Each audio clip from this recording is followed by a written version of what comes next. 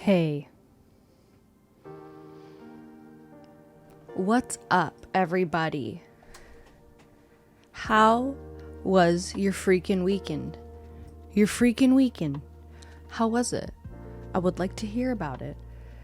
I'm gonna knit today because, let me tell you, I'm trying to make a sweater in time for Japan in November. So I'm feeling the pressure. Okay, greetings from Norway. You got asked me a bridesmaid. Oh, congratulations. You saw the new pandas at the San Diego Zoo? That's a great zoo. That's a great zoo. Did you get a bridesmaid proposal? Did they like do it in a cute way? How they do something? Whoa. Orange drank. Thank you so much for that huge, big, loud fart to start off the stream and for 8 years.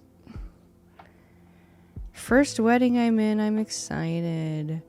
I was in a wedding once. I lost something once. SpongeBob. Give me a little bag with magic. You think the bracelet? That's so cute. And Dump Cat. Thank you for 6 months. Thank you so much, Dump Cat. Oh boy. That is so cute. That is so, so cute. Yeah, look at that. Look at that razzle dazzle with the Prime command. And speaking of Amazon, I am going to be setting up you sent me a knitting meme on IG. Okay, I have to sift through our thousands of unread DMs to find it. Okay, I promise. What was I saying? Oh, Amazon. I am going to be setting up an Amazon storefront for us. So if there are things that you were wondering, like, where I want that thing that you have, or like you want to know, you want the same freaking setup or whatever, then you can go on Amazon on our storefront and look at it. And then when you buy it, we get a little commish. And it's like only buy it if it's something that you were going to buy anyway, obviously. You know, it's going to have all of Matt's gaming components now that he has researched them all. I don't know. But I'm going to make a section in there. You know, I'll do sections for like my Harbies and hyperfixations. So I'll do like my interchangeable needle set, like Shelby's knitting faves, or like Shelby's fish tank faves, or Shelby's perfume recommendation, you know, stuff like that. I'll do little sections like that. Baby Booker's such a good boy, unlike the rabid beast I have next to me. Baby Booker, he's always been a good boy. He has been. Hey, money.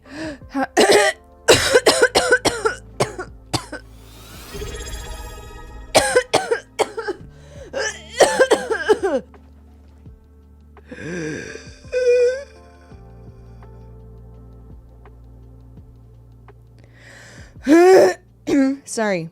Okay, hold on. Bravo needs bacon. Thank you for the $11 tip. You killed me. And Chiganators is my boy Galen, whomst I need to talk to, and I will forget.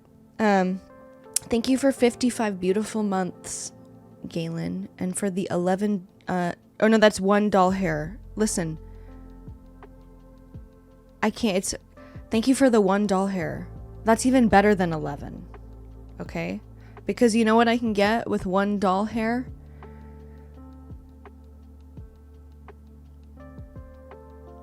Gum.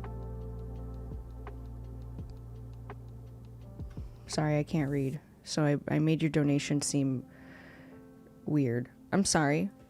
I ruined it. Thank you for the $1. And thank you, Galen, for resubscribing. Okay, what am I saying? And Galen said, knitting phases are dangerous. My wife's in one now. So much money on yarn. Phases? What phases? This has been a 20-year phase for me. Well,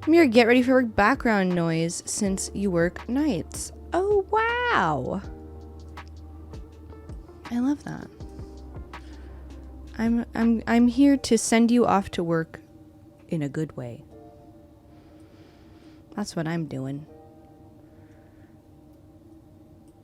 Just realized I've been on your Patreon since December 2018. I'm so happy to see how far you've come. Aww. And you're just here for the first time? Or just here saying something for the first time? Welcome. That's so nice. Got lots of reports I need to send out today. Love a good body double. That's what I'm here for. Done with work already, just sitting on my couch and knitting now. Isn't that the best? That post-work knit. Very similar to the feeling of a post-work shit. The vampire smut is good right now. Sleep can wait. What vampire smut? That show? My friend sent me that show, Vampire. Interview with a Vampire show. And was like, this is so hot. And I said, I don't like that. Sorry. I don't like that, man. You started Crochet Charmander. Get out that basket, girl. Get out that basket. Alpha wolves over vampires. Can I just say that alpha has been a word that I've seen like 5 times in the New York Times mini crossword puzzle. They love that. Just finished A Crown of Thorns and Roses that had fairy smut. I don't think I like smut. I think it makes me feel silly. You work at an airport, you never have good days at work. What do you do at the airport? Because that, you know.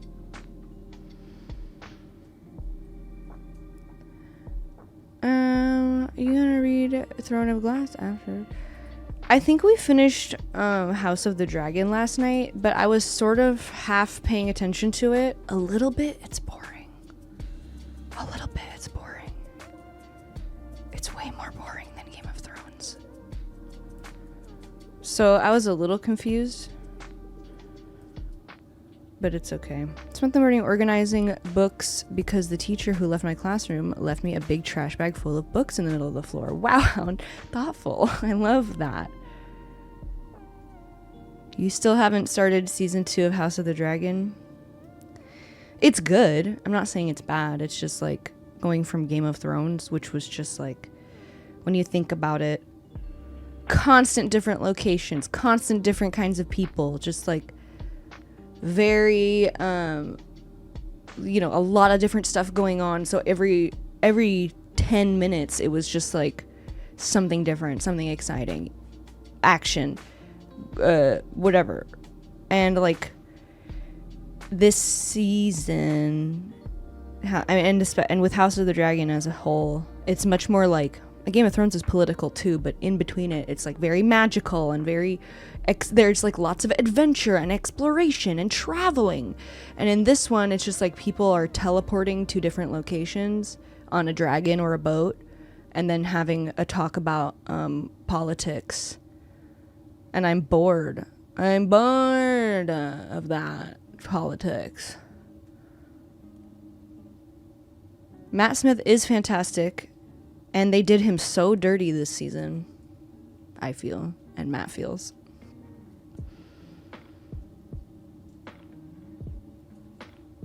So, you know. The season was cut too short. Yeah, maybe that's it. Maybe I don't know, it ended and we were like, oh, is it? That's it? There's not...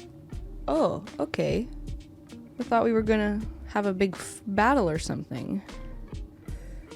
Yeah, he was having bad dreams most of the season. He was just having bad dreams. He was saying, night night, bad dreams.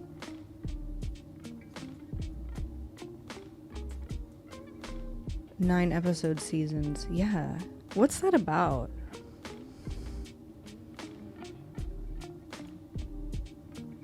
Yeah, we liked her too. We liked that Millie girl too.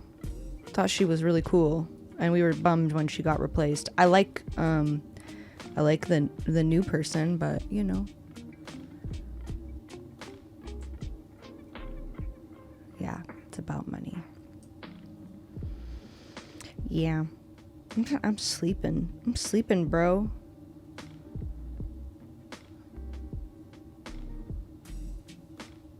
Yeah. They're both great. I agree. Yeah. I agree.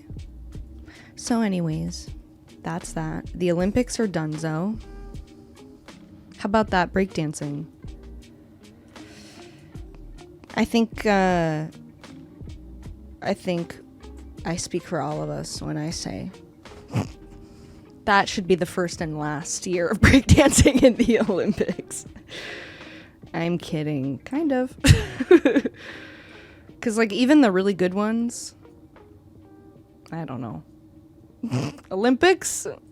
Come on.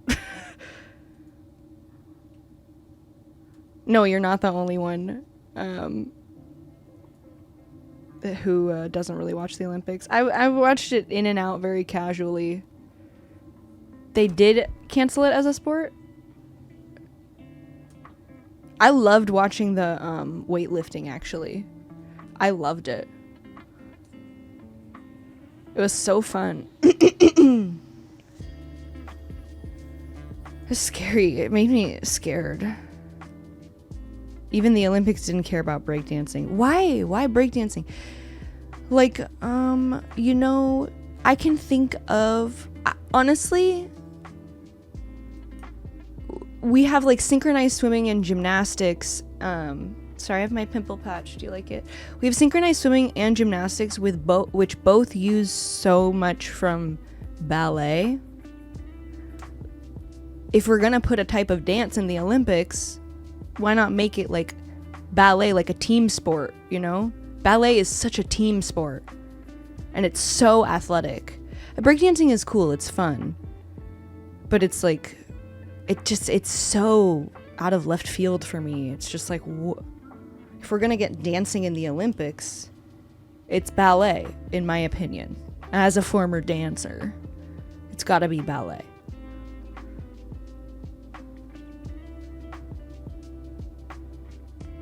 Thank you.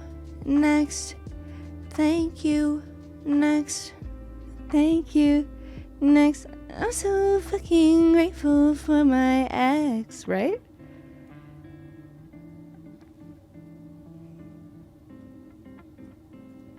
It is. Breakdancing is so subjective. It is. It's just like, oh, his signature move, his style. 30 weeks of keeping it to a streaming schedule. Yeah, buddy. Yeah, baby. That's on Forming Habits.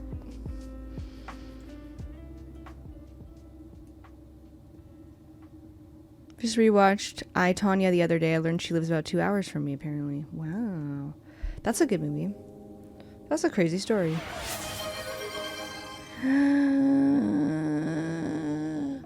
There he is. Gilbert Grissom. In all his glory.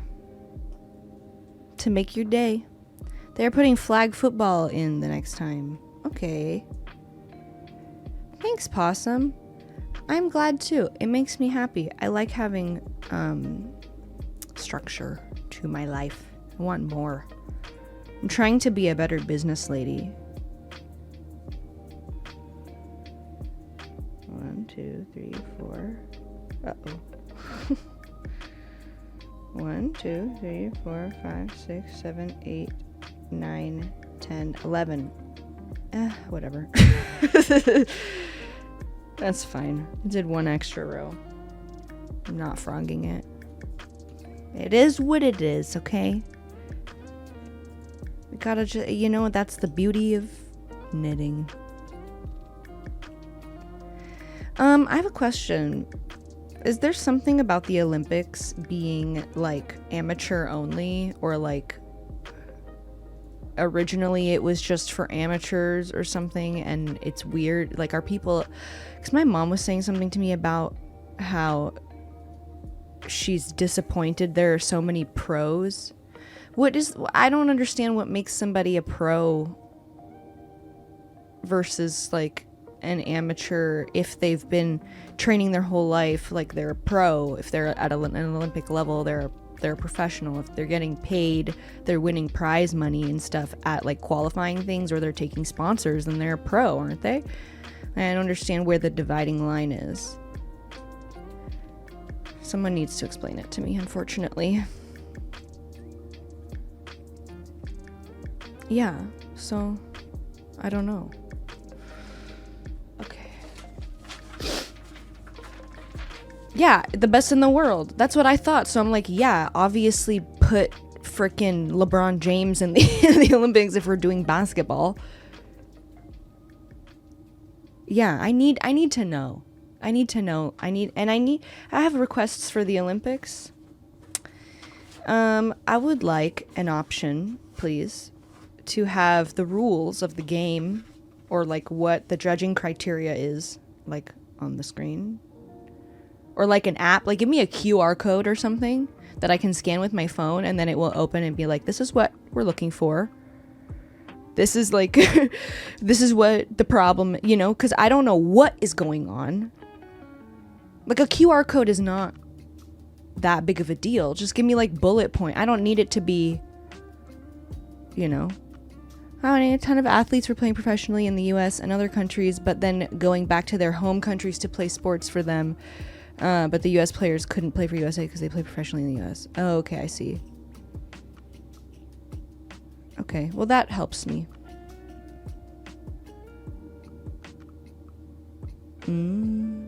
Some of the commentators were good at explaining rules. I just like, but like if you jump in the middle of everything, like I'm behind now. Even they just explained it a second ago, but now like I'm behind. They need a little QR code or an app. An Olympics app. An Olympics companion app. Obviously an Olympics companion app that tells you what you're looking for, what you're watching.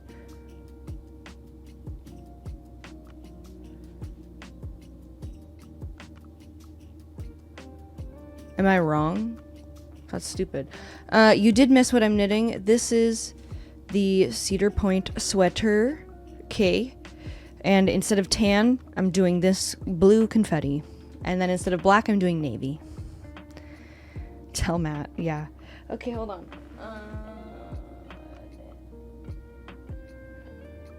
Do you guys mind if I count my stitches real quick? You want to count with me? You're knitting an outline tee by Whomst. Thank you. I got this yarn from Super Glow Fibers at SoCal Fiber Fair. All right. We're going to count my stitches. You're knitting a shrimp. I knit a shrimp. Is it La Pronda? That's the shrimp I knit. She's in Matt's office. It is. Yay, I have to go get La Pronda now. Hold on, I gotta get La Pronda. I gotta get.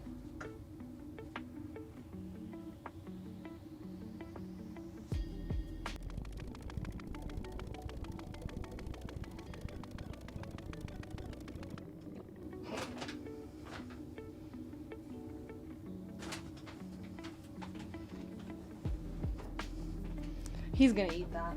Okay. Thank you. I love you.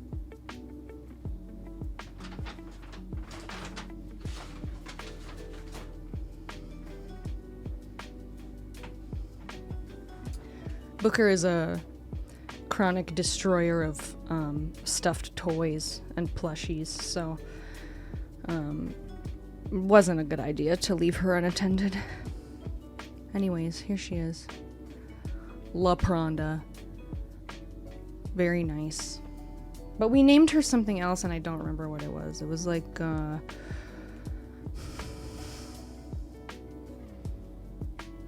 don't know. I'm sorry. It was another sort of shrimp pun.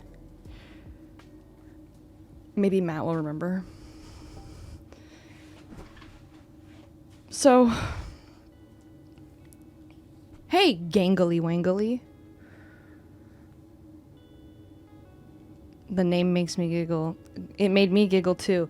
Boy, also, how fun is it to make this on tiny little double pointed needles. Isn't that fun? No, it's not. It's not. Okay, oh yeah, I was gonna count my stitches. Are you guys ready? Hopefully, hopefully,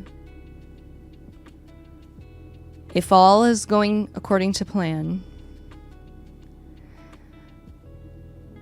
I will have 133 stitches on here.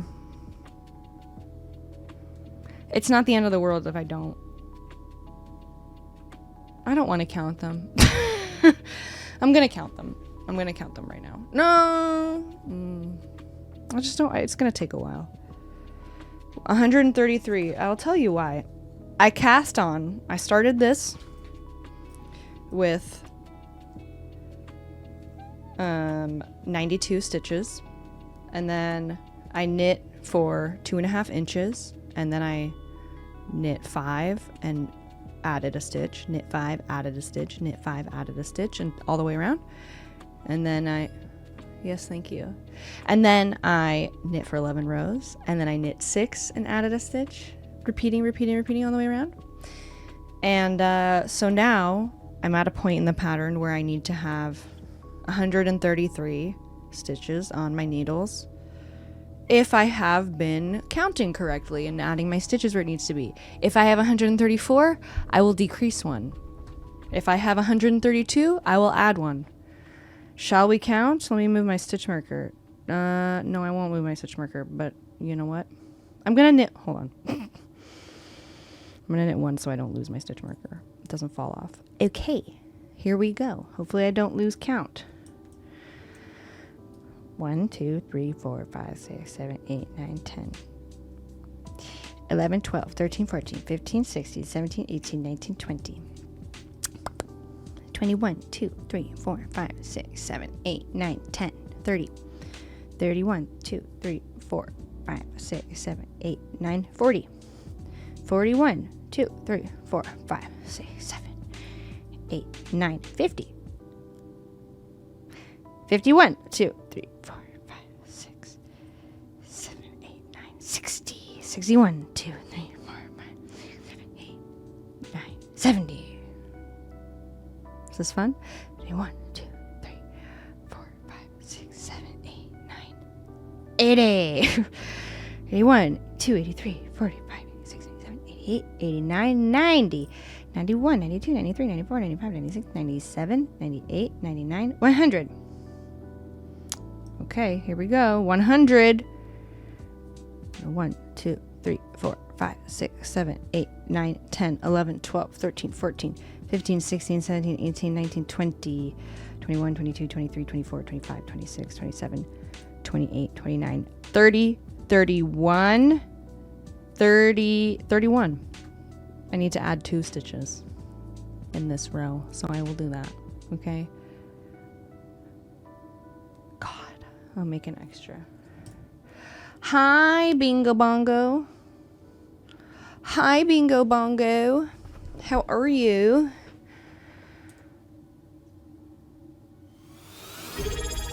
Oh my gosh. Thank you so much for subscribing, Bingo Bongo.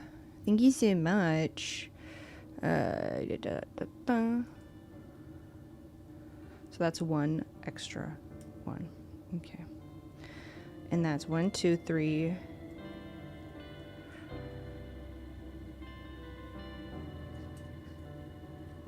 I also usually will do that. And it's nice. It's not even like I can't count. It's like I want to look and see how this looks.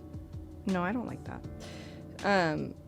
It's just easier if I need to count to like know where I'm at, but with all of the like adding in stitches that I'm doing, it would consistently change the amount between the stitch markers and I would keep having to reset them.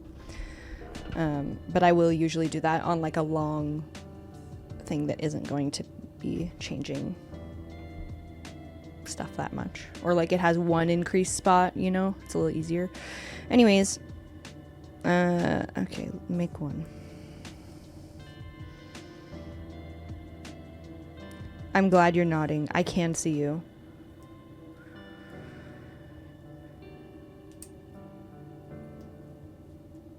Thank you, Matsuda. 4, 5, 6, 7. And then, I was gonna ask actually if anybody had any, like, knew of any good tattoo artists in Japan. I want a tattoo while I'm in Japan, you know?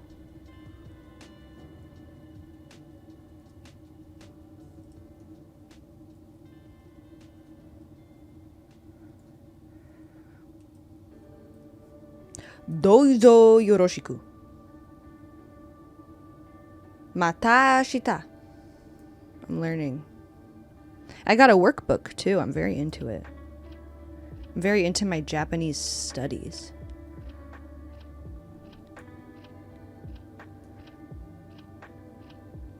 Charlene, Japan. I will look. Yeah, I'm gonna get a full-size dragon on my back.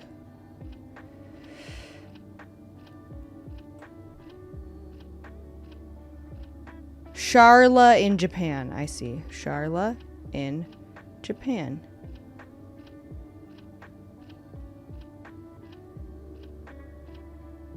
This is a tattoo artist? No. That's a YouTuber. Hold on. I am doing Duolingo and I just got my my workbook, Japanese from Zero.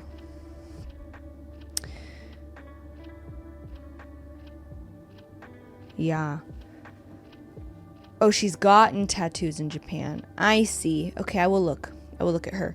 The travel agent lady asked me if we wanted to stay at the ryokens, the like old inns, the Japanese style inns, and I was like, absolutely yes, I do. But I would really like a mattress and not a futon on the floor. Like, I know that that's probably even like better for your back. I can't risk not sleeping well because it will ruin my trip. And she was like, okay, a lot of them have Western style rooms now. And I was like, fierce.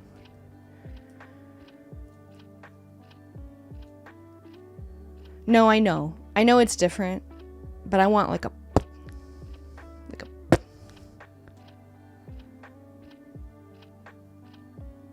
Matt will most certainly be playing video games like on the flight and stuff, but I don't know what. I don't know what he has on his mind. 1, 2, 3, 4, 5, 6, 7.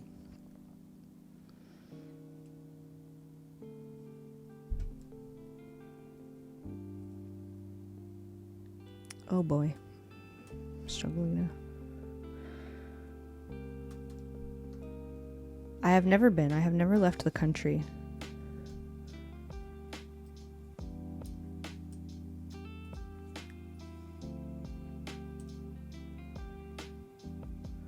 Oh, cool.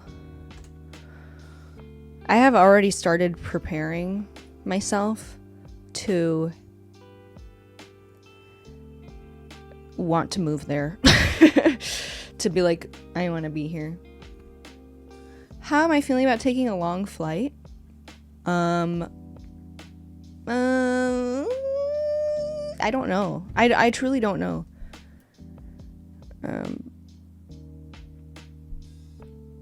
I don't know how I'm feeling about it.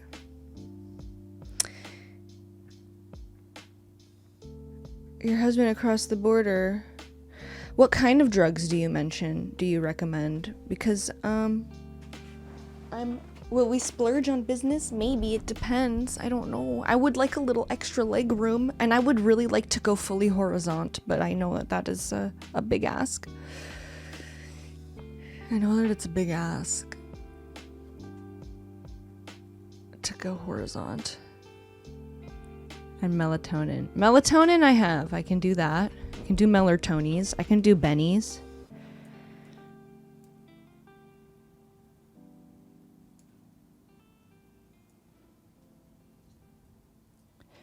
Yeah. I mean, I don't have 7K to spare. I mean, have savings. It's not like I want to spend it all. You know. We flew first class to Hawaii because that was our first like real vacation. And we really haven't been on one since then. And it was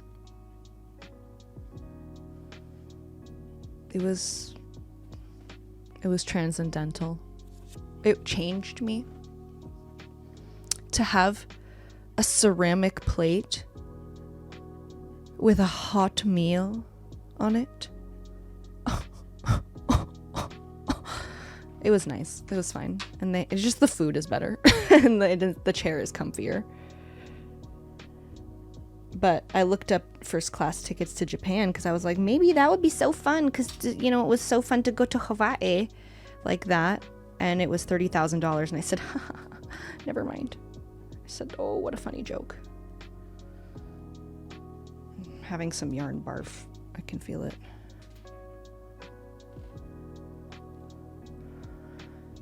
The flight home last time I went to work for Japan is the only time I wish the flight was longer. Wow-wee. Okay. Color me interested. I'm very interested in that. I just, you know, I need to force myself to get up and walk around because I won't do it, you know. I'd rather just like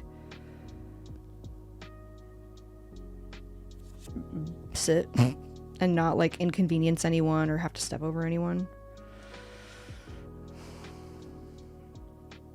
But, you know, I don't want a blood clot, so.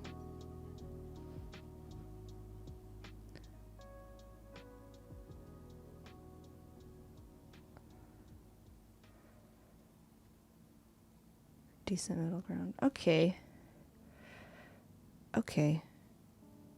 Compression socks. Yeah. It's just, you know, any of the girls on birth control, you know, it gives you big warnings about blood clots. So I hope there's a medical professional on board if I die. What if that's how I die? First time I leave the country, just don't even get there. Blood clot on the plane. Dead. I don't even make it there. I feel like if I say it out loud, it will make it not happen. You know? Like, 'cause I said it, it's fine. Great content. It would be. All those people that hated us over the years will be like, I didn't always appreciate Girlfriend Reviews videos, but this is just so tragic. Hi. Who said? I'm just talking about if I die from a blood clot on the plane to Japan. That's a horrible thing to say. Yeah. That's awful. I'm sorry. My birth control puts me at risk for blood clots. And I gotta sit there next to a dead person the whole rest of the flight? Yeah. No thanks. Do what you gotta do while I'm still warm, you know? Let's see if they want to toss you out. That's disgusting. 1, 2, 3, 4, 5, 6, 7. Hi, baby. How are you? Good. We got a big video for you guys. Big hard video. Yep. Big hard. Don't do that. Why? You said big You guys hard. better appreciate it. You guys better not forget about us. No, they Okay. didn't. They love us. We took a workcation. It was like a vacation, but we were still working. It was like a vacation, but it's nothing like a vacation. Do you think YouTube's not gonna even show our video to anyone? Probably. I bet we get 5 views. Okay. I'll take that bet. Maybe not. It's a big video. It's hard. I had a dream that you told me you were switching gears. No way. Yeah. Too much work went into this one. This is the magnum opus. Magnum. Do you want to see the yarn I got to go with this yesterday? Yeah. So I was gonna get black, and then I was there with all the colors. Black and pick a bee. Yeah, that was old men dressed like little schoolboys, and they sing that song. The Toad sings that song, and now it's navy. Oh, good. Okay. Back at black, the gay is back. Hey, the bird, the bird, the bee back, yeah. I don't know the words. 1, 2, 3, 4, 5. What's up? Oh, I don't know. Just come in, just say hello. Yeah, we love that. Trying to think if there's anything I can say to bore you guys about. No, my don't computer. bore. Just hang with us Let's for a see, bit. Is anything boring about You my don't- computer? You know, I you can talk come about in here today? and not do that. You can just hang out with Let's us. see. No. I did have to return my RAM and go for the 96. I didn't want to buy all that 96 gigabyte RAM again. But I decided I have to. I just have to. Don't listen to the internet. I know what my workload is. I don't know why I listen to everybody. 64 gigabytes is fine. No, it's not. It's not fine. Wasn't not fine. It wasn't fine. Eeps, thank you for 11 I had months. to get the 96 gigabytes again. It was expensive. I sent back the 64. Okay, I did it. All right, that's what I'm doing. I was telling everyone that I'm gonna set up an Amazon storefront, and Salmon like the fish says, "Tell Matt your Amazon shop is gonna be all ASUS products." No. Yeah. No. Although I've gotten that Asus pump working pretty good. I used Ada 64 to make the display all cool. Ada I Wong. created all these little bars and stuff that go up and down, and it's like girlfriend reviews themed. You'll see it in the video. Yeah, Matt got his keyboard. He loves it. Oh yeah, god damn. I make a lot of mistakes on it lately because it's just tighter and smaller, and also feels different. But man, can I fly on that thing? And it's so Zipping. quiet, too. Yeah, it's so quiet, just zipping along typing. But I do sometimes fat finger it. Well, I don't even that's know. just what you do, I think. You just do No. that. Yeah. You fat finger phones all the time. Well, that's different. That's different. Well, yeah, I think it's just You know. you inherently are inclined to fat finger. Yeah. I like to go fast. You know. He likes to send it. But there was one, like when I first got it, like the day I got it, I was like I pulled up like I don't even know what it was. I think it was like an Amazon page for something, and I just pulled up a text document and just like started typing what was on the page. You know, just because I needed something to type. I really wasn't meaning to be dirty when I was saying fat finger. Yeah. And chat's reaction is Yeah. making me realize it sounded bad. I'm sorry. That's okay. No one Okay. thinks that except for chat. No, we say fat fingers a lot when things are mispressed or whatever, so I didn't think of it as. Okay, it's fine. No, I'm just answering. They're teasing you. I know someone said that you intended it to be dirty, and Oh, no. I'm just saying no. We just say that. No. It just mean I pressed the wrong keys. Yeah. But my keypad for it should get here today with its macros and its extra little dial. So I'm excited to get that going. I have to have a keypad. I don't know how people do it. I cannot type in numbers on that little stupid long lit line of numbers, you know? On a keypad though, I'm freaking flying on that thing, typing in numbers. It was everything you said before fat fingers about it being tight and. Oh yeah. I didn't even think of it. You perverts. Continue. Sorry. I don't know. I'm just saying. Now let's see what else is there boring about my computer. I moved the server away out of my office. Dude, now this morning. You see how loud that shit Loud. is? I told you. It buzz. It like hums Yes, throughout the whole. that's I what know, I'm saying. and it's the acoustics in the new places. I don't care. It's fine. I just for the first time Yeah. noticed it. I was like, this dude, morning. it's driving me nuts in my Yeah. room. It was like absolutely driving me nuts. And it was on like a little metal lifter thing. And it was like being really loud. This was like 2 days ago that I decided, okay, what the fuck? I went down there to look at it, realized that the tray it was on was vibrating. and making it louder. So I was like, okay. I put it on like a PC stand that's meant for PCs, and it made it a lot less quiet with the vibration. But then suddenly the hard drive clicking became way louder, and like that was almost worse. It didn't become louder; it became more noticeable because the vibration went away. And so I was like, why do I even have this in here anyway? I don't need it in the room, you know? So I just put it out, and whoa, made a difference. I didn't realize how much the noise was bothering me, but now our whole house is vibrating. But I got little pads for it, but isolation pads, and that's going to help, hopefully. But damn. When do they get here? Today or tomorrow. Okay. Hard drives in 2024? Says Genki. Yeah, Genki. Genki's rich. Did you know? Genki, I have 36 terabytes. You think I'm gonna get 36 terabytes of SSDs for a server? Yeah. That's crazy. That's dog. what rich Genki would do. if you want to donate, 4 8 terabyte SSDs, be my guest. Yeah. Genki doesn't have to archive 150 episodes of girlfriend reviews. Yeah. He doesn't know. I don't know. Because Matt told me last night that the SSDs would be like $4,000 or something. So expensive, yeah. So I just assumed that And it's that's cold, what you were getting, Genki. It's basically cold storage. I don't access it that often. For this video we're making right now, I'm accessing it constantly. But in general, I'm not working off of it. I'm not editing off of it.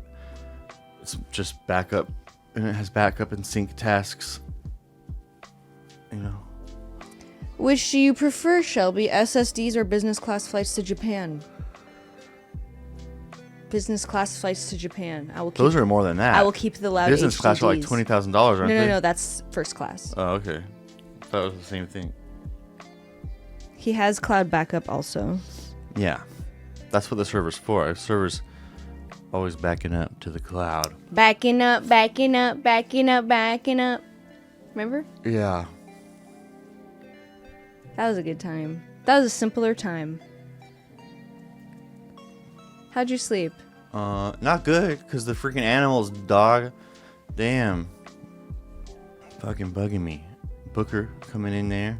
Weenie manning it up next to me. I know. I don't know what his problem I got up is. at 3 in the morning, took him outside, and then back 5 in the morning. He's back there next to me, sitting there being a weenie man. I don't know what he wants.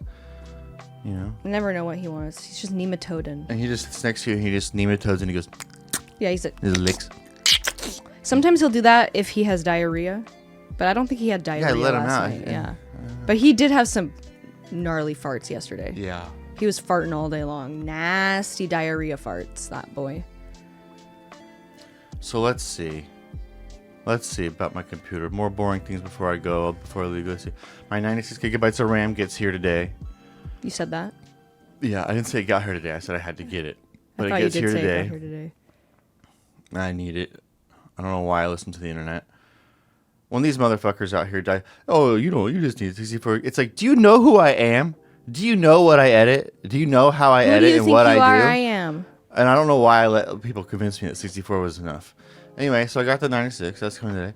Then I have a 9-pin internal USB splitter because they only give you 2 of those on your motherboard, and I need 1 extra. So I got that. That's coming today. And then what else? I think that's all. That's it. That's for my computer. That's a beautiful tale. Yeah. I thought I was done with the computer, but then my freaking RAM was running out. Let's see. Hold on. I've been holding your butts. I know it's so interesting. Oh, and then my little keypad. Oh yeah, and then a new Ethernet switch, because here's what I did. Okay, we only have 1 gigabit internet because Spectrum sucks and we live in the middle of nowhere. But my server has 2 gigabit ports. My router can do like 10 gigabit, and my PC has two 2.5 gigabit ports on the back. So what I did was when I moved the server out of my office to get some peace and quiet, I put it near the router, and I was able to do link aggregation from 2 ports out of the router into the 2 ports in the NOS. Okay, so now the NOS can do transfer speeds of 2 gigabit.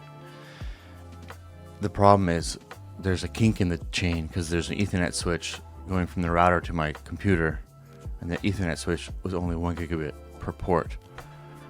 And I didn't want to do another link aggregation because I don't think I even can to the Ethernet switch. So I got an Ethernet switch with 2.5 gigabyte ports, and now with one Ethernet port, with one Ethernet cable, I'll be able to use that server with twice the speed.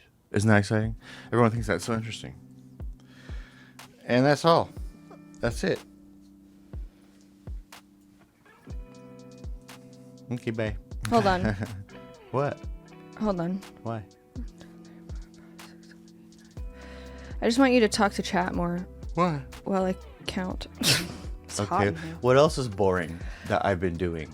I was talking about House of the Dragon. So boring. That's the most boring thing I've been doing. I don't think it's that good. I did say it was a little boring. I think that one guy it's good, carried the though. first season. That one guy and that one girl with her weird little face. Who, Matt Smith? No, the king man. Oh, the King Man. The yeah. king man, and then the tiny Rhaenyra. Rhaenyra. Sansa. Rhaenyra. Going to the Vale, Sansa. You know, and then Rhaenyra got older, and then it was like boring. She was boring all of a sudden. You know. She wasn't boring. I What like do the you mean? young Rhaenyra. Rhaenyra. She was a rascal. I liked the older one too. She was a baddie. She's all right. In the season 2, she just broods. She's brooding. She's giving off Cersei from the last season. She Listen, just stands in her castle brooding. No spoilers, but she been through it. Yeah, it's You know, boring though. She's a little sad. Do something. And then in this season, the second season, Daemon, who's like one of the best characters, just nothing. Just having dreams. It's just dreams. It's just dreams. There's no more lonely times, Daemon. It's just dreams. You know? And then he comes back and he's like, "You are my queen." And it's like, oh no, now it's Jon Snow all over again. And then nothing. And then everyone's like, yeah, let's go. Then it said directed by Joss Whedon or whatever the fuck. It was over. Yeah. So boring. Rhaenyra. Remember when she made out with that one girl and then we never saw the girl again? They just make out and then she disappears for 2 episodes. It was like, oh, That's a spoiler. this is bad. This is bad. I thought it was a bad I didn't think show. it was bad. I thought it was bad. You know? It's like a fake show. It's like a show that they want you to think it has this gigantic budget, but it's really Ooh, not. I will say it looked bad. It's just It looked- people in blue screens. it looked a little bit all the like time. Disney Channel. Just soap opera, different locations. It's like 4 different locations. That's it, and then it's all just blue screen, and then it's just people talking. It's like the budget is really not that impressive. And then when they do have to do something fancy, it looks like a cartoon. All the dragons and stuff. Oh man, it's like Peach Dragon over here. You know, the original. Oh, the original. That's a rough comparison. Yeah. What else is boring? Shelby's boring. I'm not boring. What else is boring? What have I been up to lately? Nothing. Nothing. Not making me bacon. That's what's up. I'm gonna make some though. Do you want it? No. Okay. So we got really weird bacon from Walmart. It's weird. It sticks together like it's like it feels like you're pulling apart a Christmas turkey. I just got Walmart's, you know, like And that's what it's cheap like. It bacon. feels like turkey meat when you're pulling it off of the thing. Like, not like turkey bacon meat, like white turkey meat, like white it breast does turkey meat. it's the fat part of the meat of the bacon. It does react like roasted turkey breast. Yeah, and but you can't peel it apart that way. You have to it gets stuck to it, and then when you try to pull it off, it's like all one big clump of turkey breast. That's what it feels like. You have to slice it yourself or something. Yeah, and then when you cook it, Salty Luchador, thank you for subscribing. when you cook it, it comes out looking like It looks like the state of Rhode Island or something. It looked normal when you cooked it. No, to me. it looked like what did I say it looked like? I don't know. What did I say? You said India. Yeah, it looks like India. It's shaped like It India. did shrink. It had the same shape as India. You know what I'm talking about? I had that shape. It was weird. And then I ate it, and then it was like crispy on the outside, like super crispy, and then on the inside, chewy. It wasn't turkey bacon. It's not turkey bacon. That's the weird thing. Well, turkey bacon wouldn't even be like that. Turkey bacon doesn't look like turkey breast. I know. It also doesn't look like bacon. Yeah, so that's like gross bacon. But I'm gonna make some anyway because I'm hungry. Okay. I know what else is boring. I don't have anything else boring for you. Unfortunately, my computer building days are over. Yankee says, you know what's boring? Lack of boys' nights. Yeah. Well, you know what else is boring? Lack of boys' nights because your Intel computer can't handle it.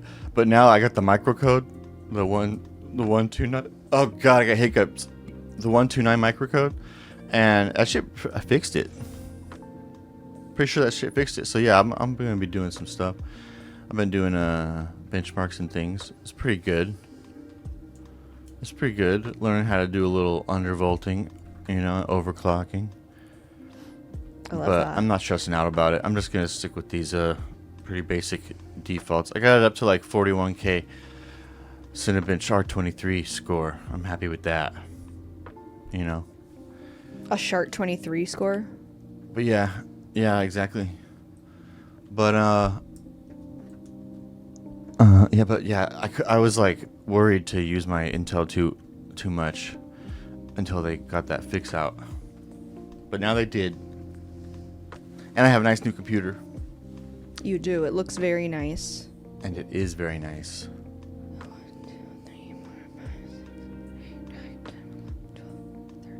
I'm trying to think if I can bore you guys with anything else.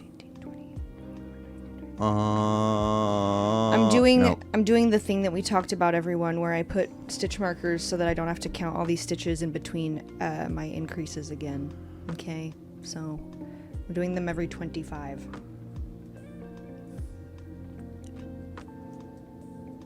Two, 3, 4, 5, 6, Very cool. 7, Very cool. 8, 9, 10. It is cool.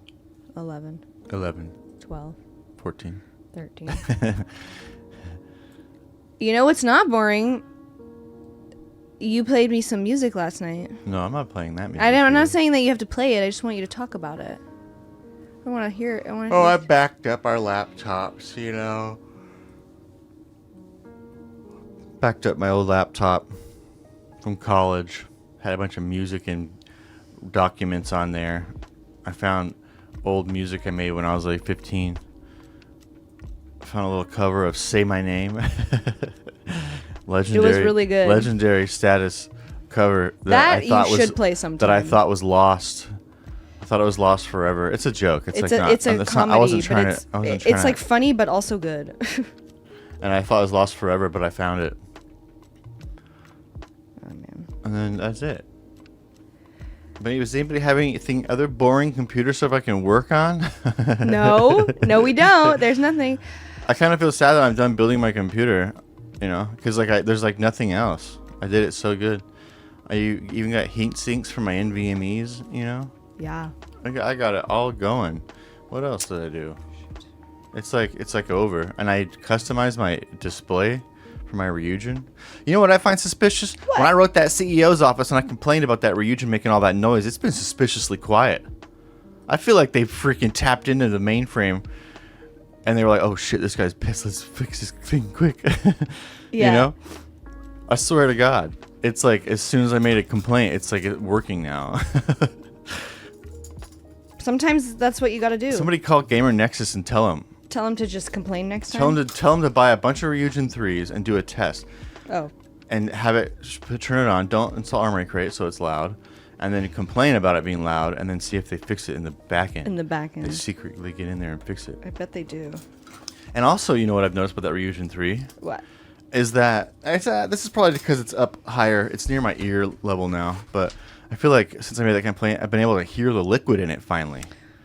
Because my Deep Cool that I was using, I could hear the liquid running. Do you really think that they were able to like do something? No. Oh, okay. No, I'm teasing. I don't know. I'm teasing. Okay. But I'm making a joke. It is suspicious though, and my mind did go there, you know. But I highly doubt it. They don't give a shit about me, dude. They don't care. They're not gonna. They're not worried. It's like they have 10,000 customers a day telling them that they're never gonna buy another Asus product. Why the fuck would they worry about me? Yeah. But I can hear the liquid running in it now. But that's probably just because I put it up on my higher shelf thing. Okay, I can't think of anything else boring to say.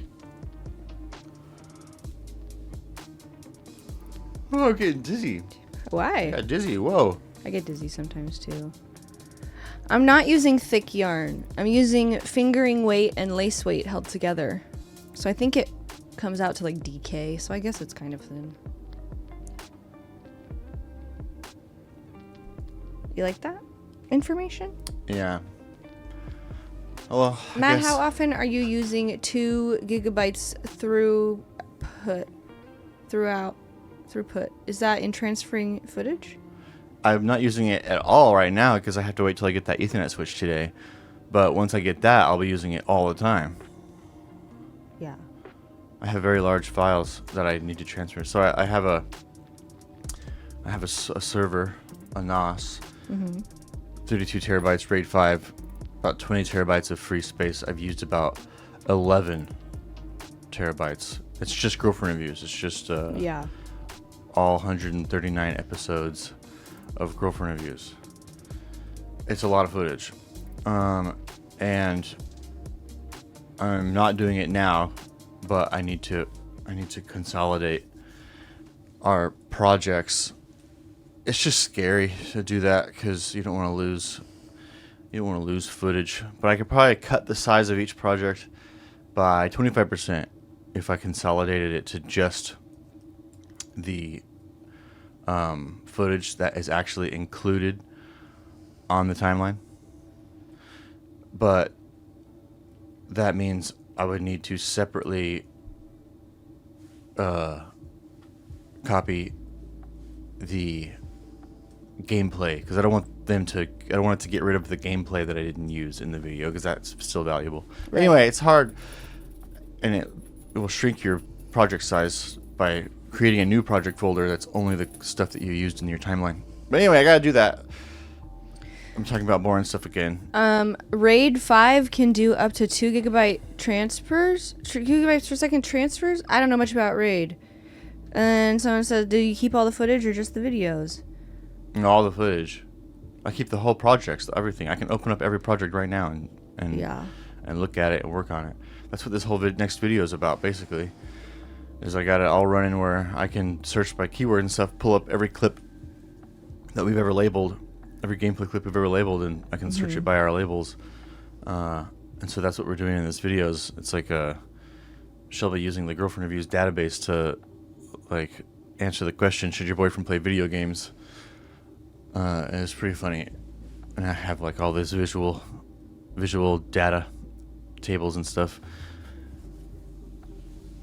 It's been really hard though. But you've been enjoying it, right? No, I've been enjoying it, yeah, but I'm really sick of the data tables of Power BI and everything. It's like I had to learn so much shit. I had to learn so much to make this video. It's crazy. But I liked learning it, but damn am I sick of data tables and stuff, man. Yeah. Data analysts, I have like a new respect for those folks. It's not easy. It's hard. And it's hard on your computer too. That was why I was like 96 gigabytes isn't enough, because just the data tables was using like 34 gigabytes of my 64 gigabytes of RAM. And then opening Premiere at the same time. Forget about it. No way. Okay. What was I saying though? Hold on, I was saying Hold something. on, one. Yeah, I don't know why RAID 5 wouldn't be able to do a gigabit or 2 gigabits. I'm using link aggregation, so it's just turning 2 ports into 1. And right now, when I'm doing 1 gigabit, I'm getting the speeds that 1 gigabit should give. So it can at least do 1 gigabit. I think it'll do 2. And then, yeah. Because it's not actually 1, it's not actually 2. You know? The actual transfer speed is lower than that. You know what I'm saying? Anyway. What was I saying, though? I have no idea. Oh, yeah, no, they just asked me a question. Oh, data analyst here. Yep, the project is easy to learn but hard to master. Oh, I haven't mastered Fake it. sympathy is a data analyst. Did you know? Oh, wow, I didn't know that. Fake sympathy, we needed you. Yeah, I could have used you. But no, I figured it out now. But not all the way, for what I needed. I have like the simplest, it's just like 12,000 rows and like 8 columns. And then, what is it called? Delineated? I don't remember what the word is. It's like 56,000 rows. So it's like, it seems like a lot to me, but I know people out there are working with millions and millions and millions of rows. So, but yeah. Oh my god, a normal person streamer. You think. Just wait. Not so. But I learned how to I made all these measures. I made a measure, and it's like I'm writing DAX, Shepherd? data analytic expressions. I think that's just for Power BI. I don't know if they use that anywhere else. But to like write measures to like calculate. This was the hardest part, you know, is being like, I know what I want to show, but I don't have any clue how to do it. And there's not really a button just like a simple button for everything. Or maybe there is, but I couldn't find it. So I had to learn how to write a freaking expression to like get the rolling averages over time of stuff. Mm-hmm. And god damn, just the formats and stuff. Oh, I hate it. It's like, why is this formatted correctly in Excel, but Power BI is like, doesn't recognize time? Mm-hmm. You know, it's time. Hour, minute, second. Ever heard of it? It gets so like everyone has different rules about how they read time and stuff, and I had to figure out how to like make all these freaking rules to. I don't know. I can't even remember now. It's been like 2 weeks since I actually did all that stuff. Now I'm just utilizing the data tables. It's hard. I hope you know What? how much I frickin' love you. Because there has been a conversation going on in chat about opinions on mohair yarn, and I have been completely silent because this is your time to shine, baby, and I want you to have that. Is that why you're taking it away from me right now? No, I'm just telling you. I'm telling you so you know how much I love nobody cares about you. my data analytics. Nobody cares about mohair either, except for those two. Oh. But the hardest part of the whole thing, and I'm so proud of it that it's included in the video. I don't care if it wastes time in the video. I don't care if it's going to take too long to edit it. I performed an Ocean's 11 heist on my data to extract it from Adobe Premiere. And we're going to show people in the video what I had to do. Yeah, we are. Because it was the hardest part. It was harder than learning Power BI, that's for sure. Okay, and I'll give you a brief description, okay? And then I will leave you with that, so you guys can see how much of a heist genius I am. Ocean's 11. Okay? We already know. We've been labeling our clips. Each and every gameplay clip we've captured has been labeled with pretty consistent keywords so that we can filter our Premiere project while we're making the video and, like, you know, type in, like, death, you know, and then find a moment where I died in the game or whatever. So stuff like that. Keywords like that, you know, boss, combat, you know, bad, glitch, fail, cool, win, you know, keywords like that. And we've been doing it in the clip property value field of Premiere, which I didn't know was a field that Premiere keeps internal at all costs. Premiere will not share that metadata anywhere else, not even with other Adobe applications, not even Adobe Bridge, which is literally their metadata application. And so it's been like, damn, really wish I could search these clips for by those keywords, because sometimes I need that when we're making videos and I want to bring up a generic thing that happens in games, or bring back a moment that happened that we remember from a different game and use it in a different video for something, Yeah. And it sucks to have to go open an entire Premiere project to like filter things, because sometimes you gotta reconform all the media. Sometimes you gotta locate the media if you haven't opened it yet after archiving it on the server. All this bullshit sucks, and it's not a good workflow. So with my new fancy computer and my new found scripting skills, and by scripting skills I mean hammering a square peg through a round hole, talking to AI, yelling at it until it makes the script do what I want.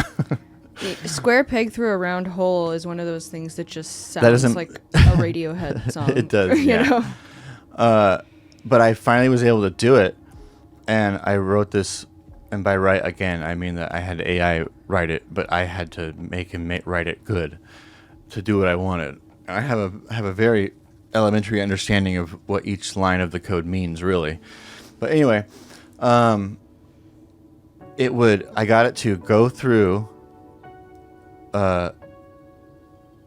every project folder of Girlfriend Reviews, locate the relevant Premiere project, okay, and I knew that the keyword data we had entered was in those projects somewhere, because when I opened the project, there it is. So I knew that data was saved somewhere, and I figured the project file, because that's the only place it would be, and it is. And the project file is an XML. It used to be an XML, but now it's their own proprietary XML. So when you open it, it's not readable by human eyes for some reason. I don't know why they want to hide that from you. I don't know why. It doesn't help anything. I don't get it. But anyway, so I had to make a script that finds each project and does this all at once. Each project in like over 139 folders or something. Then it has to decompress the project file into a readable XML. And then I had to go into that XML and then find the location and the way that they store the metadata, the clip description metadata that we were using. Then I had to make the script do it again, but this time, once you extract the data in the XML, go into the XML and find all of the description data for each clip, and it's like 100 clips an episode on average, probably. Sometimes it's like 300 for each clip. Then send that information to an SQ database. With the clip name, the project folder name, the date, the time, all that stuff with the description thing there. And I was able to make it work. And then it went through all of the folders and it extracted all that metadata and created this big database for me. And then once I had the database and it was searchable, I was like, holy shit, this is powerful stuff. I was like, this is crazy. This is crazy. And so then I found a way to navigate that database and click on the actual file path to open the clips. So now I can filter them and open them on the spot and view the file in VLC or something. And then I was like, this is interesting. I want to, and because the data table kind of looks like just like an Excel sheet or a CVS, CSV. Is it CSV? CVS is the pharmacy. Yeah. You're right. Sorry, I get it backwards. That's my brain doing the flip-flop thing where when it's two similar things, I get them wrong. So I was like, I want to analyze this data. How do I do it? And so I used Python scripts to just analyze the data. And the stuff that I was learning, I was like, this is interesting, actually. This is a video. This is the video. There's stuff in here. And then I was like, but I can't just show a Python readout. There has to be I can't just show a Python readout of it. Yeah. And I don't want to have to do a Python script every time I want to analyze data and then type it into my own Photoshop or something. I want it to be legit and interactive So that's what led me to Power. How do you say it? Is it Power BI? I don't like saying Power BI. I don't like saying that. It's weird to me. Is it Power BI? What is it? I just call it business intelligence. It's Microsoft Business Intelligence, and it can take. That's by erasure, baby. Come on. It's just weird. Power BI. Power BI. Fake What? Sympathy says BI, and so does Rogues. BI. Okay. Yeah. Power BI. I don't like that either, though. I like that better. Power BI. Anyway, I use Power Business Intelligence, and I realized right away that I could do what I wanted it to do: create visual interactive tables of. I had never done anything like this, so I didn't know what I was looking for, but visual interactive tables of my data that I could navigate without having to like.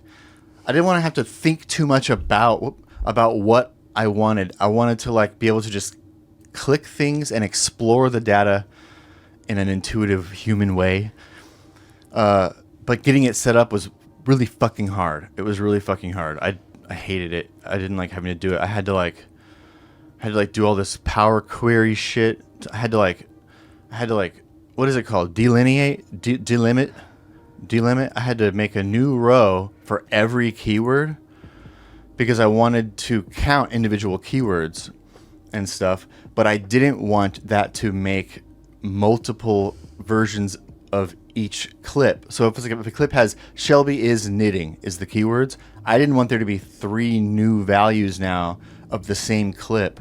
So I had to create like unique identifiers for each clip so that they're not like duplicates, but they are in the actual data table. But then when you're analyzing the data, it's not, because I fucked that up because it was like depending on how many keywords the clip had. Is this really boring for people? This is the ultimate boring thing.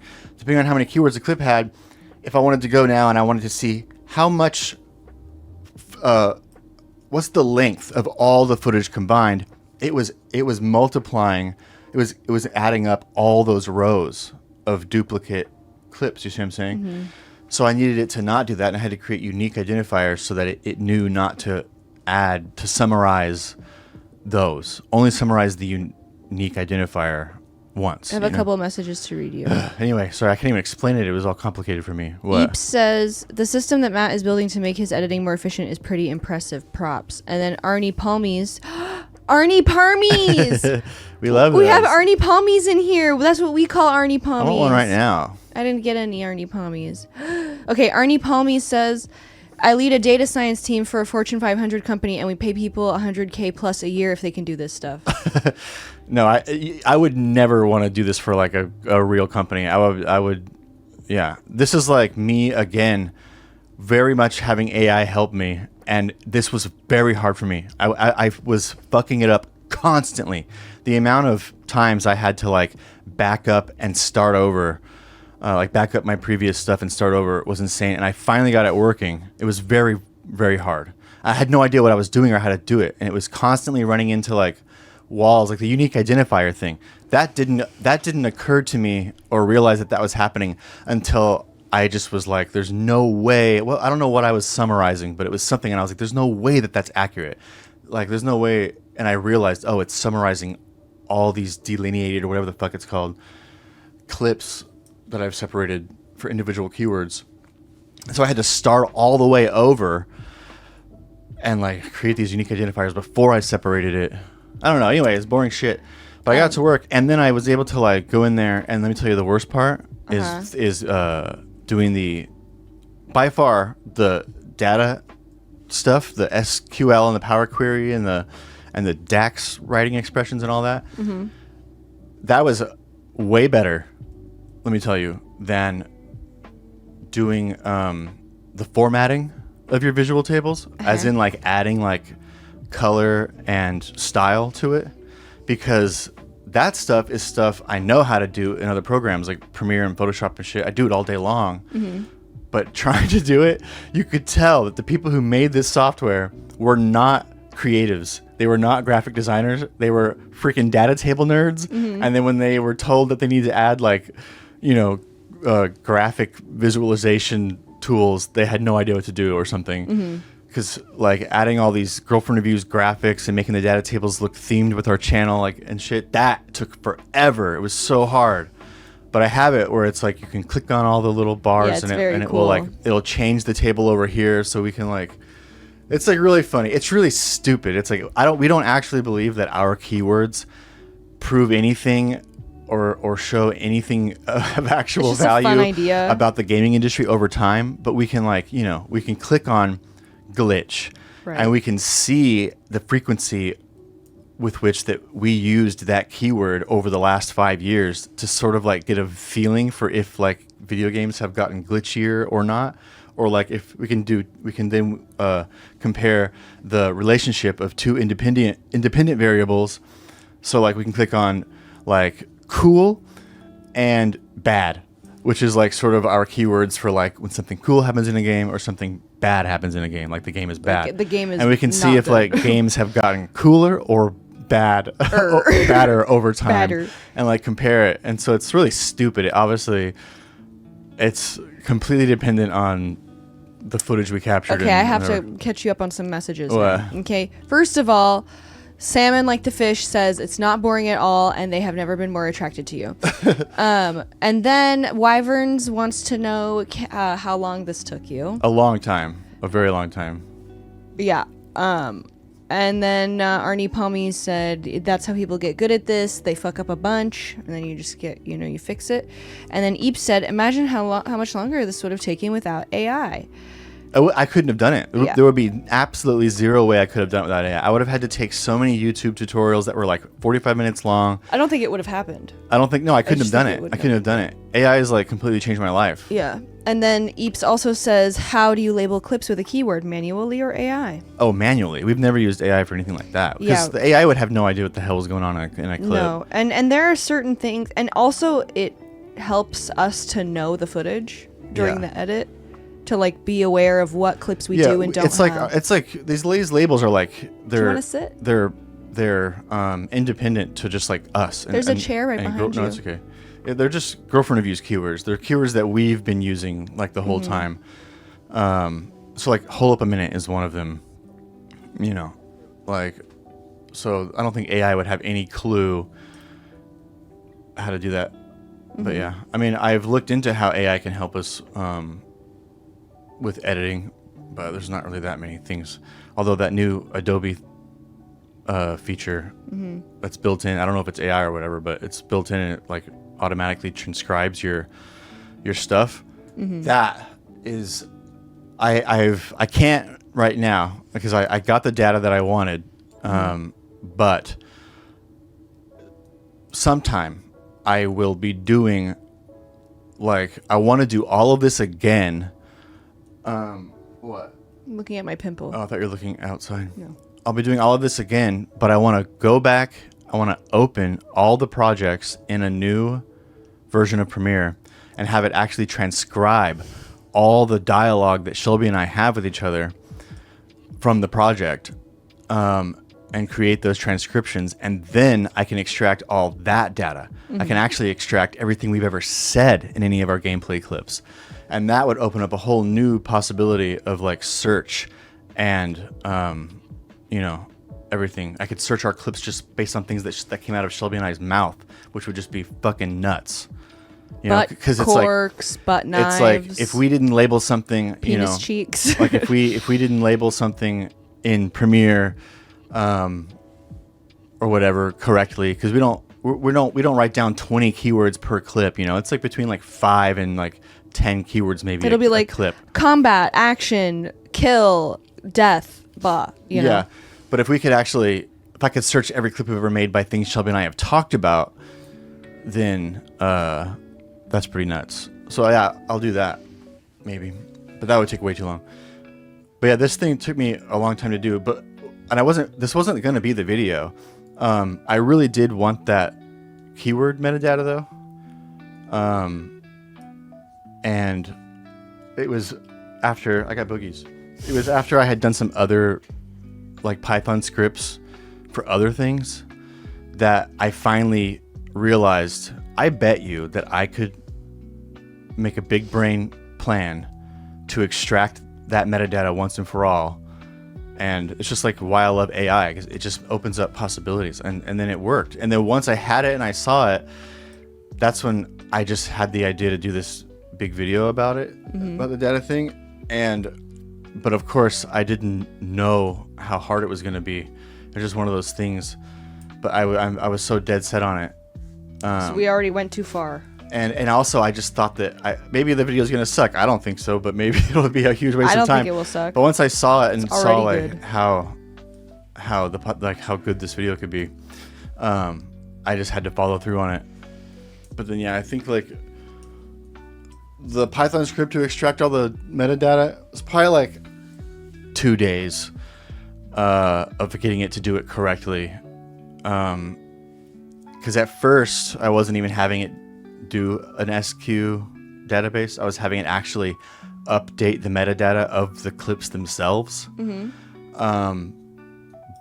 it was doing it like Adobe Bridge would be able to detect the metadata, but not like the actual files themselves. Like if you opened it up in Microsoft or Windows or whatever, like you couldn't find the metadata. And I just couldn't fucking figure it out, man. I couldn't figure out how to do it. So then anyway, I was like, and then also once I did it and I would try to search all these clips in Adobe Bridge or my server, searching actual files is rough. And then it dawned on me, why do I even need to search the files themselves? I just need to search the metadata and get the name of the file. I don't need to actually search through all these giant files. So that's when I decided to stick with the database. If you're Anyway, knitting boring. or crafting or writing or anything, doing anything with your hands, take a second and stretch out your fingies. Yeah. Okay? Don't get carpy tunnies. And so that was the moment I realized, what a database is. It's a word you hear all the time and you think about it and you go, yeah, database. No, but I was sitting there trying to search these clips, I'm talking about 14,000 clips or something. I'll tell you bingo bongo. By keywords. And it was slow and it was difficult. And then I realized, I was like, I don't need to search the clips. I just need to search the data. And I go, oh, that's what databases are for. That's what a database is for. Because you don't need to search the actual files. Sometimes you just need to search the information about the file. And that's when I clicked and dawned on me. It was like a aha moment. That's one of those times that I said to you where like you have a realization of what a word means. Yeah, that's exactly what it was. Where there's a word made of two It became relevant things. to me. And Yeah. in a real world environment, I found the need to create a database, and it just made me realize why people use these things. They use them for more reasons than that, but I'm just saying. So that's when I created the database. Yeah. Yeah, Matt is in the void. And then it was figuring out how to. I was trying to give you the timeline of how long this took me. Mm-hmm. So that was like maybe 2 days or something of trial and error, and then realizing I need to switch gears and actually have it send the information to a database. And then the database and searching through it. Then it was probably like, it took me a while to find a good program to like sort these things. I landed on dbeaver because dbeaver lets you actually create a link to a file like on your computer or a network location and open it. But it seems like we have a lot of coders here, so if you guys have any recommendations or anything. Yeah, dbrowser let me do it, but I had to click Browsers? I had to click multiple things to get the clip to open, and it was annoying. I wanted to just have a hyperlink.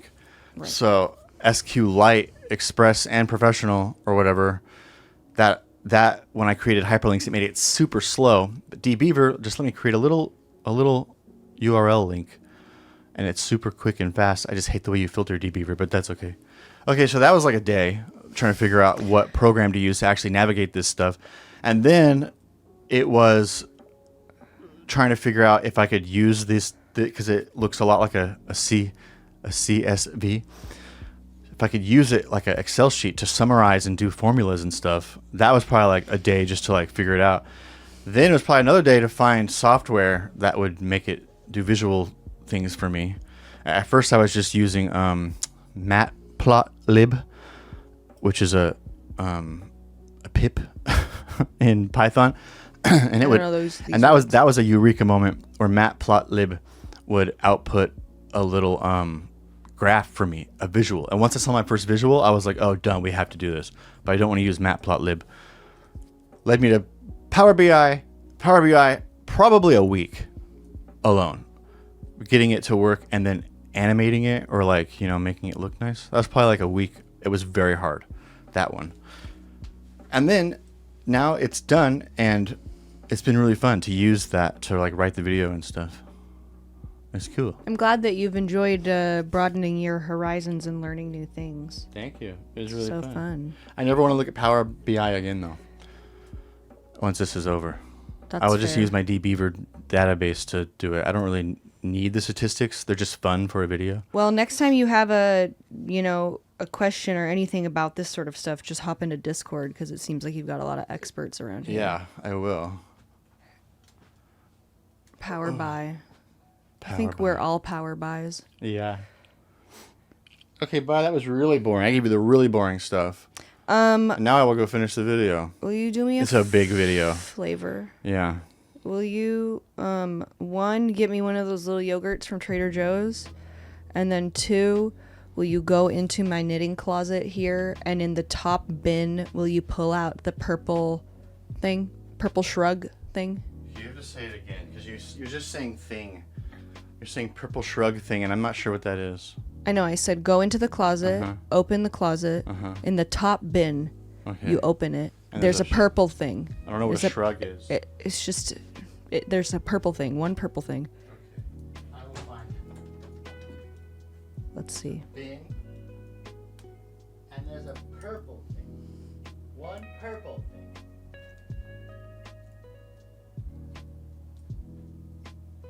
Do you mean this? No, I don't mean that. It should just be in there, but if not, I'll just... There's a bunch of stuff. You mean this white bin? Yeah, the top bin. No, I don't see anything purple, really. All right, I'm gonna come have a look. This? Hold on. Yeah, that's This it. is it? Yeah, thank you. There's really stuffed in there. Okay. Because now that you're leaving, I'm going back to the mohair discussion. Okay, please. Would like to talk about mohair now. We talked enough about coding. Bye. And will you get me a yogurt? Yeah. We talked enough about coding and computer stuff. You nerds had your fill. Now it's time for yarn talk, okay? You have to deal with it. So the discussion was, do we like working with mohair? Whatever. This is in that top bin in my knitting closet is my whip bin, my work in project bin, and this is finished except for that I just need to weave in the ends or just trim them or not. It could be done. So this is the first thing that I made with mohair sort of like by itself, and while it was like not bad to thank you so much, while it was not bad to work with, especially because I used a large hook, this is crochet, I used a large hook to do this, so it was like tiny yarn, large hook. Okay, whatever. You have your little conversation, then gangly wangly. It was nice. The problem is, if you screw anything up with mohair yarn, good luck frogging it. Good luck frogging it. Good luck unraveling it. Good luck. Good luck. Nice try. I fricked something up with this, and it took me 3 hours. It took me 3 hours to frog this like sleeve because little tiny hairs, because it was mohair. Little tiny hairs, they were just like getting caught on each other, and like I literally had to sit there, and each little stitch I had to like use a darning needle and like separate them. It was awful. The little hairs, they do that. So no mistakes allowed is the thing with mohair. Okay. This is the Knitting for Olive mohair. Hi, bye. Yeah, I don't know. Something about like that kind of work. If I have something on and I can do like tedious things with my hands. If I just like have something to watch or whatever, it's not that big of a deal for me. It's kind of meditative, but it was very frustrating and like sad, that specific one. Thank you. Salute to the pimpy. This is the Knitting for Olive mohair, which is fine. My problem with working with mohair is just frogging. I have heard that if you put it in the freezer, your mohair, it frogs easier. I tried it. I didn't really notice that much of a difference. But this is a very cute thing. I forget that I have this and then I need to weave in the ends because it's cute. But I love the look of wispy. I want to do like a just mohair wispy long sleeve thing. This is... God. What is this? Shoot. I don't know this pattern off the top of my head. It's a... It might be Amazing-ish Grace.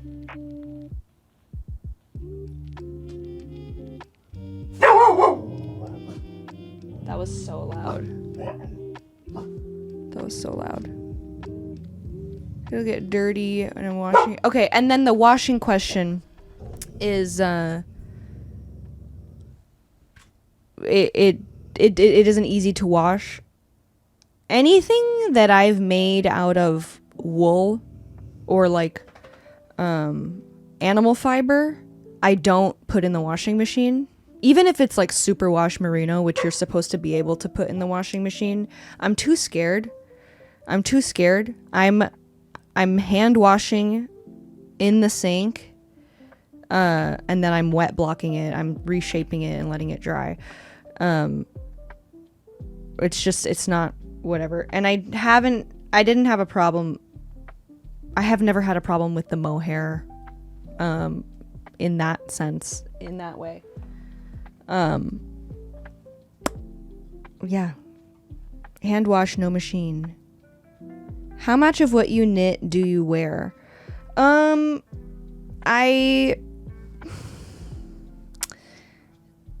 do wear... I have some cardigans that I've knit that I have worn. I go through periods where I like wear something more than another. And I was wearing them. I mean, if you've ever seen that pink sweater that I made with the like bubble sleeves, I wore that a ton on stream. I wore that green cardigan, the tap cardigan, a bunch. And then I have like tops that I do wear. I made a vest that I've worn a bunch of times. And so like as I continue to make things, there are some shirts and stuff that I've made out of like really cheap yarn that I just don't like and I don't wear, but they are good practice, and the more that I make, the better things get. So yeah. Is mohair itchy? It depends. Like, this is the Knitting for Olive mohair. It's the same as this purple one. I just realized that I had a very good example. It's not, I don't find it itchy at all. It depends on like your sensory whatever, and my main concern in life is my comfort level at all times. My clothes, if something is uncomfortable, no. My hair, if it's not soft and it's like crunchy or something with product, no. I don't like it. I'm not into it.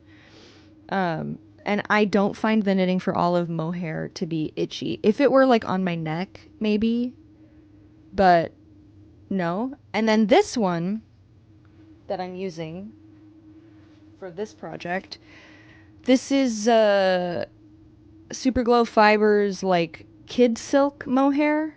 I forget what it's called, but it's Kid Silk is goat, and I prefer it to what is this one? This is mohair and silk, the Knitting for Olive one. And then let me look up the Super Glow one. It's so much softer though than this. It's also twice the price.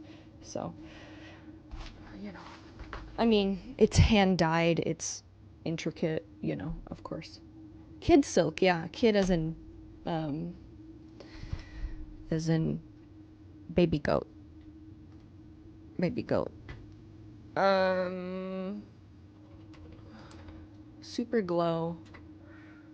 Super Glow right now has a Chapel Rowan collection. Yeah. Wool is itchy. Like like wool fabric, vintage wool kilts, that sort of thing. It's itchy. Okay, base info. Let me look here on bases. Glow hair. Yeah. 70% super kid mohair, which I just find is softer, and 30% silk. It is super glow fiber, indie hand dyed. Yeah, the Chapel Roan collection here. I'll put it in the chat. I love her stuff. Both of these are from her. This is the super glow sock, whatever. So it's like wool and nylon blend. Sock yarn usually will have some nylon in it for durability, and I find that it's actually like softer. But this is superwash merino wool and a nylon blend, and it's really soft actually. So I'm looking forward to it. She has the Chapel Roan collection. Oh, hello! Wow, what a surprise! Come on in. Joseph has arrived.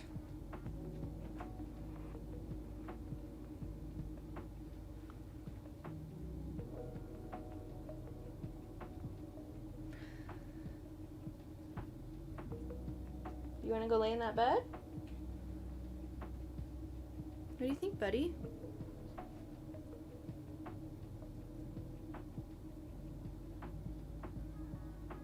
What's the plan? I'm trying to get you settled in so that I can return to my conversation. Can I get this eye boogie for you? Don't be mad. Don't look.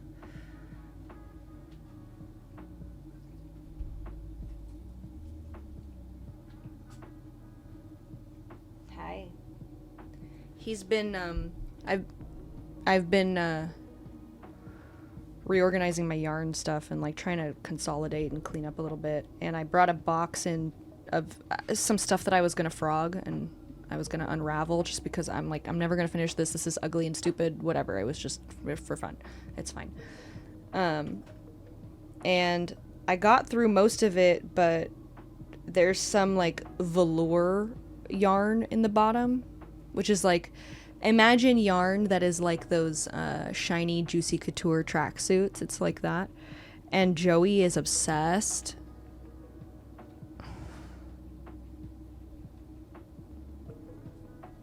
He's a freak, I'm telling you. This is what he does when he just like licks stuff, plastic stuff, loudly to get attention and get me to like do something, get him, whatever.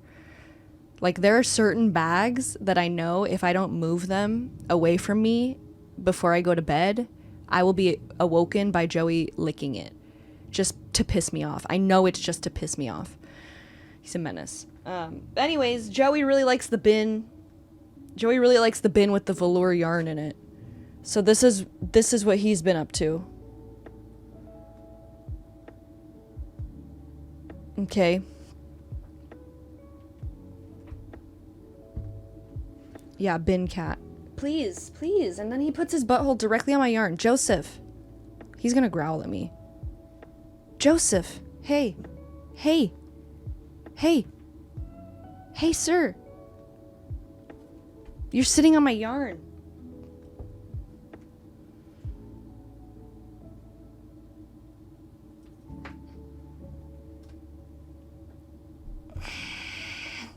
Ha, Sivenya. Oopa. Oopa. Booker, go to your bed. Sorry, I have to, like, orchestrate the dogs around Joey because he's very sensitive and he's not into the dogs being too close to him. You over it, sir? Okay, bye. Alright, well. There's the guest appearance from Juicy Joseph. And here's my yogurt. Oh, no! Okay, we're good. We're good. He has quite the personality, Joey does. He's an interesting guy. He's almost like a little bit like if Sheldon from The Big Bang Theory and his like particularness weren't a complete freak of nature. Like, he wants affection and he wants me to hold him and stuff, but he's very particular, and he's like, there's just a certain way that you have to interact with Joey, and I have mastered it. Okay. Yeah, I guess that does make me Penny.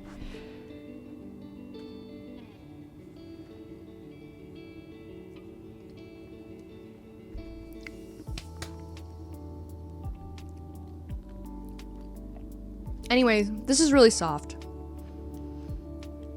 This mohair.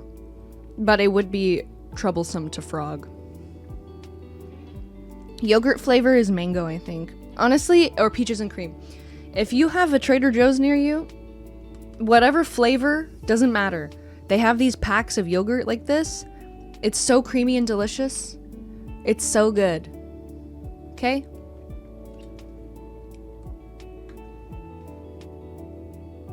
This one comes with mango and cream and peaches and cream, and then there's like a berry or like a blueberry and vanilla one. Where in the TJs? In the milk part with the yogurt. Oh, I'm sorry. I'm sorry you don't have Trader Joe's over there. It's a tragedy. I'm trying to, not order groceries anymore. It's too expensive. I'm just gonna go get out of the house, get a little blah blah blah, which means I start going to Trader Joe's more often because they don't even deliver. So Aldi in Europe has Trader Joe's? What?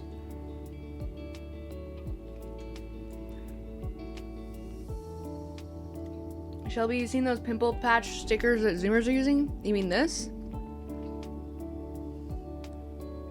This exact thing?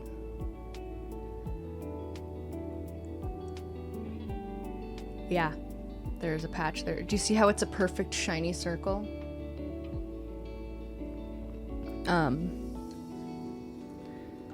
They're great. This is the Peach Slices brand. Peach Slices acne spot dot, I think it's called. Yeah, I have I did get the kind that are like shapes, and it just doesn't work. Doesn't work. You gotta get the clear ones that look like this.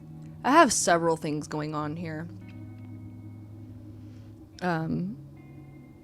But yeah, you'll see like the whole thing with these is that they absorb oil. So,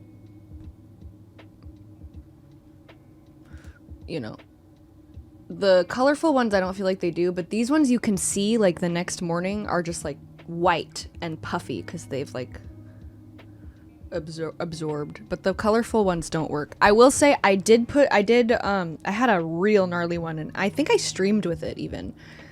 I had a real gnarly one, and I did use the blue. I used like a blue cloud shaped pimple patch, and then I wore it to knit night, and all of the old ladies were like, you have something here, and it's like, I know it's a sticker, I'm covering it.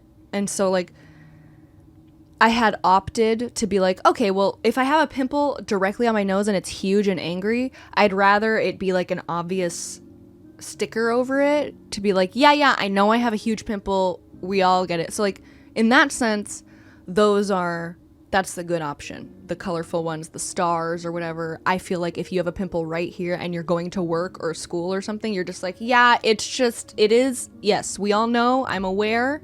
Thank you.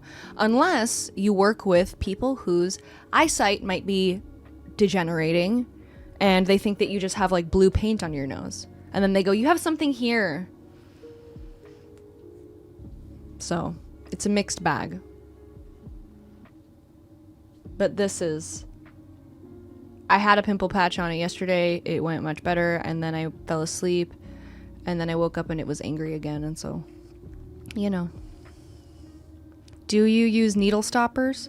Sometimes, but I usually am working on circular needles, and I'll just push it down like this, and I have like no worry.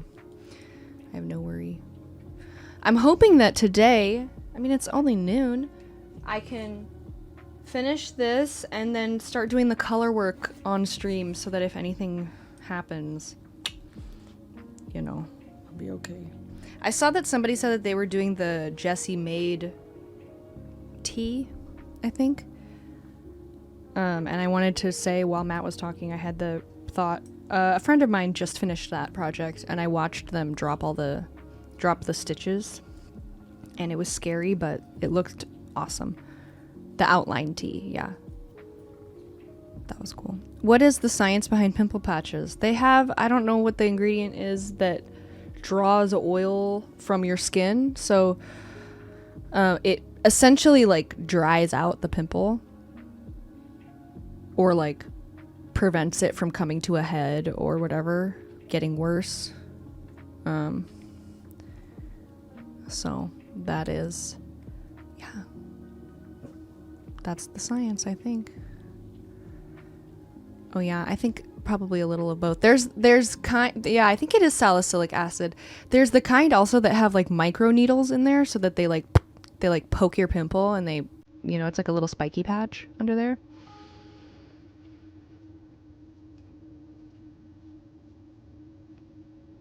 Remember as a renaissance fluid, reducing inflammation and creating a protective barrier. The best thing that pimple patches do for me is keep me from touching my pimple, because I am a menace. I know somebody said that they can't not pick their pimples.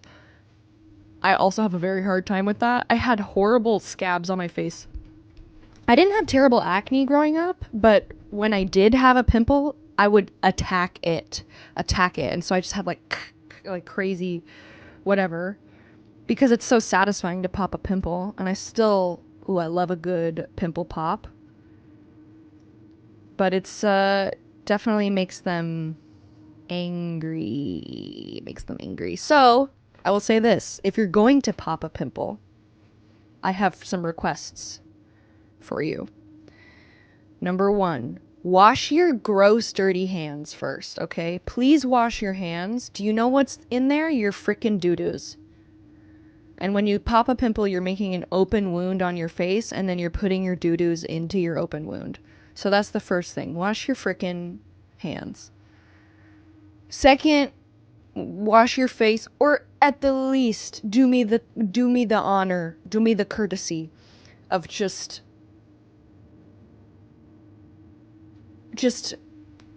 at least some micellar water or like toner or something on the pimple.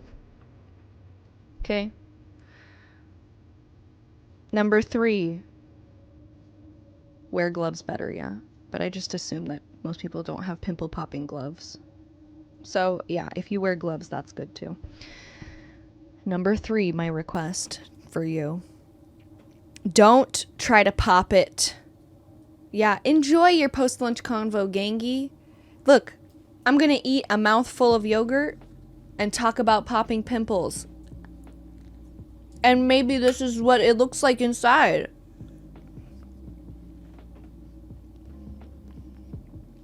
Okay? The next thing that I request is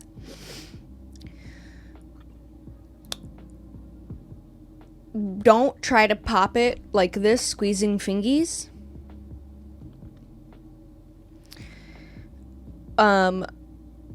Until it comes to a head. When you see a white head on your pimpy, okay? You're just gonna hurt yourself. So in the meantime, pimple patch.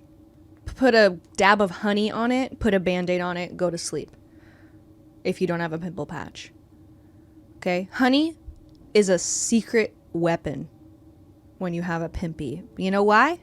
It's antiseptic. It's a humectant. It's a protective barrier. Honey doesn't spoil. It freaking is the best, okay? So put a little honey on it, put a Band-Aid on it. If you want to like dry out a pimpy, if you have like toothpaste, like not gel but like white paste, You can put it on a pimpy and it will dry it out. Okay. Yeah, honey. Honestly, if you ever want to like have a nice, beautiful skincare moment, you could just straight up do a honey face mask. Just put honey on your face and your hair, whatever. It's sticky. It's not pleasant. But after, when you take a shower and you wash it off, the softest skin. I know, and I do them too. I do the things that you say not to do. It's hard sometimes. Once you start, it's hard to stop picking. I'm just trying to give you some tips. Yes, honey is extremely hydrating. That's what a humectant is. A humectant is something that like locks moisture into your skin. Yeah. Have you had a skincare hyperfixation yet? Yes, I have. It's on and off throughout my life.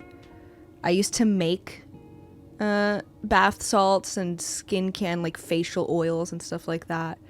I worked at Lush for a while and learned a ton about skincare. I don't have Matt on any skincare routine. He doesn't look in the mirror. He goes weeks without looking at his own reflection. Okay? Honey is great for sensitive skin. Honestly, honey is a miracle. Korean skincare, Japanese skincare is the GOAT. I love Beauty of Joseon. I think that's how you say it. It's a Korean skincare brand. Really? Skin things that you can and you should be using on your skin and hair are honey, avocado, mayonnaise, raw eggs, olive oil. I'm telling you.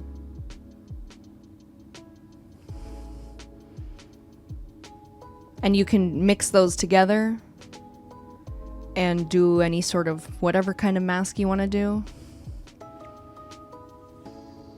Yeah. And here's a fun thing that I learned about skincare. When you wash your face,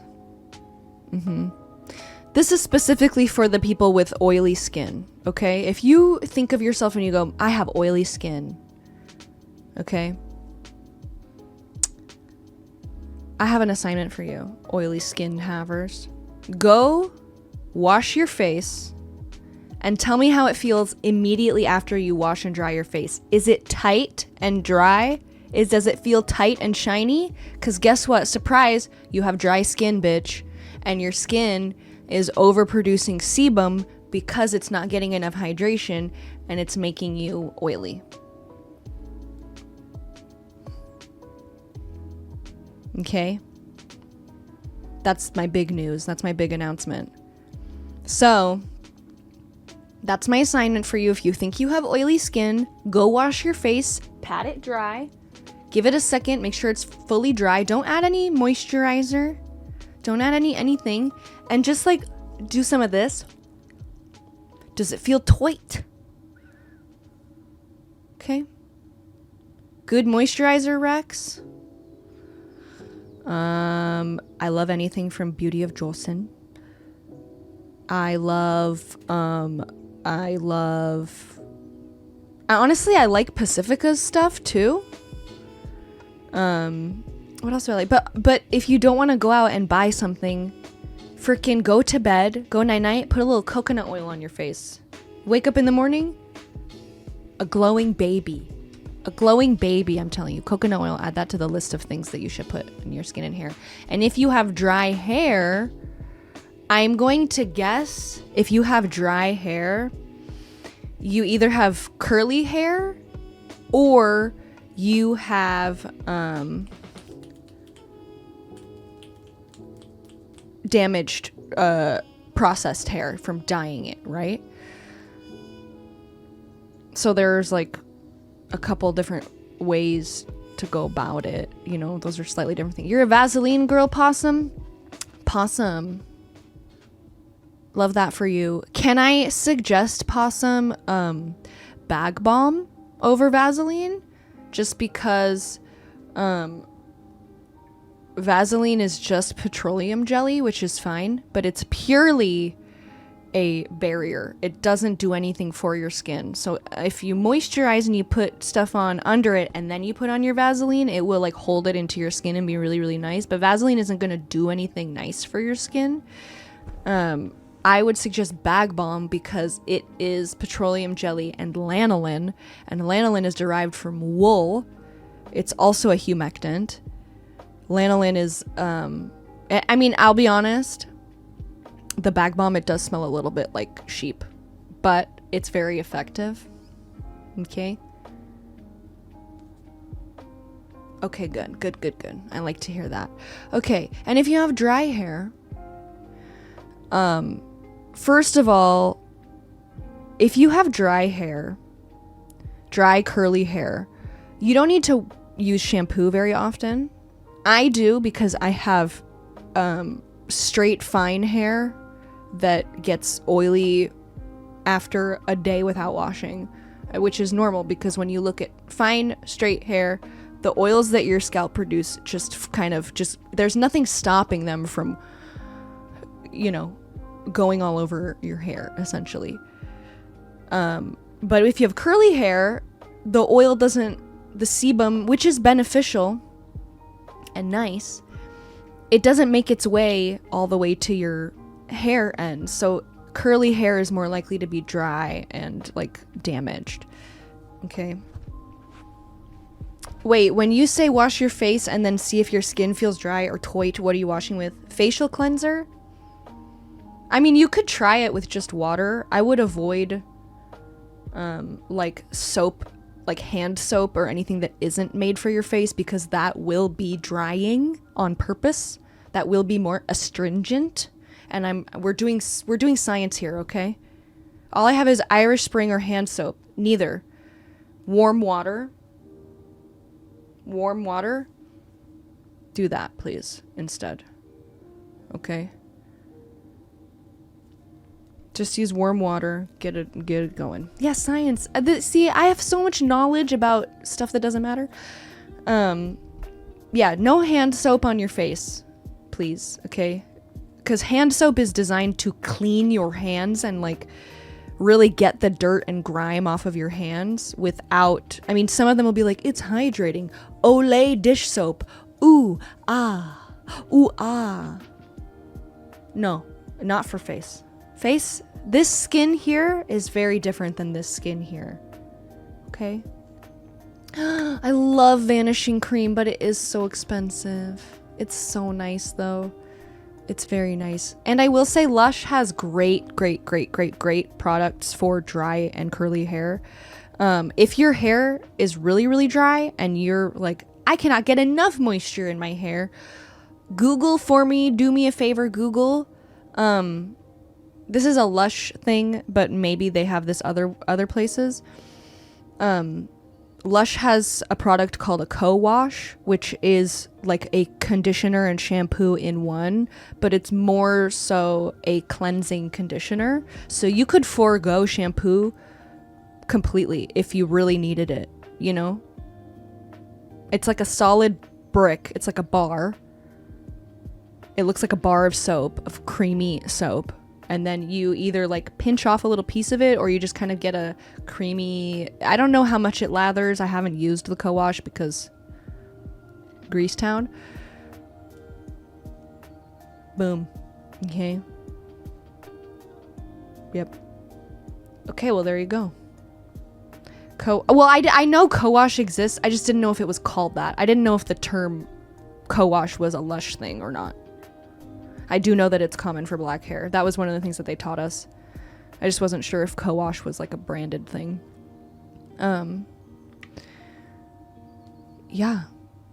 That's my hair and skincare advice. Unless you have any other questions. Yeah. A warm water rinse in the morning. Honestly, I don't have like a very strict skincare routine. Oh yeah, sunscreen every day, all the time. Sunscreen all the time. I don't care who you are, what your complexion is, put on sunscreen, I'm begging you. Yeah, Korean sunscreen. Because they have, our American sunscreen is bad, I've learned. Yeah. Started using shampoo for fine hair and it makes a difference. Love that. You hate the feeling of SPF on your face? Let me make a recommendation, okay? If you don't want to go find, first of all, Beauty of Joseon has a really, really great SPF serum that I use under my moisturizer that doesn't have SPF in it, but they also have a very, very popular sunscreen that is really nice. And then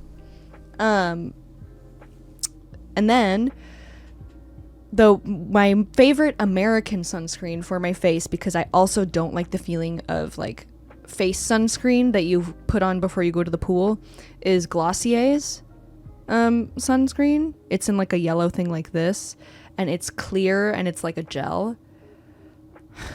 It's so light. Ugh. Oh, it's so nice, and it smells nice too. It still kind of smells like sunscreen, but yeah. Should one put on sunscreen if they don't go outside on that day? Yes, you should. I put on sunscreen every time I wash my face. I put on a little SPF because the sun still comes through your windows. Unless you're going to be in a room with no windows. You know. I would... yeah. I have thoughts and musings of... making videos about my hyperfixations, you know, but the thing about my hyperfixations, I feel like they're so all over the place that it's not for anyone. It's not for any one audience. I don't know. Yeah. Mineral sunscreen. Ooh. I wonder, Possum, if Korean sunscreen would still be a problem for you, but I don't know, because they have different stuff. They have like literally different things that are illegal in the US, not because they're bad, just because, I don't know, they want us to die of skin cancer, I guess.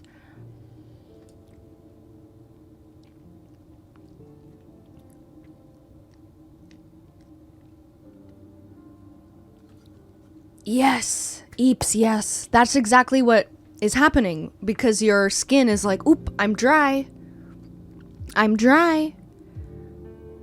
Better lube up. And then you get the sebum production. Okay? So, yeah. So what is a good product? Listen. If you don't want to go buy anything, if you don't want to, whatever, I would do, like, literally just a bloop of, like, some coconut oil or olive oil or any kind of, like, oil. I'll be right back. I'll be right back. Yeah, I'll be right back. Oop. We're good. I'll be right back.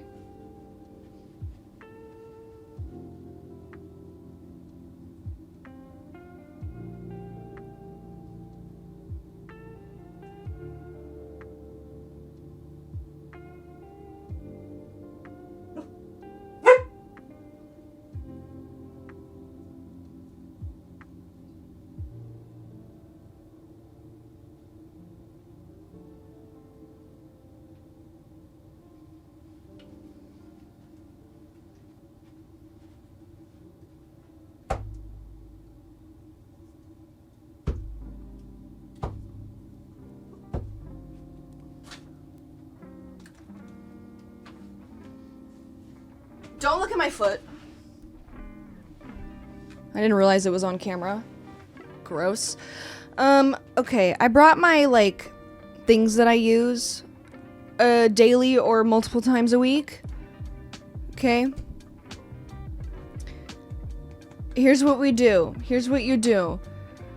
If you don't want to go buy stuff, you can use coconut oil. You can use olive oil.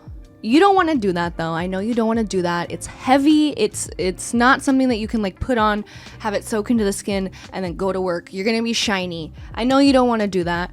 Everywhere that the only place that I buy my skincare from is Marshall's, TJ Maxx, Home Goods sometimes, if it's like a Marshall's Home Goods, okay? Because you know what they have there? They have Korean skincare at a reduced price, okay? So literally, it's very hard to go wrong with some of these brands, okay? Like this one, Claire's, whatever it is.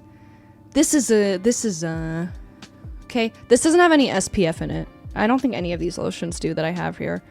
Hello, Claire's Midnight Blue Calming Cream. Listen, I'm white, I'm pale. Sometimes my skin gets red and irritated. See? Like that. Let me show you this. It's blue. You can't really see. It's blue, okay? Claire's Midnight Blue Calming Cream. Intensive soothing care. It is a gentle, azulene-rich cream that provides help to rapidly calm and soothe sensitivity. There's centella in here. Centella is a very popular skincare ingredient right now. Okay? This is the one that I've been using the most often. Also, I found it at TJ Maxx or at Marshall's or something, okay? Have a good cream. Snail and centella. And I know a lot of you are going to be like, snail! Snail! Snail is my favorite skincare ingredient. Snail mucin, and I don't care. I don't care what you have to say to me. We'll fight. Okay? I love this stuff. It's very light. It smells like lemongrass. It's very like fresh smelling. Okay? All skin types. Hydrating and soothing. Have a good cream. Okay? If you don't want to use animal products, bean essence is similar, also common in K-beauty. There you go.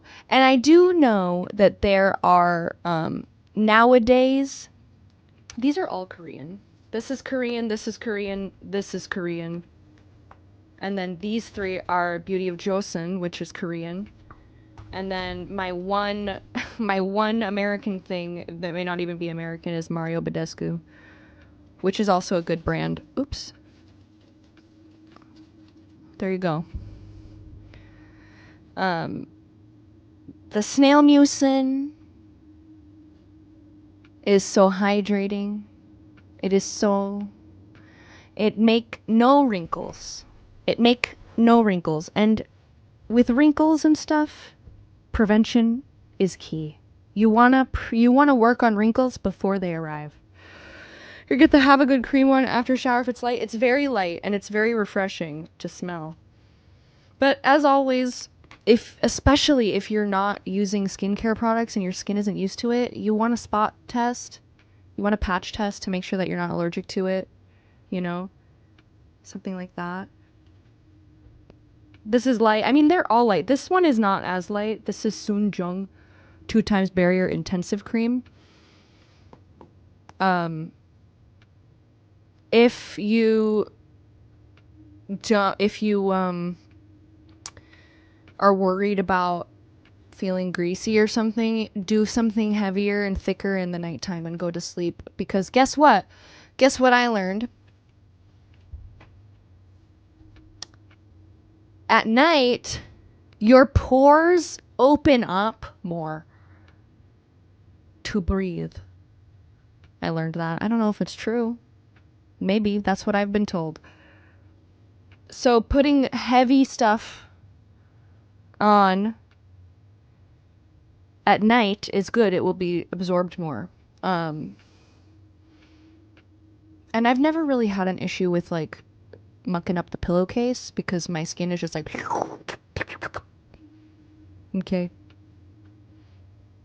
I'm sure pores can't breathe. I don't, by breathing I just mean like they open more. Ouchie, this pimple is hurting me. So these are those. Okay, and then my Beauty of Joseon. These are the ones. This one I don't use every day because this is crazy though. Okay, this is a peeling gel. This is the Apricot Blossom Peeling Gel, and I am obsessed with peeling gels now. I got one a while back from like Yes Style or something. Oh, girl. And it's crazy. What it does is I don't want to use it here. I don't have any water or whatever, but you put it on your face. I use it also on my feet and my hands sometimes. You put it on and it feels just like a gel. It's a little bit grainy, but not really. And then as you put it on, it just like sloughs away dead skin and it beads up and it's like you all and like all your dead skin beads up. It's so satisfying. It's really nice. And then you rinse it and you're like, ooh, smooth baby. And I know for a fact that it works, that it's real, because I did an experiment, okay? I did it immediately after doing it to see if it would still bead up the same way. And it didn't. Did I do that? Or was that an earthquake? I said and it didn't. Do we have an earthquake just now? Huh. You okay? Earthquake. Yeah, really short and fast. Little one. Just went boom. And it happened right when I did this, so I thought it was just me. No, yeah. It just, Wow. out of nowhere, just boom. Yeah. Is everybody alive? Yeah, we're good. That's We're the second good. Earthquake in a week. Yeah, I feel like something's coming. Yeah. Yeah. It said, It went, whoo. It said, hello. Yeah. That's what it said. Okay, well, as long as we're all alive. Yeah. We're alive. Thank you. How do I get rid of the black spots on my nose? Listen. Unfortunately. Oh, pumpkin? Did you bring a pumpkin? You have a pumpkin? Is it a pumpkin? Can I see it? Come here. Come show us, Daphne. Can I see it? Come over here, Bubba. Come over here. Can I see? Can I see? Bring me. No, come here, Daphne. Daphne. Come right here. Go to your bed right there. Show everybody the pumpkin. Yay! Pumpkin. Look. Pumpkin.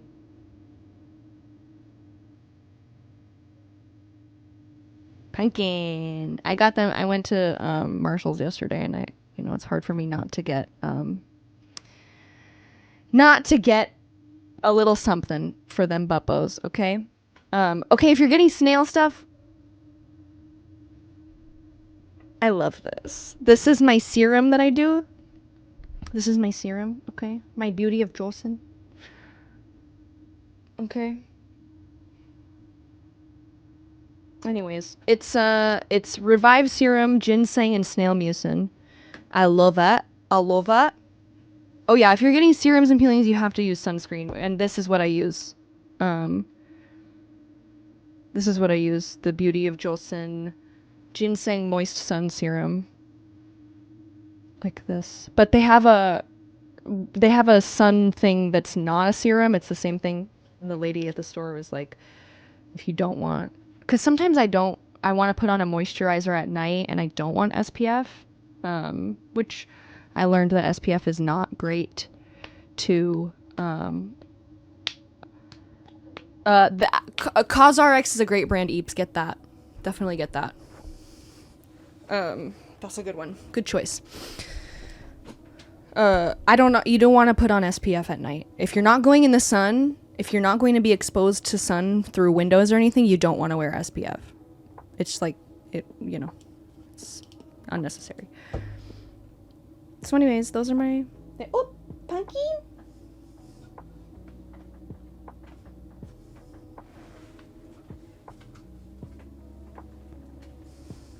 Pumpkin. She gonna get it. Oh, wait, under there. Where's the pumpkin? Is it too far? You need to get the ball, Daphne. Where is it? Where's your ball? Get it, Bubba. Where'd it go?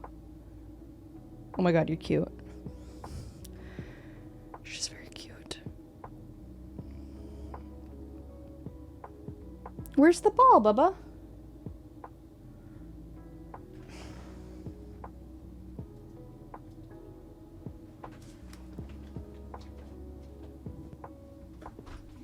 I'm gonna help you with the ball. Where is it? I found it. It's under here, Bubba. It's right here. You don't want this one?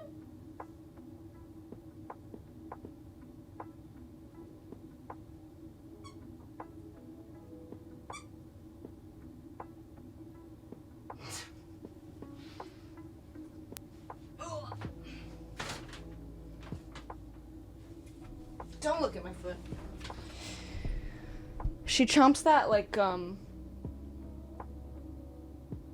Squidward trying a Krabby Patty. She loves like tiny little toys.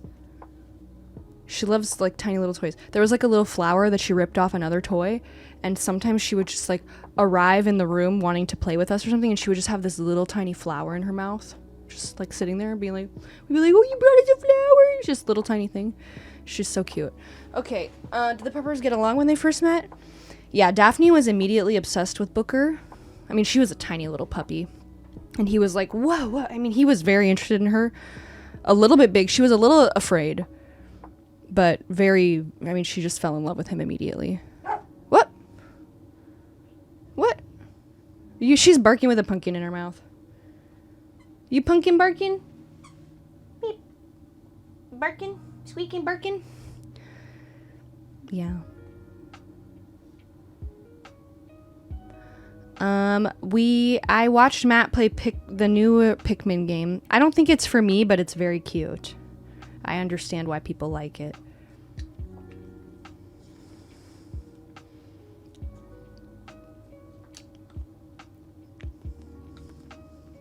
Okay, so that was my little skincare corner. Oh, and another thing I will say with skincare. If you do multi-step skincare, like serum, toner, moisturizer, whatever, eye cream, whatever, anything other than washing your face and putting on lotion, you put them on in order of viscosity, okay? So like lightest thing to heaviest thing. So first I would do this liquid. This is straight up just like water, you know? So this is number one after I wash my face. Then I do a serum or something like that, okay? This is not as thick as a literal lotion, you know, it wouldn't run and move, okay? So I would do this, then I would do this, which is a little bit thicker, then I would follow up with a moisturizer. That's the best way for you to get the most out of your products, because that's the easiest way for your skin to absorb those things. It's going to be really, really hard for your skin to absorb a toner if it's already got a barrier on that's a little bit thicker of like a serum or a moisturizer, you know? So that's my little bit of advice. Oopsie. Daphne's squeaking her pumpkin.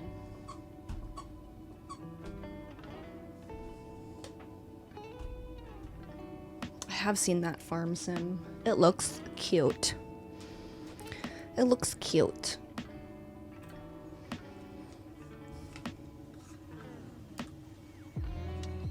Are you going crazy with Halloween decor? You mean, am I going crazy because I see it everywhere and it's not Halloween yet? Or am I going to go crazy and get all of it? Because yes to both.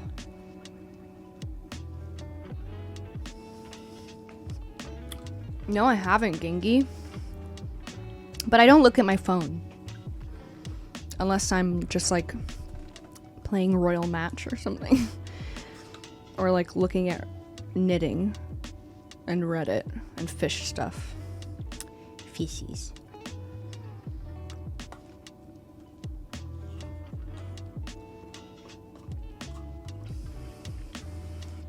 New video's going well. He just came in and gave us all a briefing. I think that's what we should refer to his little talks from now on. Not rants. They're briefings. And we're all on the team that needs to be briefed, okay? Aquarium simulator. I would crush that. I would crush that. Okay. Yes, business meetings. Yeah.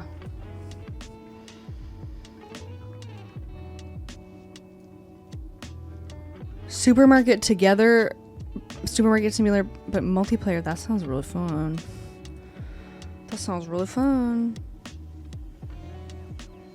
You would like to revisit Wolf Wednesday?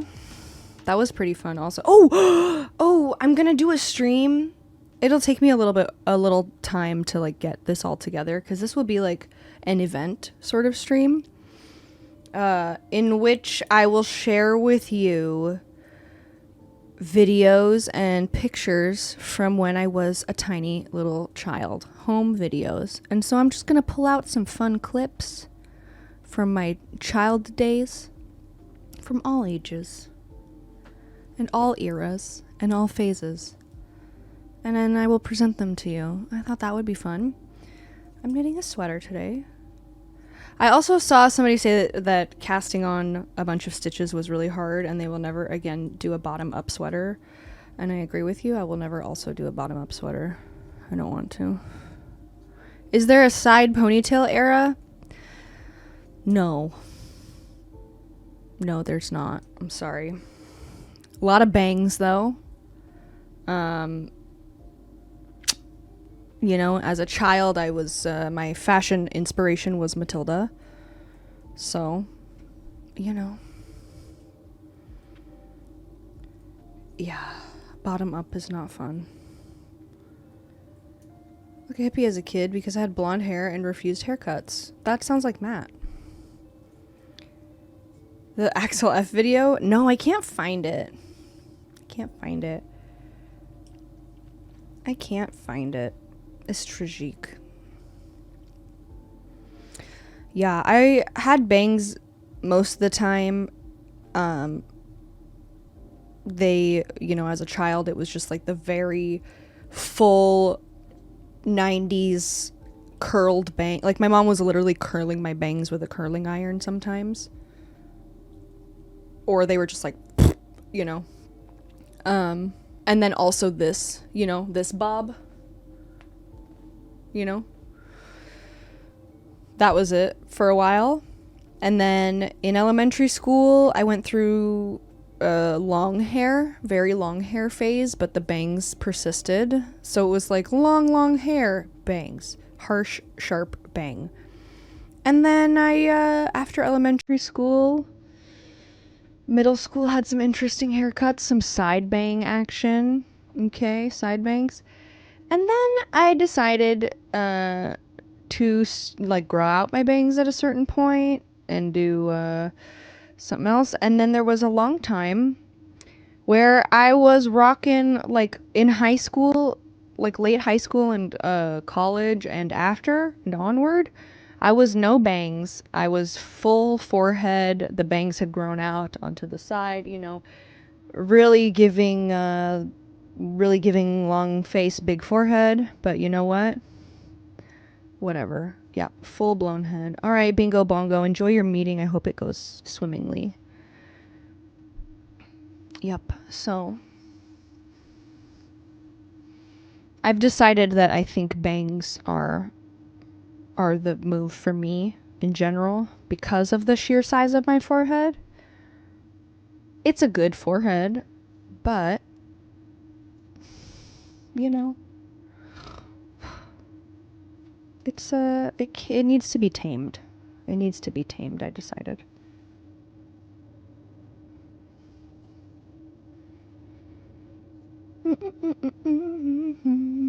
No, there's all sorts of people going to meetings, gangy. It's the truth. Well, thanks for talking to me about skincare and yarn and stuff, getting me on these big tangents. I hope that I was able to help you. And if you decide to take any of my advice, I would like a report back. Okay? Please. I would like to know how it goes.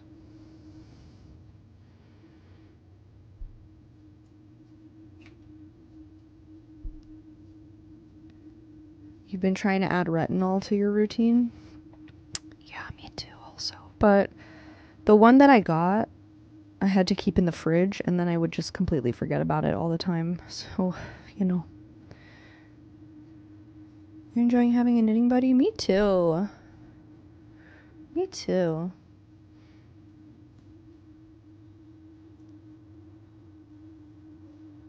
Oh my god. I would have just said, I have to go to the bathroom.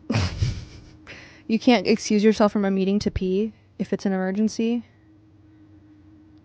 They don't give you like a hall pass.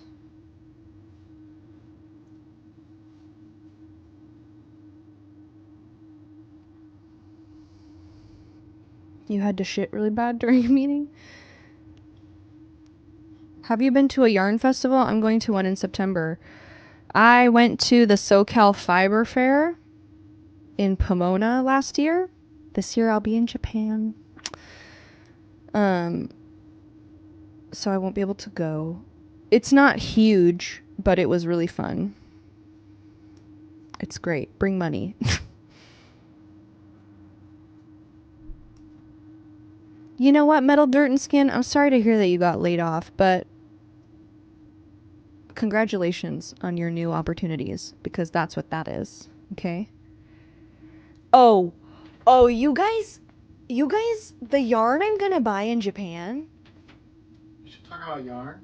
I came back to yarn. You missed my whole skincare routine. I have something more important to say. Okay, he's back. We have a briefing, everyone, ladies and I gentlemen. cleaned off my couch in my office for Joey because he was in there crawling around behind the guitars and the amp and stuff. I don't know what he was up to. But I cleaned off my couch so he could have a place to lay down. And he laid down and he's just still in there right now. But he did a wet fart like a person. What? Yeah, it sounded like a wet fart between some butt cheeks. He did? It went. It was like a, Ew! like a wet diarrhea fart. Why? I don't know. I never heard a fart Is he like that. okay? It was a big. I thought it was Booker. Did he shit? No, he's still laying in the same spot. I walked in on him pooping the other day. I was like, damn, the litter box stinks. They must, sometimes the cats, they don't bury a turd and then it stinks. Yeah, I know my office is right there. I'm very aware. Well, I'm telling I chat smell the also. stinky I know you doo-doos do. all the day. I know. So I go sometimes, I'm like, oh man, somebody must have just dropped a fresh turd. And then I go and I cover it because they're lazy. And I went in the other day and I moved the curtain aside and Joey was just in there shitting. And I was like, oh, that's why it's very fresh. Goodbye. And I have another discussion starter. Okay. Okay. Who should be the next James Bond? Me. What? I hear sounds. What sounds? Oh, I think it's gardeners or something. Who should be the next James Bond? Idris all the way. Idris all the way. Henry Cavill? No. I don't like that. I like Idris. No. No? No. Oh, no, I could do Idris. He's a That's little old. So James He's a little- Bond is like 1,000 years old. I guess so. He's handsome. Yeah. But that's not... the Daniel reason you should Craig be James looks Bond. older to me than Idris Elba. He looks like a little... Well, not when he started. He looks like Elmer Fudd. Not when he started. Okay. I think Daniel Craig is a funny looking little baby. He looks like a baby to me. I like Daniel Craig as James Bond. I think he's my favorite James Bond. I've never seen any of them. It's unfortunate that most of the movies are so ass. I'm sorry. I just think Casino Royale is far and away the best James Bond movie. Chris Minus Pratt. the weird ball torture. I could do without that scene. I never really understood What is that? that scene. CBT? Do they have a lady come in with high heels that steps on his No, balls? it's Mads Mikkelsen, and he's like Oh. swinging around a big rope, and smashing it up against Daniel Craig's balls that are dangling through a chair. Oh, It's really bizarre. that's You would fun. never, your balls would never survive it. So I don't understand. Yeah, no, you'd be surprised. You'd be surprised. I I've don't seen know. some shit. Yeah, but you gotta see, you gotta see this. This is not. It's weird. Anyway, so who do you think? So if I search right now, James Bond ball scene. Yeah, if you would have ever made it through Casino Royale with me one time in your life, Daphne, you gotta move. Okay, I love you. Oh, you're good. She was right in my way. Let's not watch the ball torture scene. I'm though. gonna look at it. I'm not gonna show it. Okay, it's rated R. Yeah, I'm not gonna show it. R rated. But also, we've shown full penetrative sex on here before, so Yeah, but I wanted to hear chat's thoughts about. Who? We've shown full penetrative sex on here. just games. Games don't do full I'm penetrative sex. I was like, what? Okay. But I wanted to hear chat's 007 ideas because it's casting time. Okay, it's casting time. I like Idris Elba. You have a pimple patch on. Yes, I do. I see it now. Mm-hmm. Looks like a little condom. Doesn't look anything like a condom. Rolled up condom. What? That is a circle and kind of clear? And has a rim. Doesn't have a ring. A rim. It doesn't have a rim. Kind of. No, it just has an edge. Okay. Elton John What about a woman? Well, a woman named James Bond is a little strange. Do we know a James Bond or a Jamie Bond? If they did like Jamie Bond, that would just sound like a Bond. parody. That or sounds like a something. joke. I think it's too I much. don't think. I think it's too much for a character like James Bond. You know. It's silly. Doctor Who, fine. Doctor Well, yeah, Doctor Doctor Who whatever. makes total sense, Yeah. especially in universe, also to change up who it is. I don't know. I don't know Yeah. anything about that. Yeah, James Bond is a pretty well established male Jane character. Bond. It's too silly, dude. It's too silly. Okay, yeah. if they were gonna It's too do silly. a Jane Bond, who would you cast? Adele. Oh, that's interesting, though. Adele. Adele? Adele. No. Yes, they need to be British. They must be British. That's my rule. I can never tell who's British and who's not anymore because they're always changing their accent, so I don't even know. British. Kate Blanchett. She's too old. How old is James Bond? James Bond needs to be in his prime. He can't be Why? pushing 60. Florence Pugh is not a bad idea for a female. She's a little James tiny. But she's freaking ripped, you know? She's like Yeah, strong. but she's tiny. So? It just wouldn't Women work. are tiny. But James Bond, women can be James Brienne Bond, of but, Tarth. but really The short. opposite of tiny. I don't know if you could have a really short person doing the things James Bond does. You need a big, tall, intimidating person a little bit. Did you hear me? No, what? Brienne of Tarth.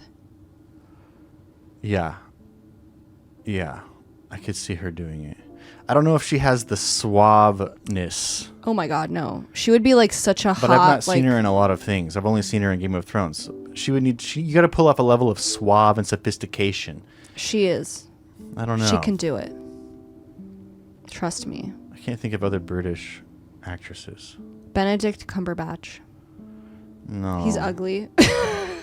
he's He's not ugly. He's interesting looking. James Bond, you have to I look at him think- and be like, oh my god. I think Benedict could do it, but I don't really see him as a gun shooting action star. Gadgets, yes. Guns and Dev karate. Patel is not a bad Who's suggestion. Dev Patel? The guy from Slumdog Millionaire.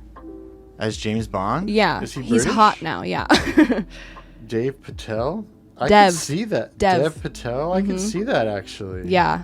I've seen, yeah, I think he could maybe do that. Yeah. Uh, Matt Smith.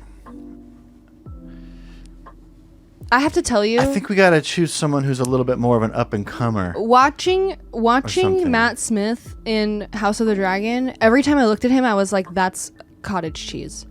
He just looked like Well, they cottage cheese. took away his to me. eyebrows. I know, but like the color of his hair plus the complexion and like just the way that his skin is, I was like, "That's a man made of cottage cheese." Yeah. I don't know why. I loved him in season 1. I was stoked. Yeah, I In liked season him 2, too. It just was so freaking boring, man, with him. Yeah. No, Robert Pattinson, he's too busy being Batman, but that would be good. Robert Pattinson was my pick for Batman. I couldn't believe that they did it. I know. That wasn't even like a rumor or anything. And I thought about it for days. Yeah, you did. You were thinking about it for a long time. I was so invested in We who had the- so many discussions. I went through every actor possible and I landed on Robert Pattinson and I was like, he's the best choice. It's Robert Pattinson. Mm-hmm. And then they did it like a year and a half later. They announced it was Robert Pattinson. I was like, Yeah. what? Do we have receipts for that? I mean, we had talked about. I know. I mean, the only thing is that you have to believe me. I You have to take was my this word before for the it. channel? No, It wasn't? no. Because it might be. We may have in talked some about it on streams stream, or something. yeah. But I'm not gonna go looking for that shit. If I did my little transcript idea, I could go searching for it. Oh, you do have receipts for that. Sorry, I misread. Matt talked about it on stream before the announcement. There you Oh. go. So you take my word, you take Gengi's word. Yeah. I think he was a good choice. I ended up not liking the movie that much. Cillian Murphy, I think, is too wispy for James Bond. Yeah. I feel like I could beat up Cillian Murphy a little bit. I could punch Yeah. him and he would See, fall all over. these people could do it, but it's not hitting. It doesn't feel like the perfect fit. Nicholas Hoult wouldn't be a bad James Bond. Oh yeah, Nicholas Hoult. What about Tom Hiddleston? Loki. Do you know who I'm talking about? Yeah, Oh, yeah. okay. I didn't know if you knew. That's why I'm going, yeah. I think he could do it. I could see it. They make him look tinier than he is in the Marvels. He's actually they hate that. He's a really huge guy. Chat hates it. What? Why? Chat hates Tom Hiddleston. Why? I don't know. He's ripped. He's tall. He's handsome. Barry Keoghan. He's suave. Maybe. Barry Keoghan? Who's Yeah, that's that man that you didn't like as the Joker in the end of the Batman. Oh, no. Right? No, I don't want The him to guy be from James Saltburn? Bond. God, no. I don't know. I don't know what the deal is. I don't know whose parents that guy has. I don't want to be too mean. I don't get it. I don't see it. I don't know why he's in all the things. Why? He's a good actor. No, I've never seen a performance from him that I thought What performances was good. have you seen from him? The Eternals, the Joker, which is the worst Joker, like just so bad. I hated his Joker. Well, that so was much. for 5 seconds also. Well, there's others. There's like deleted scenes too, and then Killing of a Sacred Deer. I don't really remember, but we didn't finish it. We turned it off because we Yeah, were bored. we didn't finish it. I think that's pretty much all I've seen him in. I don't get it. Yeah, I've seen some things of his, and he seems like a good actor. And maybe I don't know. I guess Yeah. I don't know. Also, he has plastic surgery now, and he has like a full jawline and stuff, and he looks a little bit more handsome.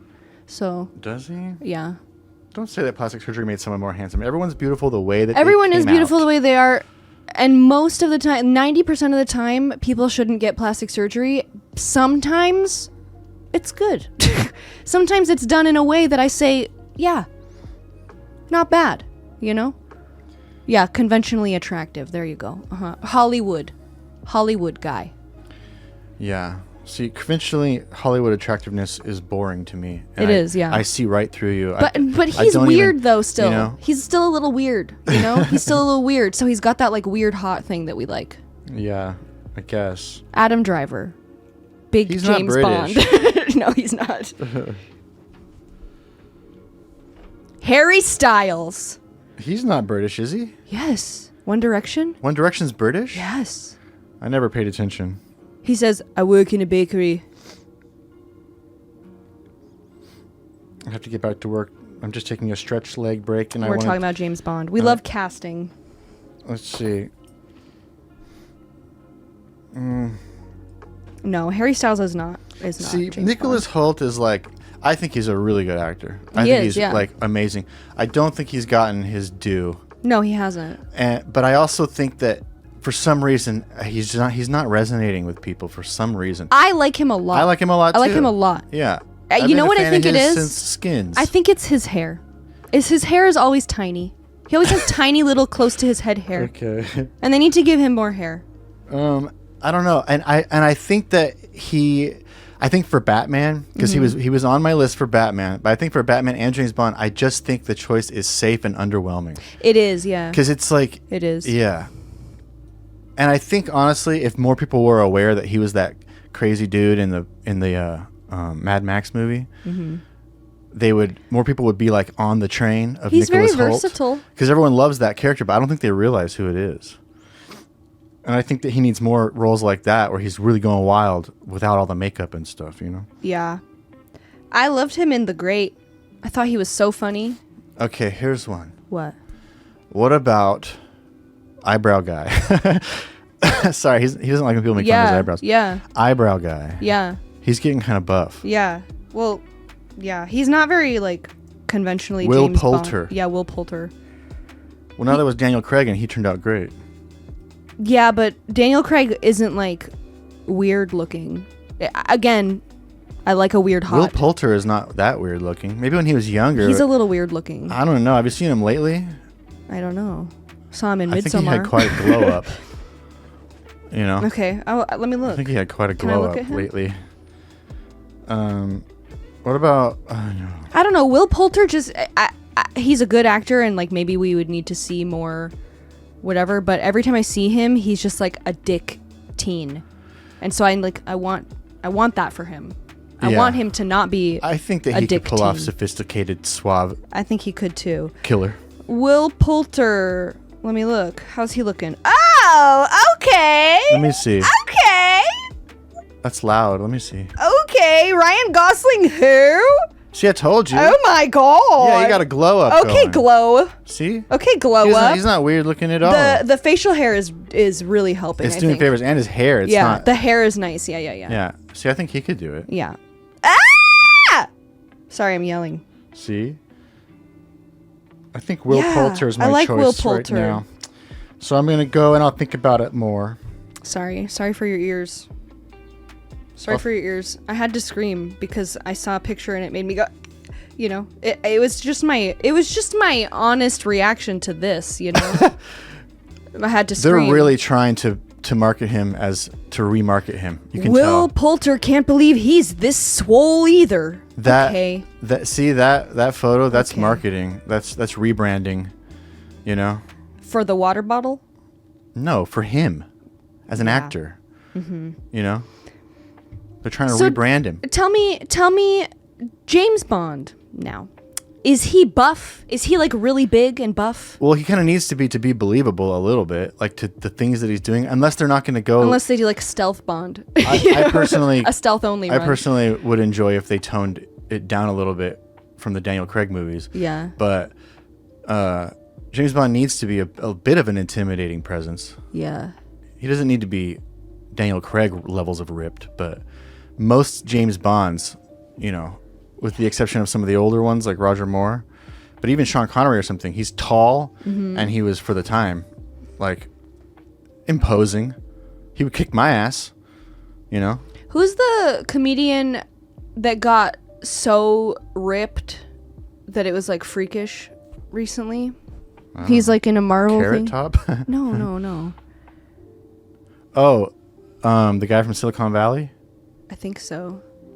Dave Chappelle. No. Kumail. Yeah. Kumail Nanjiani, yeah. Yeah. He would be a good James Bond. Is he British?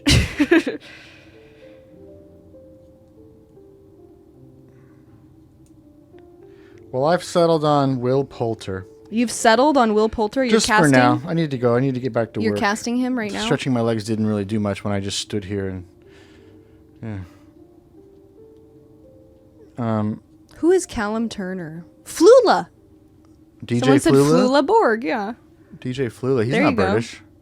Well, can you imagine a James German. Bond that showed up and was like, who's naming this Daddy Long Legs? That would be fun. Yeah. Okay, now just for fun, I'm going to have to settle on a British female Okay. for the non-existent female James Bond movie. Just for And- fun. I don't think they would do it, but Elizabeth Hurley. How old is she now? she's so old. Okay. She's not going to do it. Okay, Elizabeth Hurley when she's not as old. She's old for James Bond, I mean. Yeah. I'm going to say for female James Bond that will never happen. I'm going to say is this fun? Millie Bobby. No. No. Don't ever want to see Millie Bobby again. Honestly, the frickin' lady from House of the Dragon Oh yeah. would be a good James Bond. The older Rhaenyra. Yeah. Rhaenyra. And by lady, I mean non-binary, they, them. But the lady is the character, right? There we go. Okay, I'm going to say Anya Taylor-Joy. Is she British? Yeah. Oh, okay. Anya Taylor-Joy would be good. I think she could She's- pull it off. I mean, if you're talking about she's too tiny, though, Florence could crush her into the no. dust. Uh-uh. Are you kidding? In a fist fight, I think Florence Anya Pugh is Taylor-Joy- knocking Anya Taylor-Joy out in a second. Are you sure? Yes. I think Anya Taylor could do They're some built working out. different. They're built different, but I'm telling you. I think that Anya has the sophistication you need. Oh, for sure. I But don't think so does Florence Florence. Pugh. I know. I don't think think she she's can. sophisticated. Well, she's not. She's kind of a goof. I think she's my little kinda- marshmallow girl. Yeah, but she's kind of goofy, but she's not like. She's a marshmallow. She can pull it together. She's like a stuffed animal you win playing the crane game. No, she isn't. Yeah. No. Anya Young Sailor Boy is a high fashion model. She's like going down the runway. Yeah, so is every 100 James pounds. Bond. James Bond, that's what he does. He pulls his little sleeve back and shows his watch. Yeah, That's why but he he's exists. also. If you look at men's fashion, men's high fashion, the build is very different than a James Bond. But if you look at women's high fashion, that's Anya Taylor-Joy. Well, she would need to beef up. Right, but Florence, I think, would absolutely crush her into the dust if they both had a chance to beef up. Okay. I think she would knock her socks off. All right. Mm-hmm. All right then. Yeah, sorry. I just think she's too short. So, I don't know. I just don't know. okay. You just don't know. I think when you hire people to be licensed killers that engage in, ballistic combat and hand-to-hand combat, you're probably going to hire someone who has more weight and height. I think that Florence has more weight than Anya, Sailor But Boy. I'm saying Anya could beef up. You're not listening, Linda. I know, but Although I do think Daniel Craig is one of the shorter James Bonds, if I remember, but they made him look a little bigger. Anyway, it's not an interesting conversation, really. come on. Will Poulter's my choice. I choose Come Will Poulter. on. A baddie bitch with a That's baddie not friend. James Bond. I don't see James Bond. I'm showing you the seriousness and the freaking, like, she'll kick your ass, you know? I'm telling you. Yeah, but she's And she's she's tiny, so they will underestimate her, you know? no. See, I don't know. James Bond commands the room. He walks into a room and he's the best dressed. That's how I feel about most Florence. chill, most calm, most together, and he is aware of his entire surroundings. And I don't see it with Florence. I'm sorry. That's unacceptable. It's okay. Anyway, okay, bye. What about Daisy Ridley? Okay. Yeah. I don't know if she could do it. She's too cutesy. She's too like silly. But they're actors, you know? She can pull it together. She was in that Train movie. You know? Yeah. And I'm a Ray fan. I liked Ray. I didn't like what they did with Ray, but I liked Ray. Up and coming British actresses. Let me see. Amelia Clark. No, it didn't work for me when she was Sarah Connor. Oh, I didn't know that girl from Yellow Jackets and Fallout was British. She's a good The choice. big eyes, yeah. She's a good choice. She's so pretty. Rising Stars. But I think I nailed it with Will Poulter. It's grown on me. Bella Ramsey. Our first she's a little short again. How do you know how tall these people are? You can tell. What do you mean? Can you? Yeah. If she's that height next to Pedro Pascal, But she's also she's not going to be older kicking now. people's asses who are Pedro Pascal size, and he's not even that big. Sure she is. You gotta use the hapkido.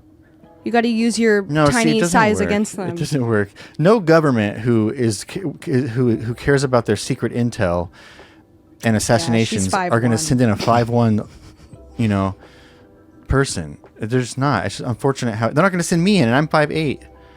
They're just not going to do it. If you were buff, they would send you in. I don't think so. I think that James Bond, you gotta go for the person who is going to have the highest chance of being physically superior to anyone he may have to fight in a physical fight. Have you seen Odd Job and these Jaws and these people they're putting James Bond up against? No. It's just a matter of haven't seen physics. any of You can't- That's why they separate weight classes in boxing and stuff. Yeah. Mm-hmm. Like, it doesn't matter like how good friggin' Bruce Lee is at karate. If you put him up against Andre the Giant's gonna win. I mean, he's gonna pick him up like a soda can and drink him. Wow, rest in peace to He's both gonna of drink them. him up. You know what I'm Tragic. saying? I guess so. But I don't necessarily agree. Yeah, I don't think that like Bruce Lee's gonna beat Andre the Giant. Maybe. I think Andre the Giant could grab Bruce Lee's head like a basketball and Yeah, maybe. And then Bruce Lee goes, and then he's dead. what? And then he's dead. Andre the Giant's 7-inch thick skin like cares about his karate chops. Yes. No, Andre dude. the Giant also is like, now we're moving on to a different thing. Andre the Giant had bad health because of his sheer size. Yeah. So like I would absolutely think that Bruce Lee would win in a fight against Andre the Giant. I don't know, man. I don't know. Andre the Giant's like humongous. Yeah, but Okay, fine. Like, let's take like The Rock. Okay. Someone like that, like a villain like that, like The Rock or something. He was a bad guy in a James Bond movie. You're just not going to send a 5'1" person to karate chop that man. You just can't. Yeah, Daniel I Craig guess. and James Bond often has to go against people like that who are like just the hired thug, just the the goon who's like a big beefcake that's just there as physical muscle. Mm-hmm. James Bond often has to go up against people who are bigger than him and stronger than him, and Yeah. he struggles to beat them. And James Bond himself though is already big and powerful, so. You know, Yeah, that's what you I'm got to saying. use different I things. just don't think against them. MI6 is hiring anyone who's going to have an even harder time. Maybe, but maybe they have other. You know, you have to weigh the other advantages. You know. Yeah. Yeah. Now, if it was a ninja movie, smaller, quicker, less visually. Wow, are you saying There. that the only role for Bruce Lee is a ninja? Wow. No, I'm saying ninjas can slip in and out of the shadows a lot easier than a big, giant, strong man. I know. Maybe that's what James Bond needs to bring into his thing a little bit more. You know. A pacifist also- James Bond. But also, isn't James Bond? I don't know. Again, never seen one.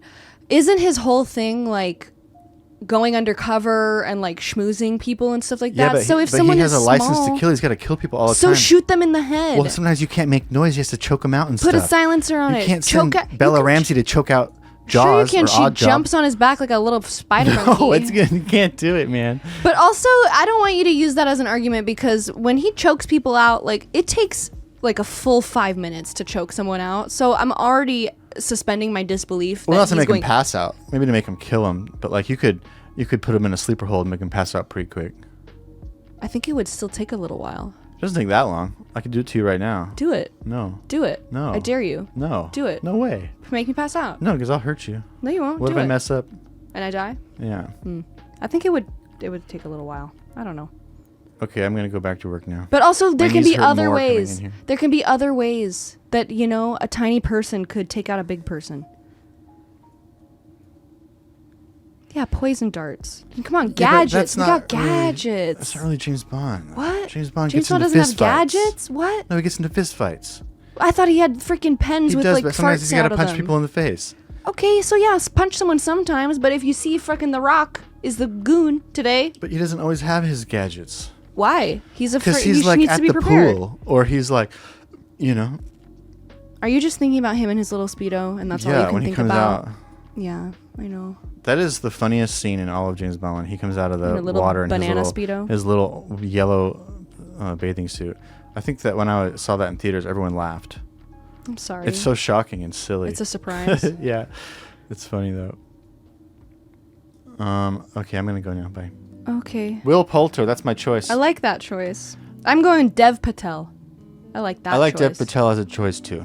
I think that they could do it. When I was looking at his recent photos, I think they would have to clean his hair up a little bit. Oh, yeah, not a He really problem, has like though. a scraggly look going on right now, which He is does. fine. But for James Bond, you got to No. look like you can't Dapper look like Dan. a Beetle. You got to No. look like a Sean Connery. You know. You can't look like a Beatle from their later years. You have to look like an early years Beatle. Well, yeah, I was thinking more of his mop top, Yeah, like that he kind of has. No, I It's know. a little curlier than the Beatles, but it's very boyish and kind of. it is. Yeah. It's not that high society martini drinking kind of vibe. There's a poll. Let me see it. Who would win in a fight? Oh, it ended. That's wrong, you guys. Do you know Andre the Giant? Do you know about him? Yeah, but just because his health was bad in the big picture doesn't mean that in the moment when someone's trying to punch him or take him down, he's not going to just slap him once with his giant mallet fingers, you know? Mm-hmm. A slap from Andre the Giant would probably knock most human beings out.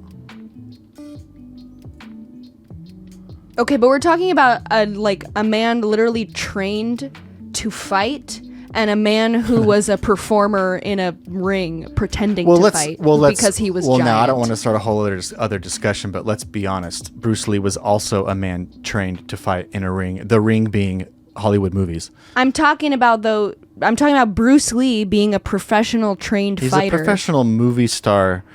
who's professional in martial arts. Now I'm not so sure. I could be wrong, but has Bruce Lee ever actually won a real fight? Has Andre? No, but he has 400 pounds of muscle.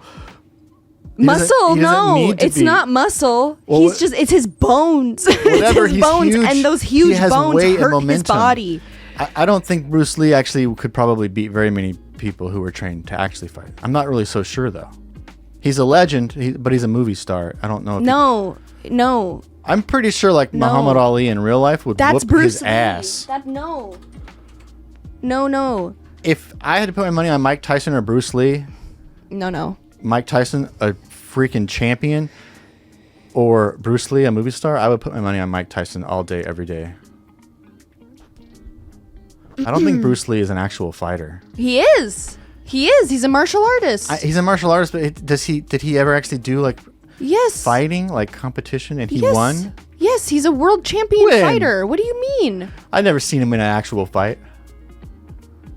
I don't know though. I just He is a assume- Hong Kong American martial artist and actor. He was the founder of Jeet Kune Do, a hybrid martial arts philosophy drawing from different combat disciplines. Credited with helping popularize martial arts films, he is considered by some commentators and martial artists to be the most influential martial artist of all time. Yeah, but that doesn't and mean a pop he's good culture at fighting icon. in real situations. You know It what I mean? does. It does. Find information His about- early martial arts experience included Wing Chun, trained under Ip Man, I know, but Tai I want Chi, to hear about boxing, actual fights. winning a Hong Kong boxing tournament, Oh, and okay. frequent street fighting. Okay, he had Hong Kong. In boxing 1959, tournaments. he moved to Seattle, where he enrolled at the University of Washington, making. It was during this time But in the are United States those- he began considering making money by teaching martial arts, even though he aspired to have a great career in Yeah, but are acting. those like? I don't know what that's like. Is it like say like what Mike Tyson does, where it's like you're literally getting in there and just beating the shit out of each other until someone falls down? What does a martial arts boxing competition look like? I think there's I think he did a lot of different things. Like he's doing street fights and stuff. Like that's Because I kind of serious. think of him as I do like Jackie Chan or something. Where like, yeah, Jackie Chan's a martial artist and he's awesome, and he makes good movies and does awesome stunts. But could he actually like fight? And No, I hurt think someone? Jackie Chan is more of like an acrobat and like that sort of thing, and I think Bruce Lee is more of a fighter. Okay, is what I I don't think. really know. Yeah. I still think Mike Tyson would whoop his ass. Sorry, I think Mike Tyson would Maybe. absolutely destroy Bruce Lee. Maybe. I'm just saying, Yeah. Yeah.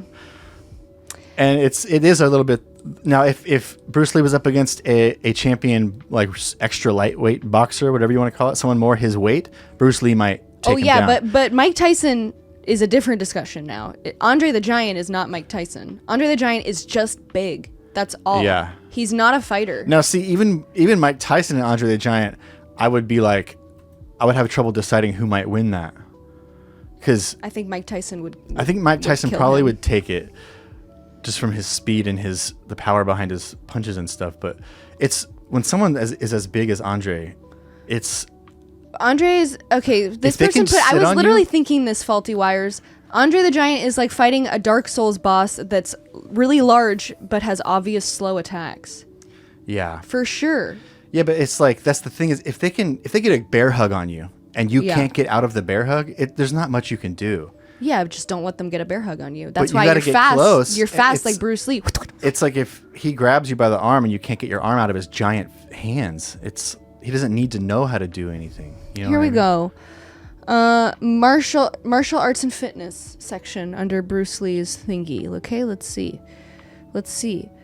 I'm gonna see his winnings and stuff. Okay, I want to see. He was trained in boxing in a college boxing team. He went on to win the Hong Kong Schools boxing tournament in 1958, while scoring knockdowns against the previous champion Gary Elms in the final.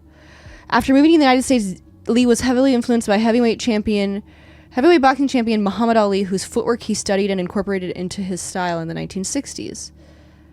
He demonstrated his Jeet Kune Do martial Has arts. Bruce Lee ever won a fight? No. Lee's only competitive fight was a high school boxing competition in Hong Kong.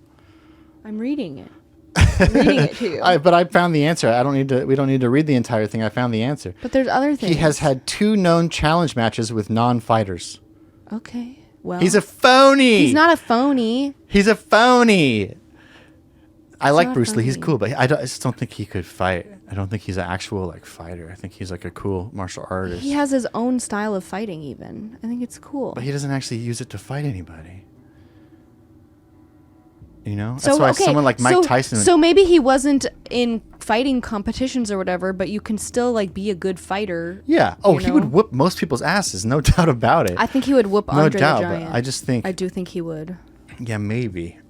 I think Andre the Giant is a fragile, large man waiting. I mean, they're both dead, but Yeah, it would be an interesting fight, but I still think that Andre the Giant it would be David and Goliath. It would be David and Goliath. Bruce Lee would have to do And how did something that go? clever. Well, David did something clever, and he hit him right in the temple with There that you little go. rock. But I don't think that would be in the. Andre the Giant. Bruce Lee would have to wear him out. I mean, It would be like Martel versus the Mountain. You know, be squirrely and wear him out. You know. Oberyn Martell. I remembered his Okay. name. Oberyn Martell. Look at that. didn't forget Andre all the of Game Giant of has been Thrones. dubbed the greatest drunk on earth for once consuming 119 12 U.S. fluid ounce beers in total in 6 hours. See what I'm saying? I feel like that makes him less strong. That's the entire body weight of Bruce Lee. He just drank it. 119 12-ounce beers. Okay, fine. Bruce or Andre the Giant, maybe not the best. Someone big like the Mountain or the Rock Okay, or something. okay. I don't think the Rock's like that great of a fighter. I doubt, but Mike Tyson's a better example. No, I'm underestimating Andre the Giant not because he was a pro wrestler, because he was a literal giant and he died of congenital heart failure and his health was horrible. Yeah, but that doesn't like He lived in discredit constant the pain. the actual physics and momentum and inertia behind his movements and behind his body. No, he I could just agree, sit but- on Bruce Lee until Bruce Lee suffocated, and that would be it. You know, Yeah. He that's could why do Bruce that. Lee would have to like run around and wear him out. Yeah, you would use your grappling hook and you would get a little height advantage and then, Yeah. you know. Yeah. Yeah. Okay, now I go. That was a fun conversation. Okay. Will Poulter, you can do this. I believe in you. We love you, Will. I think that you'll be the next James Bond. I'm rooting for you. That okay. boy went, "Huh." Bye. Okay, bye. We'll all just have to agree to disagree, okay? Yeah, Will Poulter as James Bond. That's who Matt says. And I liked the idea of Dev Patel. I liked that. Okay, we'll see. We'll see. If Will Poulter or Dev Patel get cast as James Bond, you know.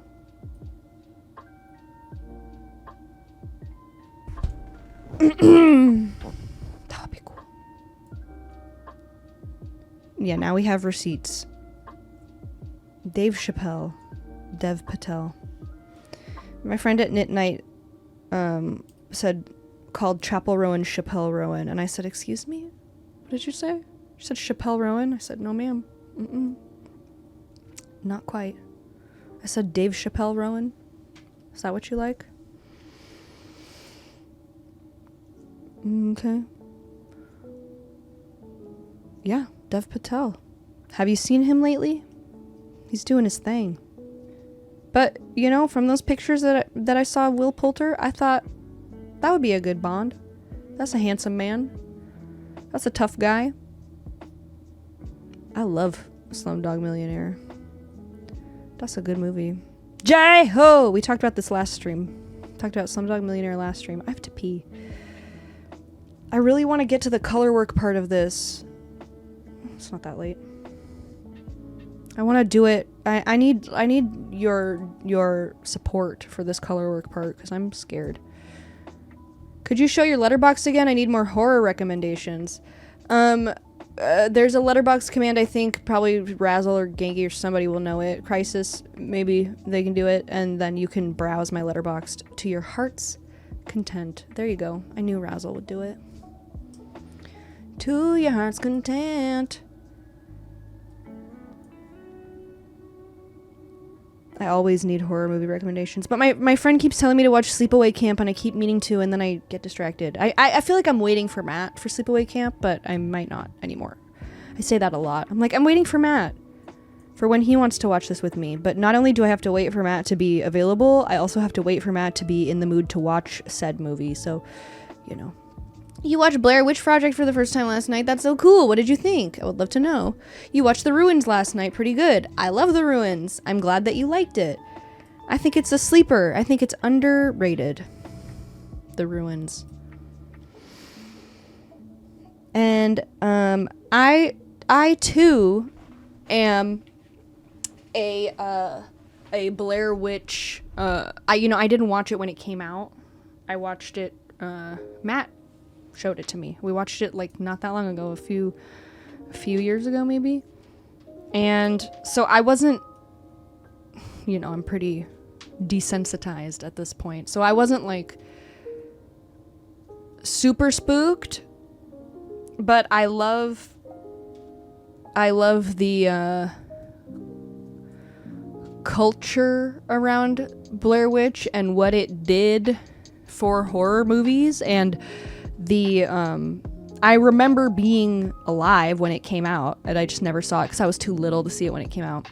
The viral marketing is like history making of a Blair Witch Project. People really thought that it was real, like big time. Yeah, it did have a similar impact as Blair Witch, but not as big. I think people learned their lesson from Blair Witch, But when Blair Witch Project came out, there were... yeah, I remember Blair Witch, but I don't remember Pearl Harbor. I'm sorry. But I was there. Yeah, they were like listing the people in it as missing, and yeah, Harley Quinn knows. Harley Quinn knows all about it. Harley Quinn is a Blair Witch pro. So like people really thought it was real. It scared the shit out of people. In the theater, people were like, freaking. They did everything they could to convince people that it was real. I know. That's why you're the pro, because you did an essay. You did an essay. Yeah, you can't do it like that anymore. Yeah.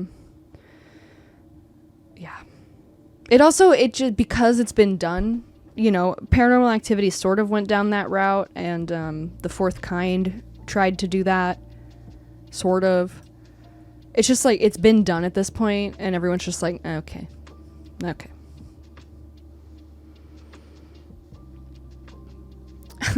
We watched Blair Witch and Wreck, and then as a palate cleanser, we chose Up. Yeah.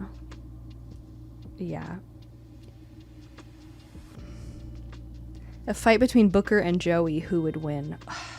I don't know. Booker can throw down when he needs to. Booker's been through it a bit, but Joey is a fucking monster. So it's the same thing. It's the same thing as big. Joey does fight dirty, and he has like literal knives attached to him, and he's bopped the dogs before, and they've had scratches on their snoots. Yeah, I don't know. If it was truly like, if it got so out of control, I mean, obviously Booker would win. Booker would kill Joey in a second, but Joey's done some damage before to the dogs. Where did I learn to knit? I learned to knit at summer camp. We were doing a production of, I was very young, Beauty and the Beast, and some of the older girls were knitting. There's a lot of downtime when you do a play or any sort of acting thing, especially if you're in the ensemble. And so I asked them to teach me how to knit, and then that day my dad took me to Joann Fabrics, and I got some knitting stuff, and I haven't stopped. Yeah, we had the earthquake here. It was just like a jolt. It was just one quick jolt. It wasn't too bad. Joey is like Bruce Lee. He is. I say that to him all the time. Like, Joey, you're just like Bruce Lee. Oh, Joey. Just like Bruce Lee. 1, 2, 3, 4, 5, 6, 7, 8, 9, 10. Absolutely, I do. I did that actually on stream today, Faulty Wires. I went, oh, too many rows. Oh, well, bye. I went one extra, I think.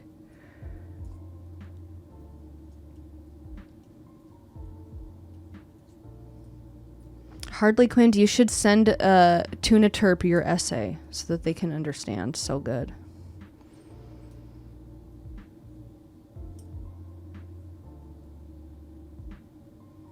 okay. You'll help them learn so much. I just offered up your very private essay.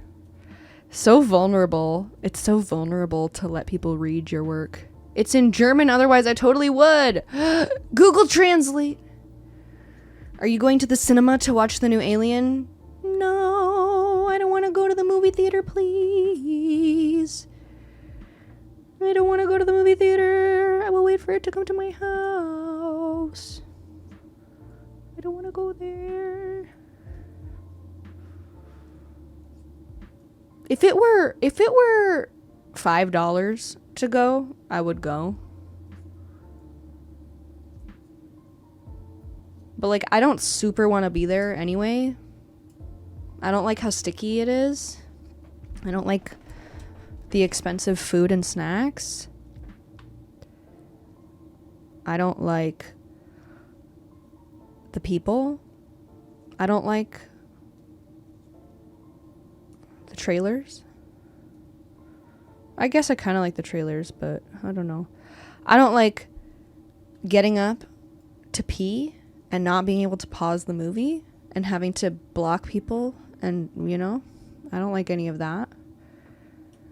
And the last time that I went to the movie theater, I had a really squeaky chair and I really didn't like it. Okay. A drive-in theater would be fun. My car isn't very comfortable though. I really want a new car, but Japan first. Save up some money.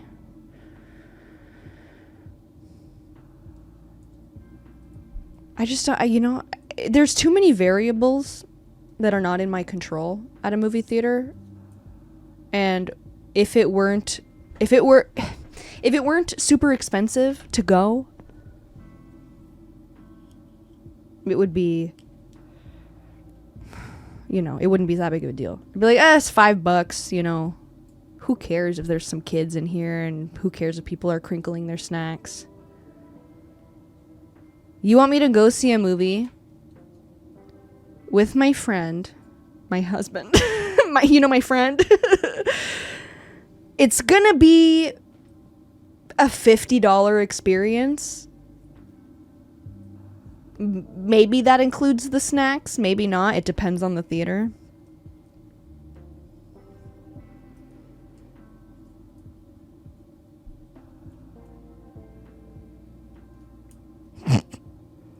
I joke about sometimes, I don't, I call Matt like girl, whatever. But I was thinking like a funny name for a podcast or something would be like the friend zone. like we've friend zoned each other for this moment and we're just being friends and buds and pals. we're having silly time. I have thought that. It's my friend. It's my really good friend. My roommate. My friend and roommate. It's true, he is my friend, my roommate. I have to pee. Oh, yeah. Well, it's not just the US. Like, I'm in an expensive part of the US. I'm in LA. And, it's about $20, I would say, for a movie ticket, give or take, depending on like the time you go, the theater. I would say between like $13 and $21 is like the average ticket price. And I just feel like, no. And then what you want a fucking box of Raisinets? $7.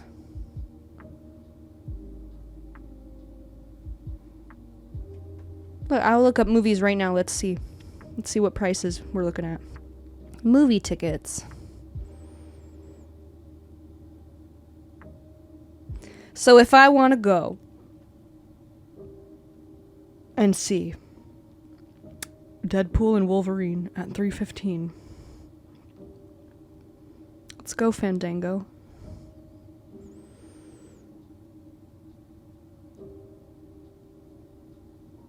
Select up to 20 seats. All right, I'll take this one and this one. Next. Adult, $20.38. Child, $18.18. So let's see my total. Matinee discount. I'm getting the matinee discount. That's with the matinee discount. Fucking assholes. Continue to check out. Let's see. Okay, my total is $40.76 just for the tickets with the matinee discount.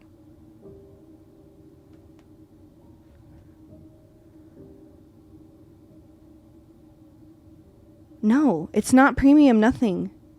It's reserved seating. It doesn't say IMAX, it doesn't say anything. So why would I do that? You know? Let me go to a different theater. Let's see.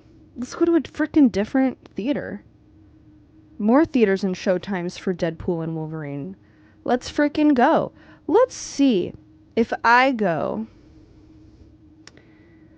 I'll go all the way to Simi Valley, which is cheaper probably, and I will go in a matinee, and I will do standard, not IMAX or 3D. Okay, let's look. Fandango, tell me about it. Well, tell me about it, Fandango. Okay, I'll take those 2 seats. Thank you very much. $18.68 for an adult, so it's cheaper than the last theater. Okay. Huh? $18.68 each. But like, I don't even want to go that bad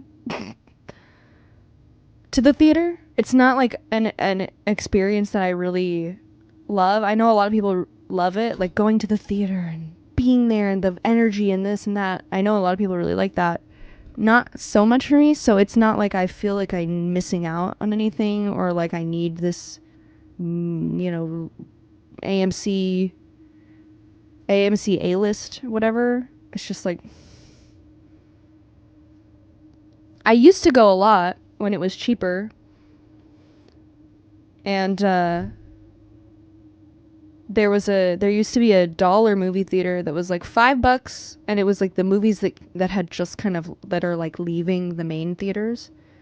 And then on Tuesdays it was $1.50. No, it was $3, and then on Tuesdays it was $1.50. And so like my friends and I were teens, were like, yeah, let's do that. Obviously, let's do that. And I would see a lot of movies back then, but now it's not there anymore. So exactly, like why wouldn't I just wait a couple months? Yeah, if you enjoy the movie going experience, it makes total sense to do something like AMC A-list, and I love that for you, and I'm so happy. It's not for me. Razzle has it. Yeah, if I lived walking distance to a movie theater, or like there was one in a mall I frequented often. I don't frequent malls often. You know? Then maybe. It's just expensive and it's not that fun. But drive-in sounds fun for me. It's a command letterboxed. I think it is.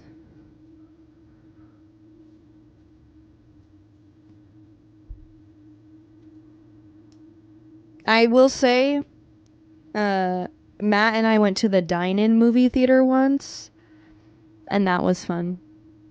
I do like sitting there in a huge, big reclining chair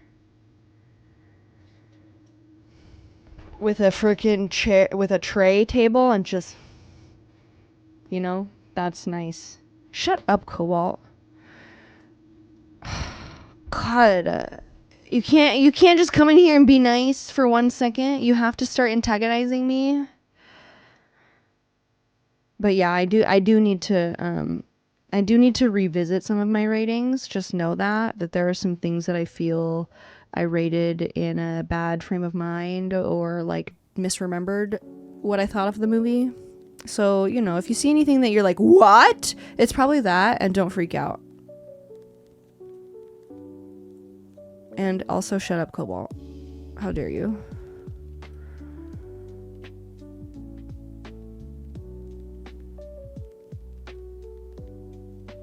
I used to go to Cinespia too, at the Hollywood Forever Cemetery. Sometimes that was fun. I only gave 3 stars to Blair Witch Project. Yeah. And I would give it that again, just as a, like, my enjoyment level of it. I thought it was solid. It's just like, you know, at the time that I had seen it, I had seen so much already, and you know, I think it's really good, and I think it's very important for horror movies, but like, just for me, it's not one of my favorites.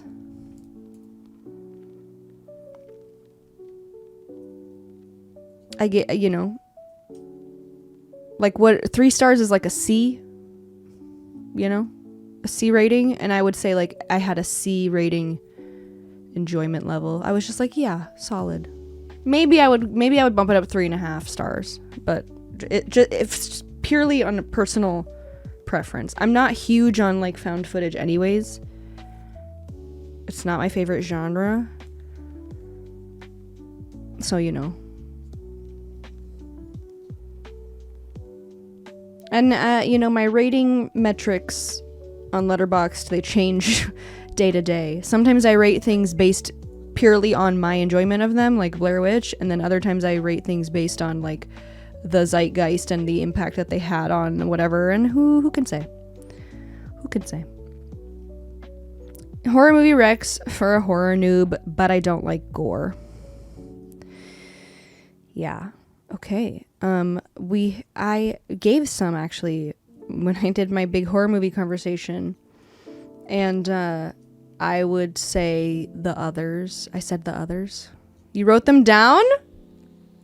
What are they? Okay, take a second, report back. The Others was like the first thing that I said. I think that's a really solid spooky movie.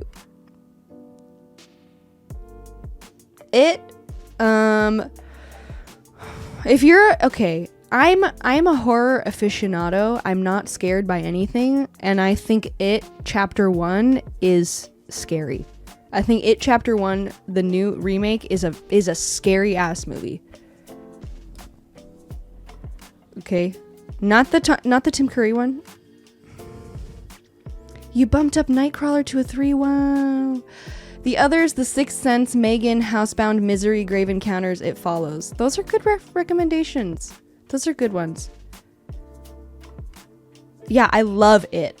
I love It Chapter 1. I think it's so good, but it's very scary. It's freaky. What's another good horror movie with kids like It? Oh, shoot. That's a good question. Let me think about it. Maybe people will have recommendations too. There we go.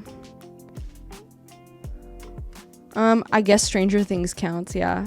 You watched The Others the other day, very good. Good, I'm glad to hear that. You're thinking like a Goonies type, coming of age horror thing, right?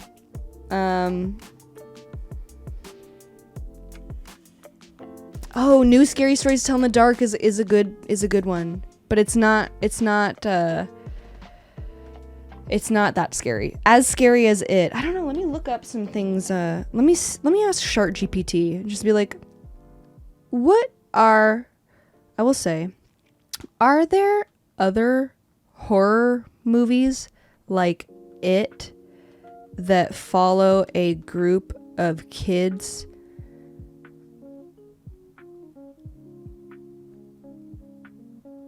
That's all I'll say. Okay. It says Stand By Me. While not a traditional horror movie, it's based on a Stephen King novella and involves a group of friends who face various challenges and dangers while searching for a dead body. So there's that. The Goonies. This adventure film has some scary and suspenseful elements. Stranger Things. Okay. Scary Stories to Tell in the Dark. We've said all of these. Oh, The Monster Squad. What the hell is that?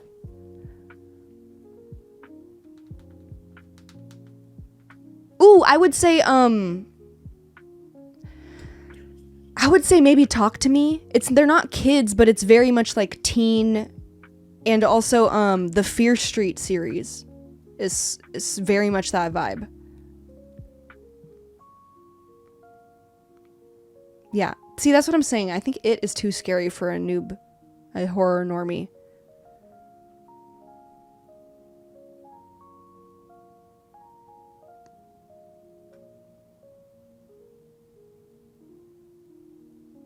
Dr. Sleep has a kid in it. Don't recommend that. It's the one part with the kid is really not nice. it's I don't think that movie is that scary, Dr. Sleep. I think it's more just like fun if you're a fan of The Shining and like Stephen King stuff. But that one scene with that kid, I didn't like that. That bothered me. That upset me. He's so good. His acting is so good in that scene. It's so realistic. I'm like, ooh, I don't like it. I got goosies just now. I just got a shiver up my thigh.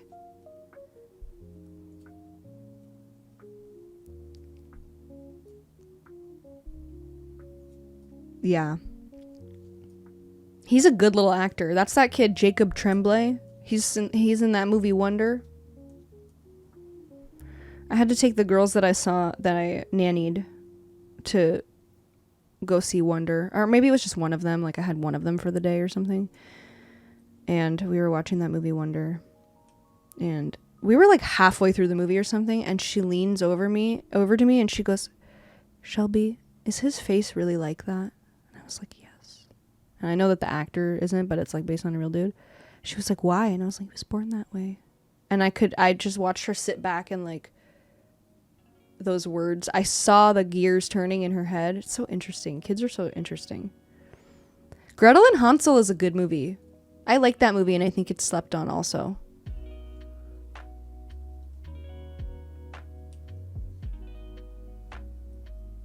With that girl from It. But It is really good. It Chapter 1 is very good. It Chapter 2, not as good. Not as good for me, but I will say some of the best casting I've ever seen. Like that casting for the kids as adults is so spot on. Everybody's so good. When a Stranger Calls, Alien, Scream, The Boy, The Conjuring is pretty scary, but I'd say it's entry level. Yeah. Yeah.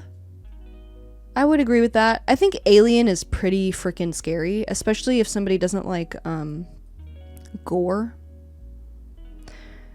When you and Scream also is really bloody, but Hardly Quinn, I feel like I've seen you mention The Boy a couple of times. Are we speaking about the one with the doll? Because if so, I have concerns and questions about your taste, because that is a terrible movie.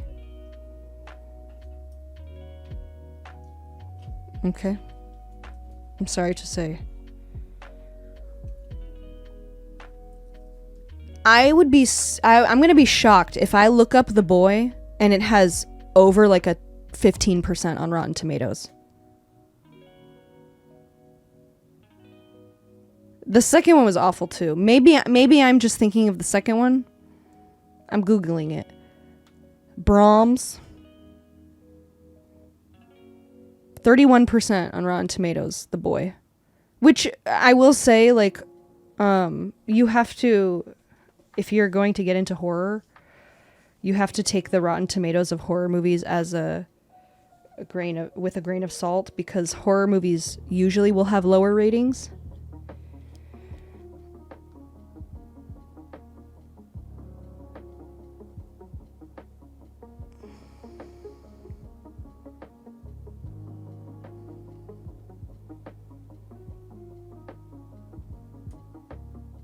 Talk to Me is scary. You have a pea brain? Oh, I see. Okay, well, I'm glad you enjoyed the twist in The Boy. I liked that too, I think. I remember that now. I remember it being pretty stupid. I'm just not afraid of dolls. Yeah, we saw Eli. That was decent. No, the twist is good. The twist is good now that you're reminding me of it. The ring on my phone, it's just a like it's instead of like a pop socket or whatever, I have this and I can do like that, or I can use it as like a stand, you know, but it's MagSafe, so it just like comes off and you know, then I can like charge it on a MagSafe thing, you know, but it's pretty solid. I usually will guess a twist also. Just saying. I loved Barbarian. But that's the thing. You're saying like Barbarian's one you really loved, but it had a ton of comic relief. I like a horror movie. I've said this so many times. The regulars up in here, sick of me saying the same shit. So I'm sorry. I like a horror movie with a little bit of levity, a horror movie that doesn't take itself too seriously, because when shit happens IRL, when bad things happen in life, when someone dies, when you're scared, we humans, most humans, deal with things like that by like laughing or making a joke about it or something, or just being like, you know. Like, we don't know how to, you know, there's not nearly enough, like, oh my God, that scared the shit out of me. What the fuck? You know, like, I don't know. I need some of that. Or I need people just talking about being like, sometimes you'll see in a horror movie a group of people sitting around talking about it and they're like, what do you mean? This is crazy. And I'm like, yes, thank you. I like that. I like that. I love,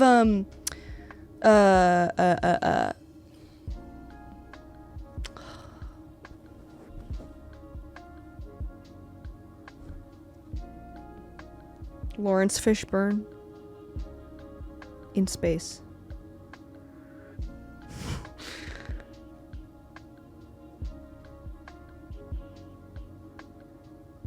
Someone's gonna tell me. Event Horizon. Event Horizon is so good. It's cuckoo bananas. I love them getting onto the ship and seeing all the dead bodies. This was a favorite. I mean, it's famous. And he goes, we're leaving. I'm like, yes, thank you. We're leaving. Yes. Like, that's a human thing to say. No. And that's why I liked Nope. I like that. I like real reactions to things that are just like, no. And I know that that's kind of anti-horror movie because the whole point is like, what are you doing? Don't go in there. Why are you going in there? But I like when people are a little bit real about it, and that's why I have such a hard time with those Mike Flanagan pieces, because everyone is so sad and dramatic. They're so blah, blah, blah, blah, blah. Stop with your freaking monologues about your sad life. Yeah, life is sad. Bad things happen. Shh. Be chill about it. I don't want a monologue.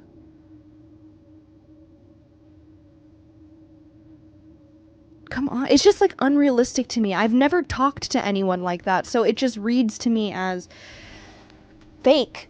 You know? It reads to me as fake. It's inauthentic. It's drama class. It's high school monologues to me. And I just like, it bothers me and it's hard for me to like get into it. Just like, oh my God. So, I like a movie with a little bit of levity. Another good one with a little bit of levity, actually, and somebody mentioned M. Night Shyamalan earlier. I like The Visit.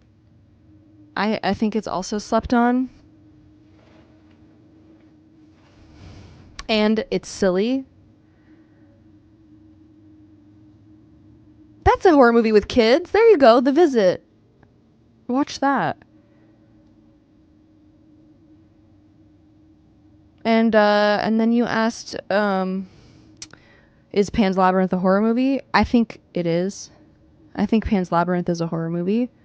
But I think it's a horror fantasy And I think it's so good. It's like a horror drama historical fantasy, and it's just the freaking best. Don't Breathe is good. Don't Breathe is really good. Also for horror newbies, it's in Spanish because it's Guillermo del Toro, but El Orfanato, The Orphanage, is I think a really good, like, classic ghost story type thing where it's just like there are some jump scares, there are some, spooky things happening. It's spooky, it's ooky, it's a little scary, but it's not like it's not like gory or like whatever. Yeah, I can handle jump scares, but I think they're cheap. What about something campy like Freaky? I loved Freaky. Love Happy Death Day. Love.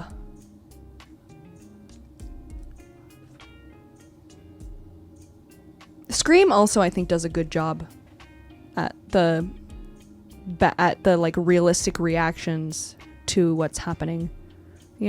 Like the people being like, "What the fuck?" I haven't played Five Nights at Freddy's. Yeah. Scream is excellent. Silence of the Lambs 7 and Zodiac are pretty scary crime thrillers. Yeah. Somebody said before something about, oh yeah. 7 and Silence of the Lambs will scare me more than most traditional horror movies. They don't scare me, but I love them. They fascinate me. I don't think Silence of the Lambs is scary. I think it's so good. It like makes me smile like a dweeb. And I think that the just Jodie Foster is just so good. And their relationship is so good. And it's good. It's just good. I haven't seen Long Legs yet. Don't want to go to the theater. But when it comes to my TV, I will see it. 7 is one candidate for my favorite movie of all time. I loved 7 too. I love that kind of stuff. I like a crime thriller. Especially if there's like a sick and twisted horror thing about it. Or like a very gory,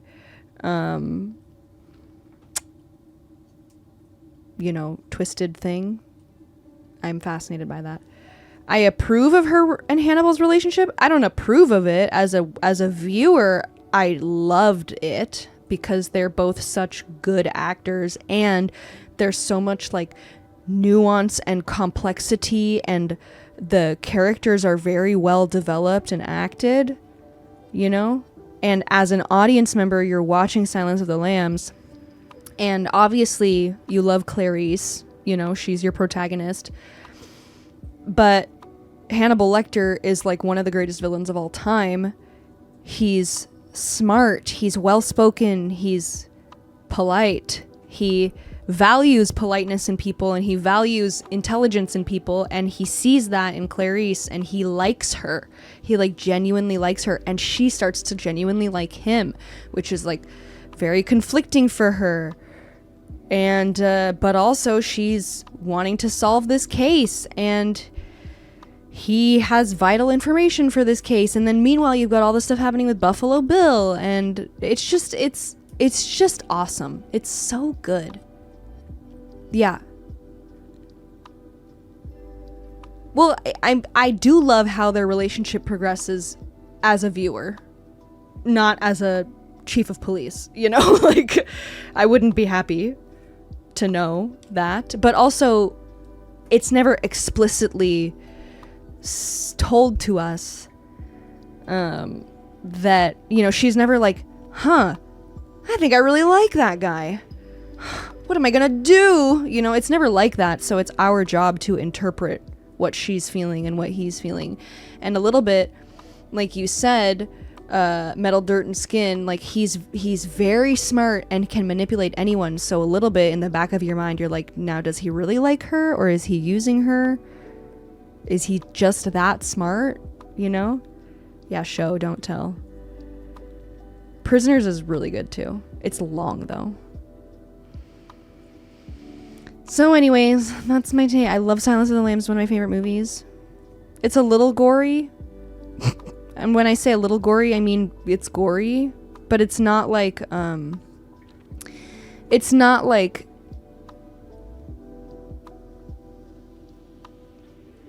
Saw, where you're watching someone cut off their leg, but you're gonna see crime scenes and they're gonna be gnarly, is what I'm gonna say. So if you're worried about gore, you're gonna see like body parts and stuff, but you're not gonna necessarily see like the actual like murdering happen explicitly. So if you're looking for horror movie recommendations and you're a little bit scared of gore, but you kind of want to dip a toe or something, I just can't recommend enough that everybody in the world watch Silence of the Lambs, because it's just so freaking good. You don't mind that? It's more like Saw stuff. Yeah, it's more like, I assume when people say they don't like gore, they don't like to watch things happen, but like, you know. Teeth!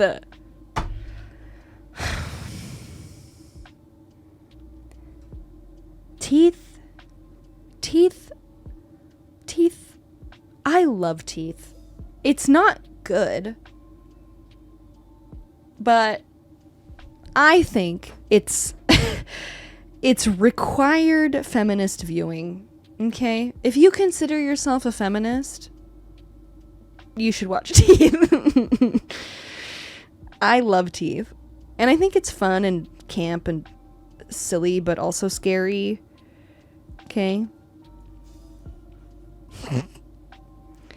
It's not good, but it's good in its own way. I like it all. I like gore. I like ghosts. I like psychological horror. I like it all. I'm not saying they didn't deserve it, but still give me the heebie-jeebies. Yeah, of course. You want to watch Tusk, but don't think you could stomach it? Like, squeamish-wise? Yeah. I don't super remember Tusk. I think it bored me a little bit. I remember, like, the ending of it, but I don't remember all of the, like, intricacies of the grossness. I know it's, you know, you're gonna see Tusk on, like, any body horror list, I think. And Justin Long is such a scream queen we love. I don't remember it being that bad. I don't think it's as gross as something like Human Centipede. But I do think it's gory. You know. Honestly, the last time I remember being, like, significantly grossed out, and it's so silly, is Drag Me to Hell. Like, I gagged. I you know, certain things just gross me out. And it's the goop, the mouth goop. The mouth goop.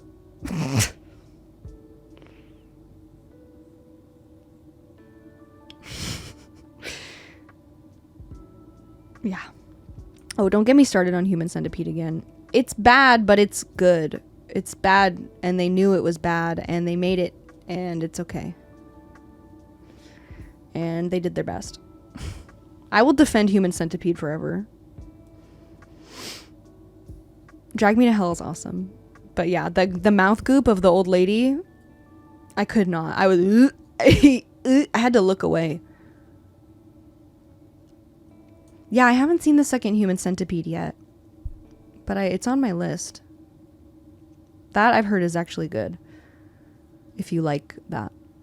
I like it all. I don't discriminate. I like it all. But I just have to be in a certain mood. You know? Someone asked me what I'm knitting. I'm knitting a sweater. 1, 2, 3, 4, 5, 6, 7, 8, 9. I have to pee real bad. So I'm going to go pee. I just finished this row. I have a couple more rows to do. And then I'm going to start my color work. No, and then I'm gonna start one. I have like 3 more rows to do. Okay, let me go pee.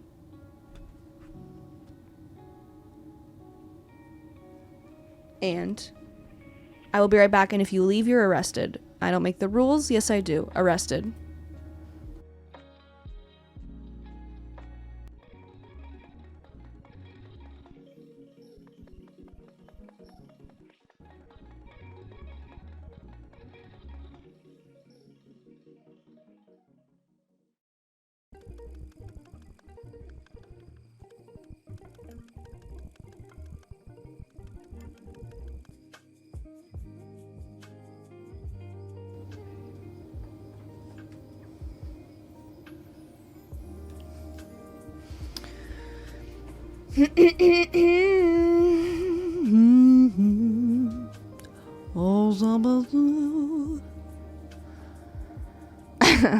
I think that's Matt seeing that post is probably why we had the discussion. No. I was just looking at Reddit, and at the top of my Reddit homepage, I was looking while I pissed, you know, as you do. And the top of my Reddit was movie suggestions subreddit, and I remembered that I should tell you about that if you ever are looking for a movie recommendation. There's a good chance that there's a thread in there that already exists that has good recommendations. So if you're just like not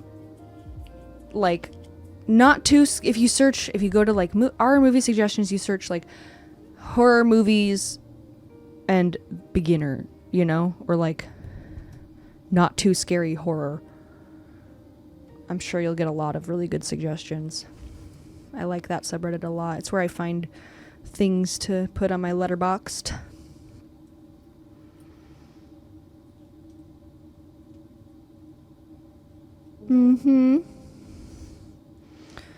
Alrighty. Whew, I feel better after peeing. That was nuts. I had so much pee pressing up against my bod. I didn't like it. I said, oh no.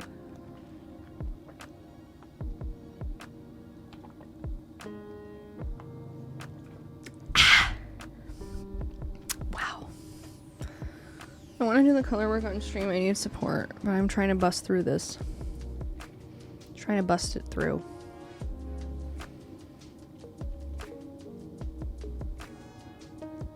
It is weird how we carry around pee in a little pee pouch, a little pee sack. Everybody, how's your pee sack? Why? Why? Okay, bye. Damn.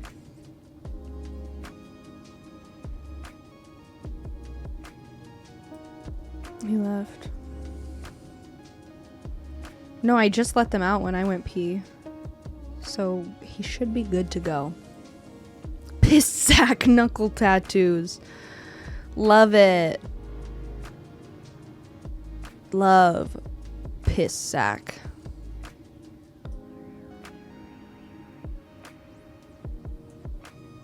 Piss sack.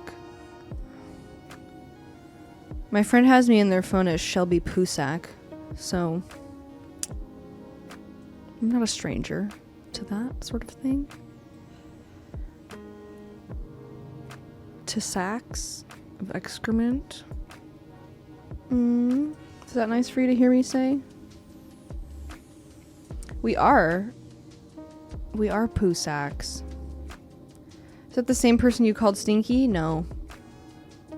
No. Yeah, my last name is Poussac. Poussac. It's French. It's not true. I'm not French. Not even a little. Poussac. Sorry, yelling. That was loud in your ears.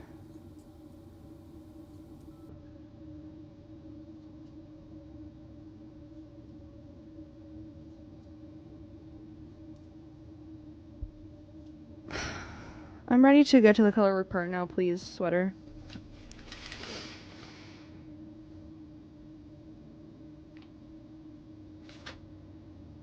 Oh!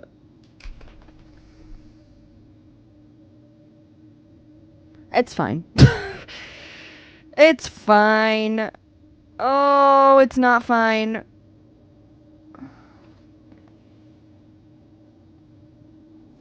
Okay, it's fine.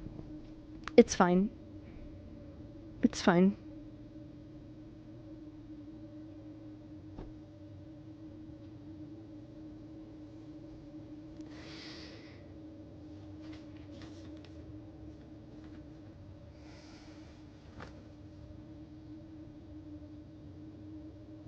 I don't know. Hey! Hey! Just what I needed right now. Come here, please. No, it's not your fault. I just, like, I do this sometimes with knitting patterns. I assume that I know the number, that I've looked at the number enough, and I don't double check, and so I just, like, I have the wrong number of stitches. I was looking for 155 for some reason, which is not the number that I needed. I thought it was 155. It's actually 152. So I have too many stitches. I'm thinking like, oh, okay, I could just make it smaller. But no, I think I have to just go with it because I don't want the shape of it to go in at all. I know I could make it the right amount, but I don't want the yoke of the sweater to like be changing. Okay, come on. Come on. No. You don't need to look. You don't need to sniff my yarn, okay? So I think I'm just gonna let it be a little bit wider than I intended it to be. I need to add another stitch so that it's an even number. I don't know what I was thinking. I think I had a brain burtation because the previous increase round ended with 133 stitches, and then this one it wants me to end at 152 stitches, but I don't know, the double number from the last one, I don't know what happened. Anyways, I don't think it's gonna be bad. I think it's fine. I need to add one more stitch so that it's an even number, but whatever. I think it will be fine. Just a bummer. Oh, hello. You gonna help me, Tato?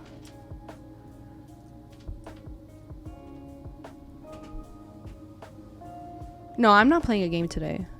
It was never my intention to play a game today. Okay? Yeah, Tato will help. He's absolutely gonna help and not at all inconvenience me by getting distracted by the yarn and wanting to chasey it. Oh, ow! Nope, it's happening already. It's the stringies.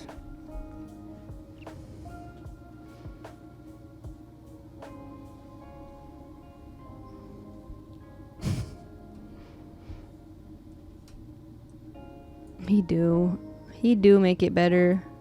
He do make it better. Oh, you smell good. Why do you smell so good? Where have you been? You smell like perfume. You been spritzing? Where you going?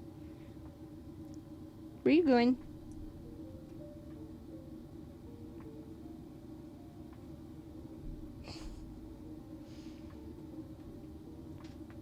He's very cute. I love him a lot. You going to help me? Ooh, there is just one little claw in my thigh right now. Did you take a shower? No, I don't think you did. I've given you a shower before and you did not like it.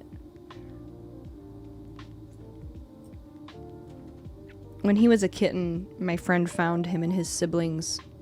They had just been given birth to, and they were all infested with fleas, so they all had to have a flea bath right away, and I think that was one of Potato's earliest memories, and I think it traumatized him, and I had to give him a bath. I've only had to give him a bath like a couple times because of like poop or something, you know, so he just gets dirty or something, because they clean themselves. And the screams he scrum, such yelling from this man.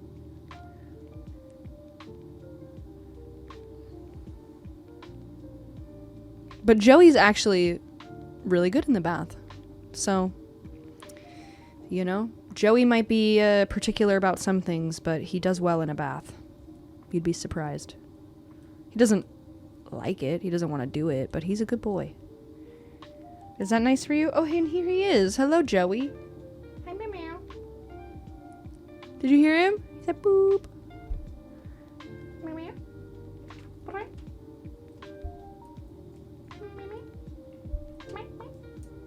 Trying to talk to him. He's not hearing it anymore. He's not having it. I know your brother is down there. You see him? Your brother.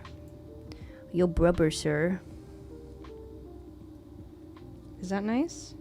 Do you like that, Tato? Yarn in your face? You're being very good, actually. Usually it's a little spicier than this. Do they fight? Sometimes. They do everything. They cuddle, they bathe each other. Sometimes they try to do sex. They're both boys. And then sometimes Joey is a little bit weird. I don't think that he ever learned how to play properly because he didn't spend that much time with his siblings before he was in the shelter. And he plays a little rough, I think. I don't think he got smacked around by his mom enough when he was a kitten. So sometimes he'll like just straight up attack Potato, and Potato's just like, "Ah!" You know. Yeah, they do sex. Sometimes it's really pitiful sex though. It's not good. It's not like either of them are actually doing sex. They're just being weirdos. Like, and they take turns doing it, and they both do it in their, whatever way. Sometimes they're just sitting there, and then I see Joey really like eyeballing Potato, like looking at him for a long time. And then he goes, "Meow," like that. He makes a sound. He goes like, "Meow," and then he immediately like gets on top of him and sinks his teeth into him like right here. And then Tato's like, "Meow," and it's not nice. He doesn't like it because that's what cats do. Cat sex is not nice. It's really aggressive. There's a lot of biting happening, and cats have barbed penises, so it's not pleasant for oh my gosh, it's not pleasant for the lady cats. So it's never nice. It's always like, ah! They always do that.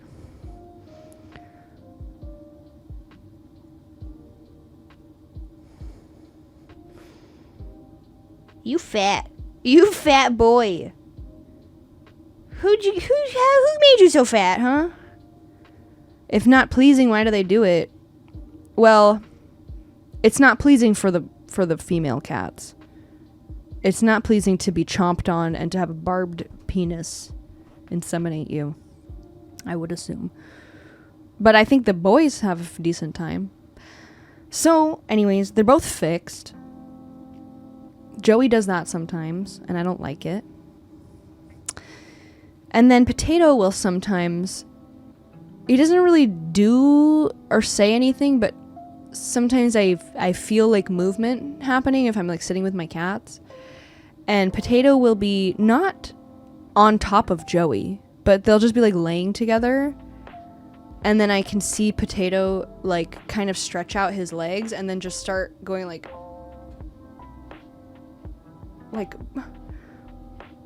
I don't know, it's very strange, like thrusting into nothing.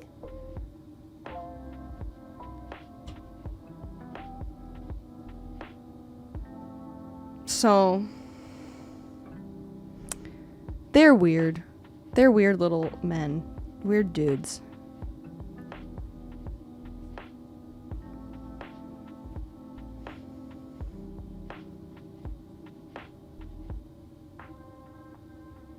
They're weird dudes. And it's not nice to like look over and see that. I don't like it. I'm like, ugh, you guys are ruining my time. But I love them.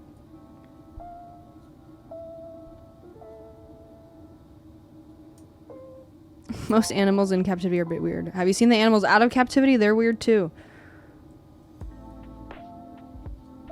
when the gay bodybuilders move in. I'll have to watch it.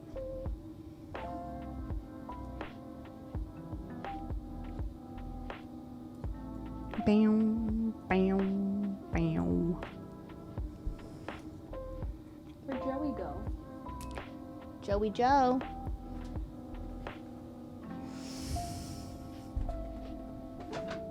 Ugh. Okay.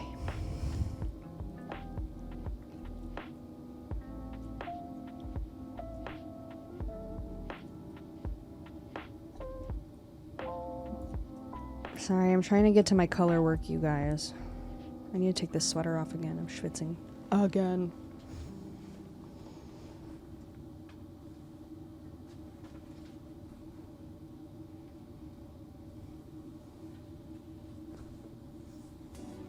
Ugh.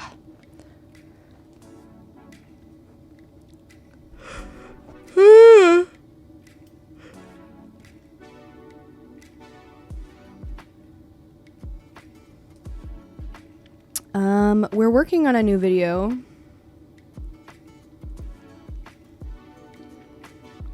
I don't know exactly when it will be out. It keeps getting postponed, I'm sorry. But we miss you too. Is it hard to learn how to knit? It'd be badass if I learned how to make my own freaking gloves or beanies. Yeah, beanies, really easy. Beanie is like the easiest thing that you could make, probably. Maybe, I guess a scarf is easier, but a beanie knit in the round, there's no like stopping and turning your work over and switching needles. It's you just frickin', that's what I'm doing. You know, you just frickin' chug. But gloves is a different story.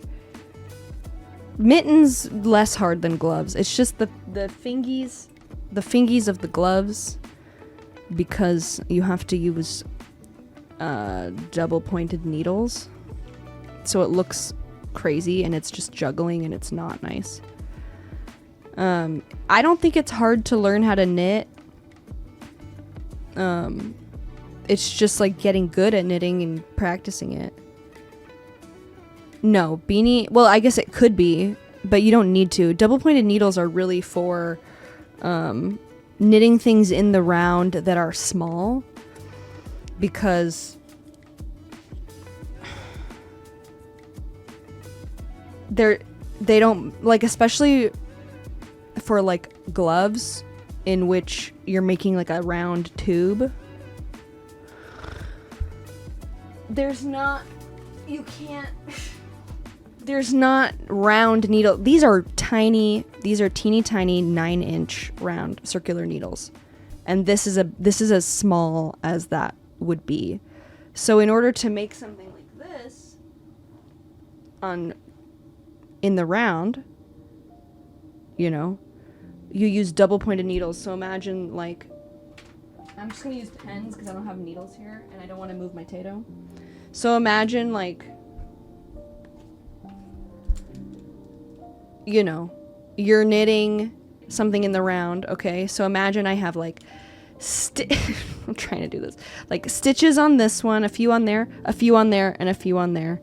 And let's say I'm knitting, okay, here, and I get through my stitches, and then I have to, and then this one, you know, usually do with 4 or more. Okay? Imagine like this, okay? Right? Because it's impossible to have needles small enough in the round to make something like this. I mean, if you did, it would have to be like custom made. They don't make it. It would have to be like so small. And then the needles themselves would have to be really, really small. So the thread that you're using, you know, so that's what you would use double pointed needles for. So each one of those fingers would have to be knit with double pointed needles, which is just a frickin' juggle, and then you have to do another one. It's just not fun. It's tedious. A hat, however, you know, I have, this is too big for a hat, probably. I mean, no, I think it's too big for a hat, but these are interchangeable needles here, so I can, I don't want to. I can screw these tips off here. Right here is where the thread is. and then I can change out the size of the needles and the length of the cord. So if you just do like a 16-inch round needle, you can just go and go and go in the round, and it would make like a nice looking hat like this. This is I think these are 16-inch. These are 16-inch. This is what I would use for a hat, this kind of thing. This is a scarf, but this is what I use for a hat. And you can just go and go and go. Theoretically, if you want the world's easiest hat to make, you wouldn't even have to do any decreases. You would just like stop, cast off, and then like sew a thread through it and cinch it, pull it tight, and then it would be like this sort of thing. It's not the most like fitted or like nice, tidy looking thing. Otherwise, you would knit to a certain point and then start decreasing, and decreasing is like knitting two together or whatever. So I think that everyone should try some sort of craft type thing, and if you have any desire to learn how to knit, I strongly encourage you to do it. There's so many resources online that are free. Yeah, a blanket, a beanie, a scarf, those are like the simplest things. I mean, a beanie is like step 2, I would say. A scarf, where you're just like knitting back and forth a frickin' long rectangle, it doesn't get easier than that. That's like the first project I always recommend to people. But I do have freak of nature friends who I taught someone how to knit, and then I was like, okay, yeah, keep working on your scarf, and then you can try, the world is your oyster. And then a week later she was like, I'm making a sweater. I was like, fierce, you better work, bitch. She's like, I'm watching a video online step by step. And I said, okay, absolutely. And it looked so good. So, because the thing about knitting is there's only like 4 things to learn to be a knitter, to whatever. That's casting on, which is putting stitches onto your needles, and there's many ways to do it. Then there's the knit stitch, which is this. There's the purl stitch, which is a backwards knit, so it's just like the reverse way to do it. And then casting off. And if you can do those 4 things, if you can cast on, knit, purl, and cast off, the things that you can make, like everything is just a variation of that stuff. Knitting 2 together, you know how to knit, so just put the needle through 2 stitches. That's a decrease. There's obviously more to learn, but if you can master those things, you have so many options, I actually know how to be a freakishly good lace knitter. Oh, jeez. Props to that. I really struggle with lace. I struggle staying on track with like the pattern of things I'm supposed to be doing. So I really enjoy your YouTube channel. It's my favorite YouTube channel. Keep up the nice work. Thank you, Pindaka Spate. Thank you so much. I'm so glad to hear that. We'll have a new video for you soon. We'll be back in action.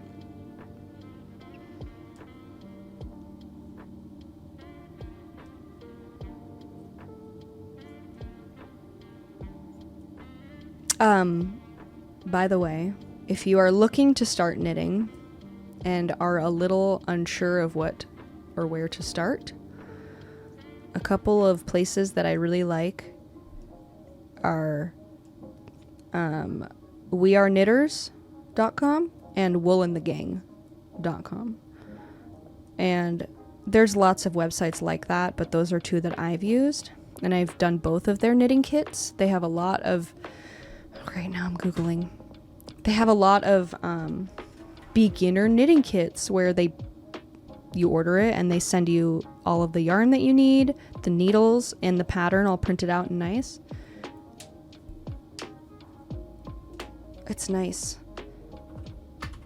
And there you can sort on the website by difficulty. So We Are Knitters knitting kits. I'm looking. Look at all those cookies. Oh shit, you know what this means? Oh wait, you know what this means?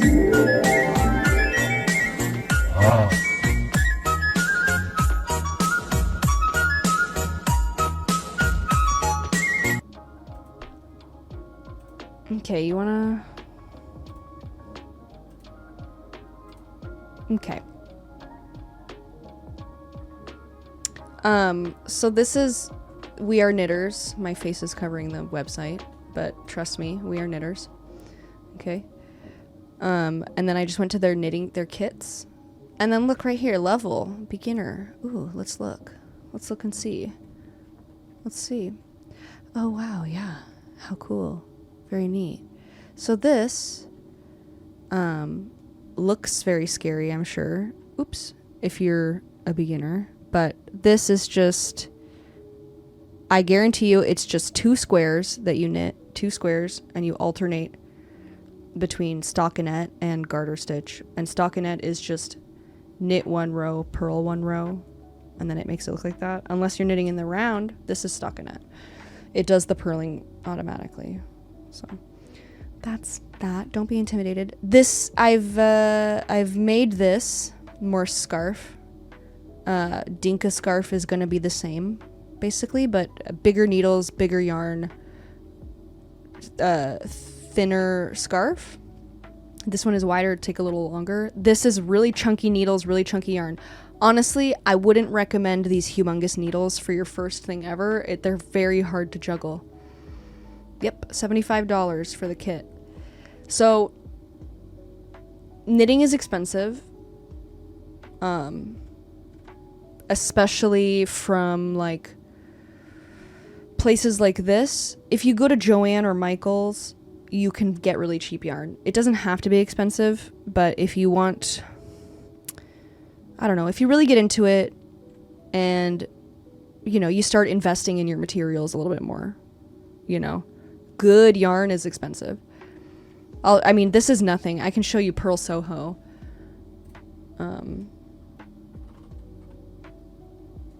Pearl Soho has a gorgeous, gorgeous, gorgeous stuff, but it's very expensive.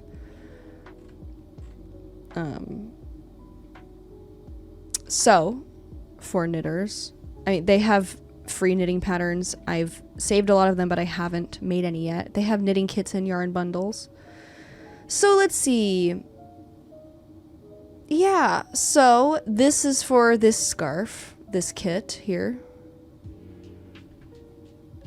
Okay, it comes with 1, 2, 3, 4, 5, 6, 7, 8 balls of yarn and the pattern.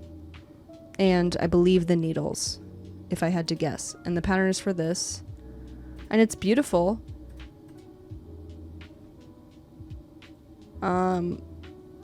I guess you totally could if you wanted to just practice and then frog it, but you know, it's like,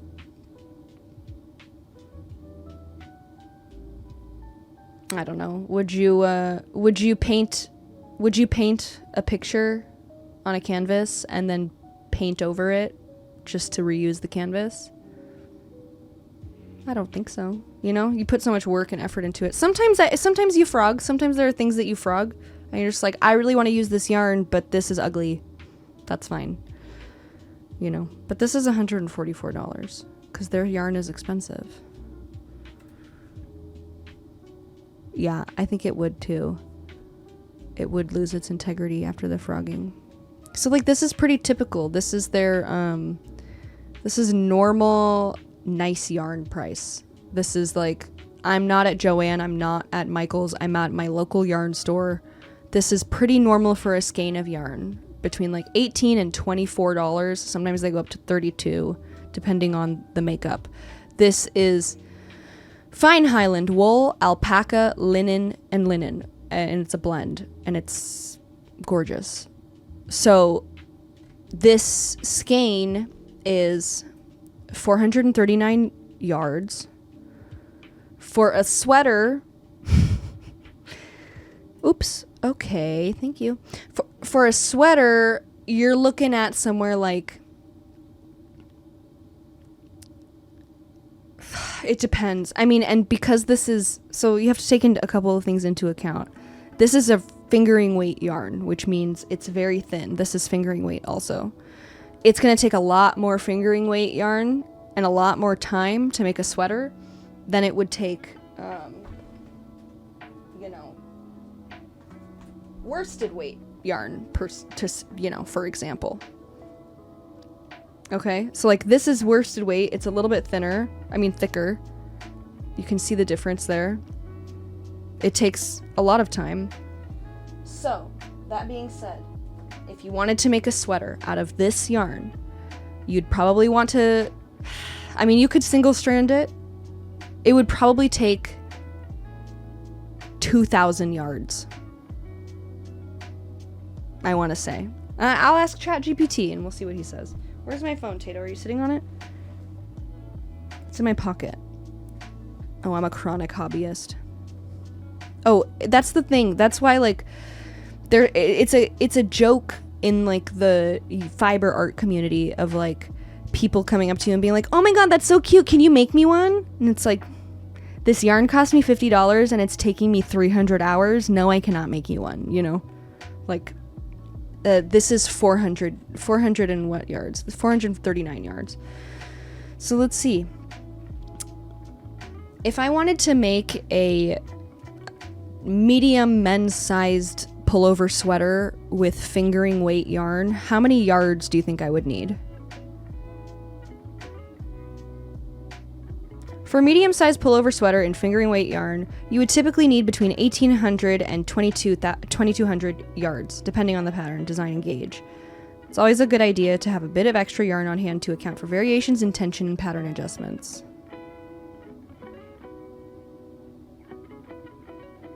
So, you'll want at least, I would get 5 of these, 5 or 6. To be safe, and that's another thing you have to consider too, especially with hand spun, hand dyed yarn, is like, okay, I'll start with 4 skeins, let's say, for example, if you're wanting to make a sweater. I'll start with 4 skeins, we'll see how far that gets me, because I don't want to buy 6 and only need 5 or whatever, so we'll see. We'll see.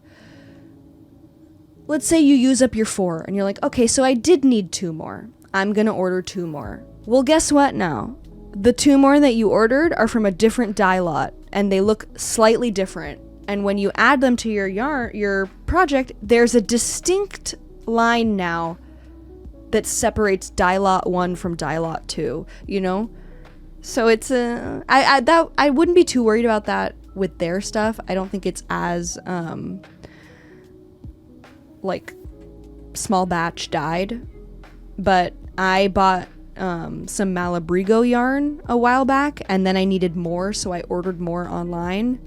I bought the first bunch in person and then I ordered more online, and the online batch I got was a different dye lot and it looked different, and I was like, okay. And it does drive me crazy. I don't like it. It makes me sad.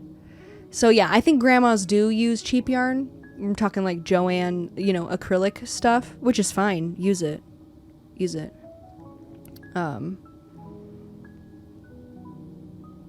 But, I can tell horror stories about tracking down specific yarn to match a project and spending way too much money, and then when I got here, it was slightly off. Yep. But the yarn itself so often is art, like these ones that we saw. You look at some of these, I'll show you spin cycle yarns after this. I think they're so cool. Like, look at that. It's gorgeous. So when you buy something like this and you feel it and you feel the difference between like expensive fancy yarn and like cheap acrylic yarn, sometimes it's hard to tell price wise. Sometimes you get a really good cheap one or a really crappy expensive one, but then other times you're like, oh, which is why I always recommend going to a local yarn store and touching and feeling, because 2 things can both be extra fine merino wool in their makeup, but then you feel them and you're like, oh, this one feels scratchy and this one is soft, you know? And you should gift your grandma some of the fancy stuff. Hell yeah, she deserves it. But listen, if you're gifting someone yarn, opt for something in this shape rather than this shape, this skein shape, unless you know for sure that they have a Swift and a yarn ball winder or a way to go wind their yarn, because this is a major pain in the ass. It will take an hour or so to unwind this and wind it into a cake if you don't have a Swift and a yarn ball winder. Okay?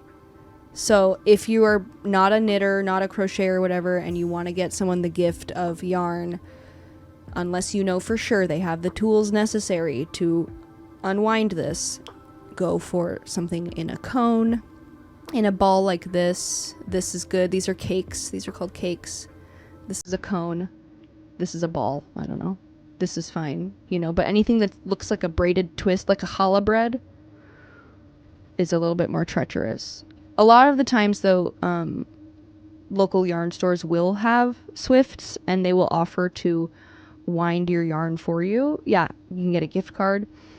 But it's very bad knitting store etiquette to bring in outside yarn and wind it there and ask to wind it there. It's like, no, you if you buy it here, you can wind it here, you know? Or they'll charge you like $5 to wind it outside yarn, which is fair, I think. You know? I think it's fair.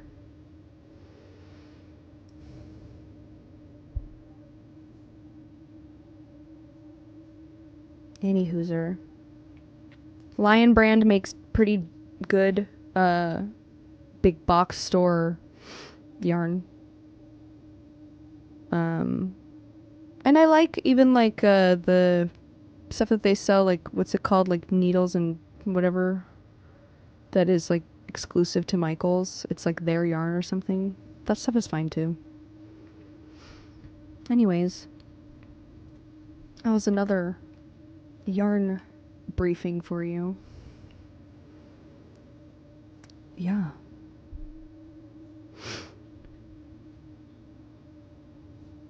Oh, the intricacies and the depths of knitting. I'm sure you learned so much. Did you learn a lot, Tater? Okay, he's getting up and he's coming right back. Ooh, he's sliding and he's scratching me with his nails. Ooh, you gonna go to your bed? You wanna go to that bed? You can. Here, I'll help you.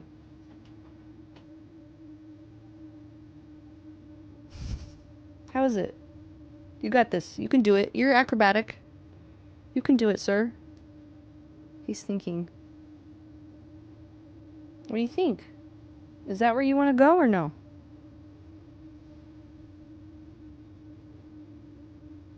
What do you think?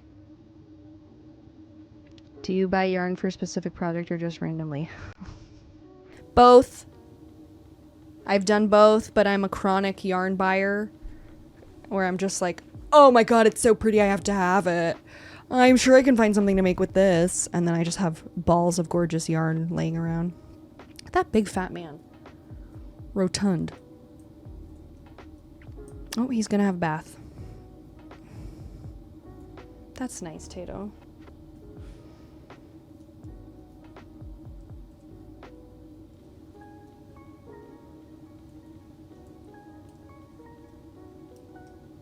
I always worry I might not find a suitable project for the amount of yarn. Well, let me tell you, Hardly Quinned. You can go on to Ravelry. Do you do that? Do you go on Ravelry? Look at my pimple patch. I've had enough. I'm over it. I'm over the pimpy patch. Okay, you can go on to Ravelry and you can be like, you can do the advanced project search. Let's do it. Let's freaking do it. Let's go on Ravelry. Ravelry, by the way, awful. It's the only one really that we have for it's like the best pattern database or whatever, where people can like upload user made patterns and things, but the UI is just absolute hot garbo.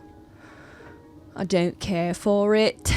I don't care for it. It's very annoying to use.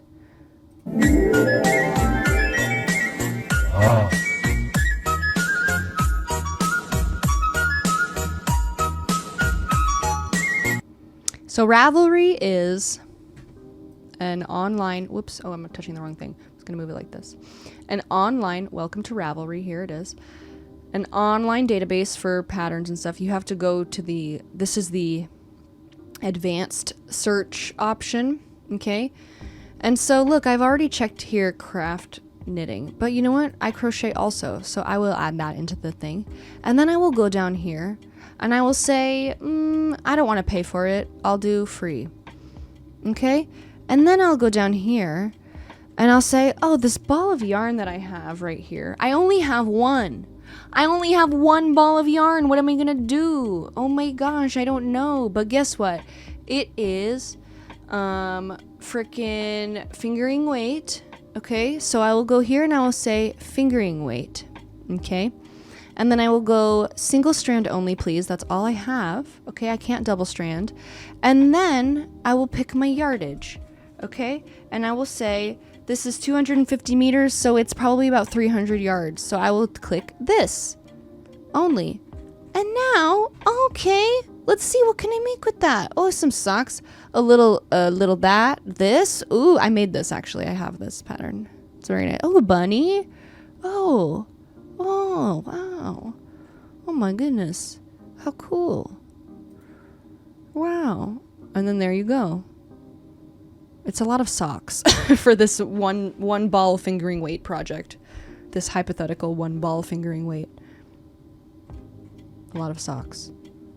And that's what I do. I'll go and I'll look at my, a ball of yarn. I'm like, I really want to use this yarn, but I do not know what to use it for. And again, these are all just the free patterns. Like if we uncheck free, we'll have so many options. There's just so many options. Like, look at these little gloves. These are crocheted, I think. No, they're not. Maybe. This was a really easy one, though. That was a good one to do. A little bralette. A little gnome. So there you go. Oh my gosh, welcome. I mean, this isn't even the only one. The amount of places that you can... I mean, Etsy. Etsy is a huge rabbit hole of things. I don't know if I can exclude socks, but, I can do... yeah, I don't think I can exclude socks, but you could go through this and do, like, all clothing, and then accessories, all accessories except I do not want socks. So you wouldn't do all accessories. You would just be like, yeah, belt, whatever, but you just wouldn't check socks and stuff, So it's not as nice. And now it's just showing me clothes. It won't show me anything because I did all clothing. It won't show me anything that isn't clothes now. Look at how cute this is. Oh.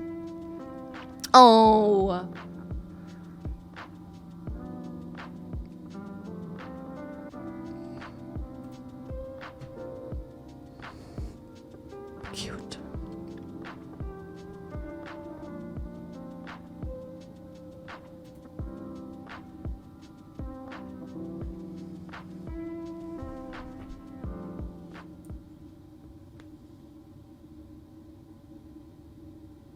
Okay. That's what I would recommend doing. If you have a ball of yarn or two and you're just like, I don't know what to do with this. Go advanced search it up. You'll find something on there.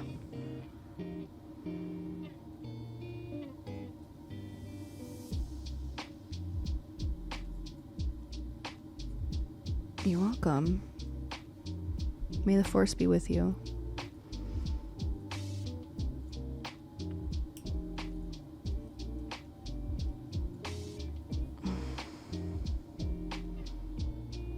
Okay, I don't think I'm gonna get to the color work in time.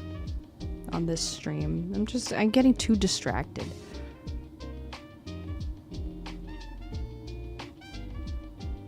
Ugh.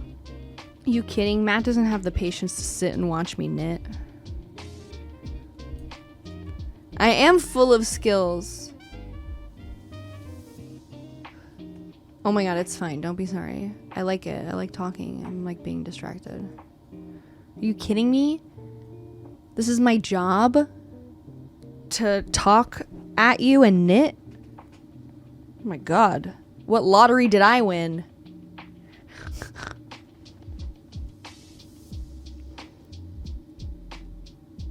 Maybe I will. Maybe I will reach the color work in time. It is a sick job, I agree. Ooh, ooh, ooh, ooh, ooh. Feel very lucky to be able to sit and knit. It's beautiful.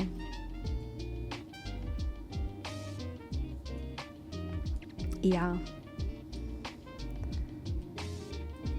Yeah, it would be a fun April Fool's video, but here's the thing. I think that if we did a video about knitting and I wasn't the one that got to talk about knitting, I think I would explode. So. It's very possible.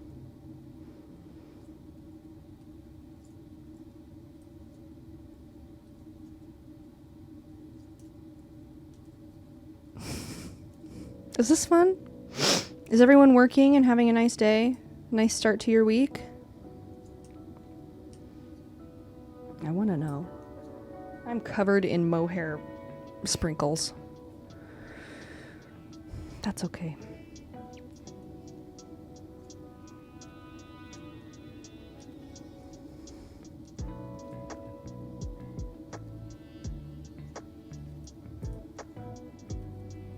And I'm gonna add a stitch because I need an even number.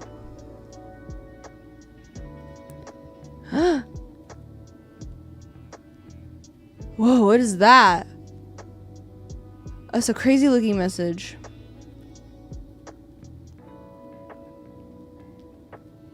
Hey Shelman, I'm not gonna lie, I missed the regular releases. Any news about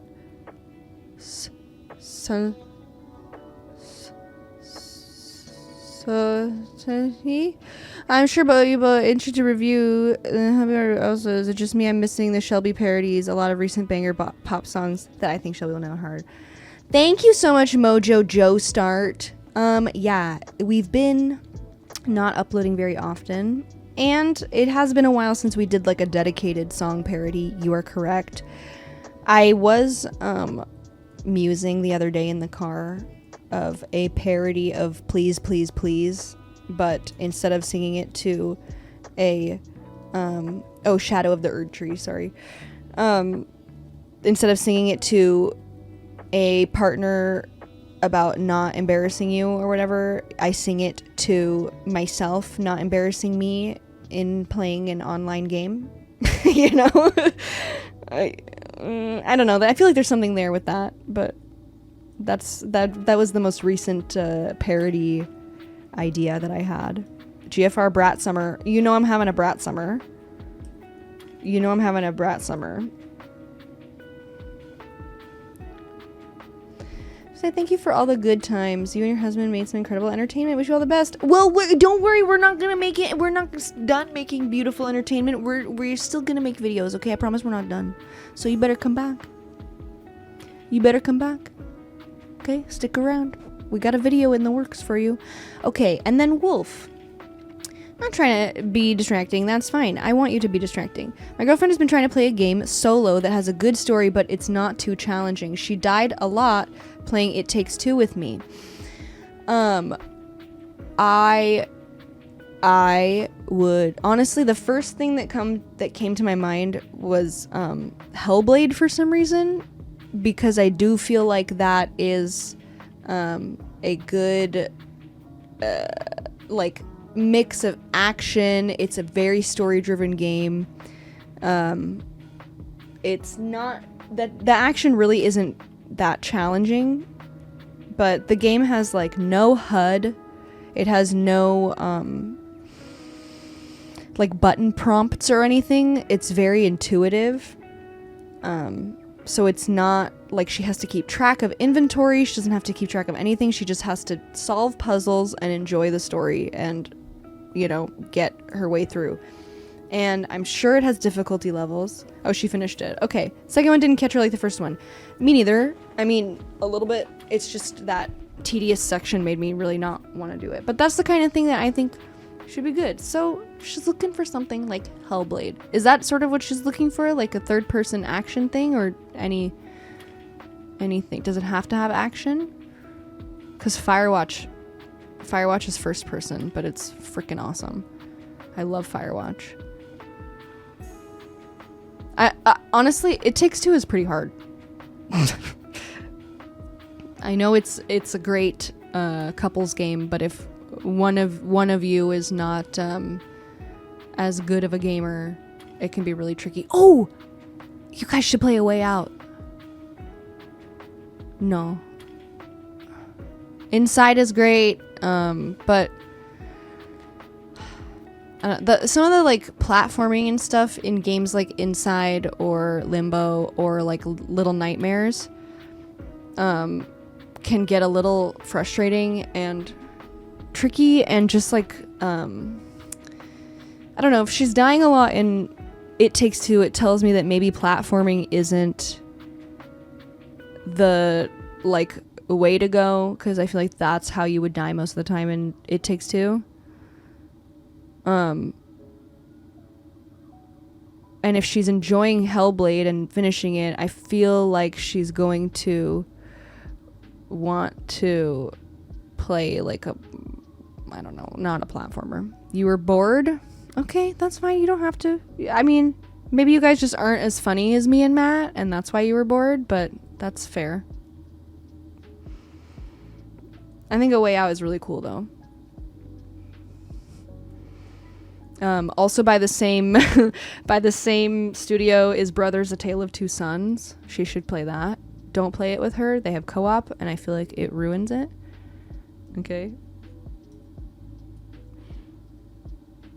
Just be there. She'll cry. But I really like the games that they make. Yeah, maybe you didn't give it enough time. Somebody dropped the clip of us playing basketball in A Way Out and Matt's weird arms, because that's one of my favorite clips of all time. Nobody knows where that clip is. It's fine. You didn't get out of the prison? Girl. Access the clip database.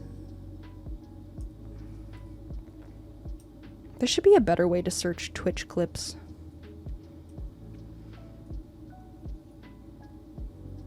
Brothers is good, though. That's a good game.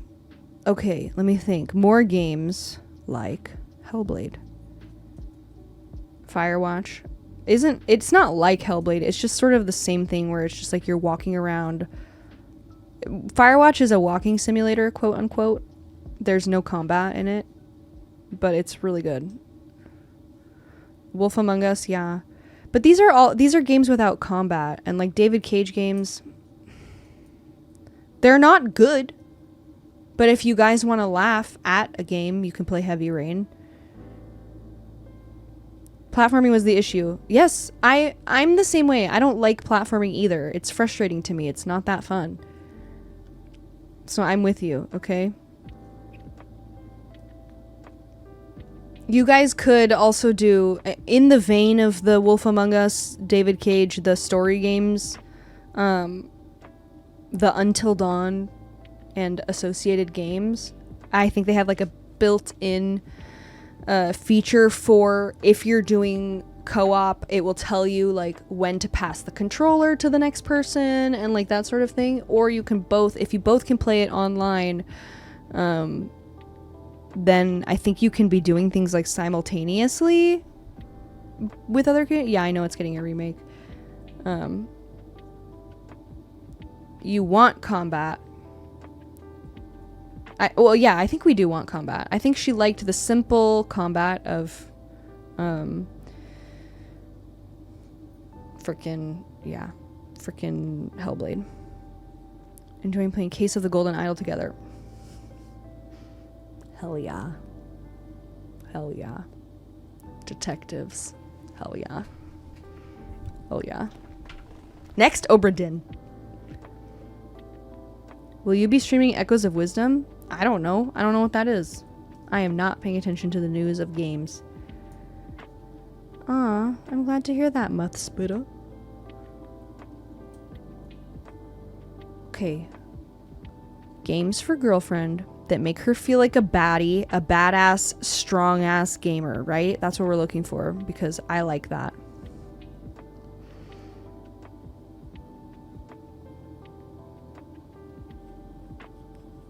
If she likes rock, paper, scissors, she should play Pokemon. I haven't played Chained Together. I don't want to play that. Okay, good. Good, Muthspita.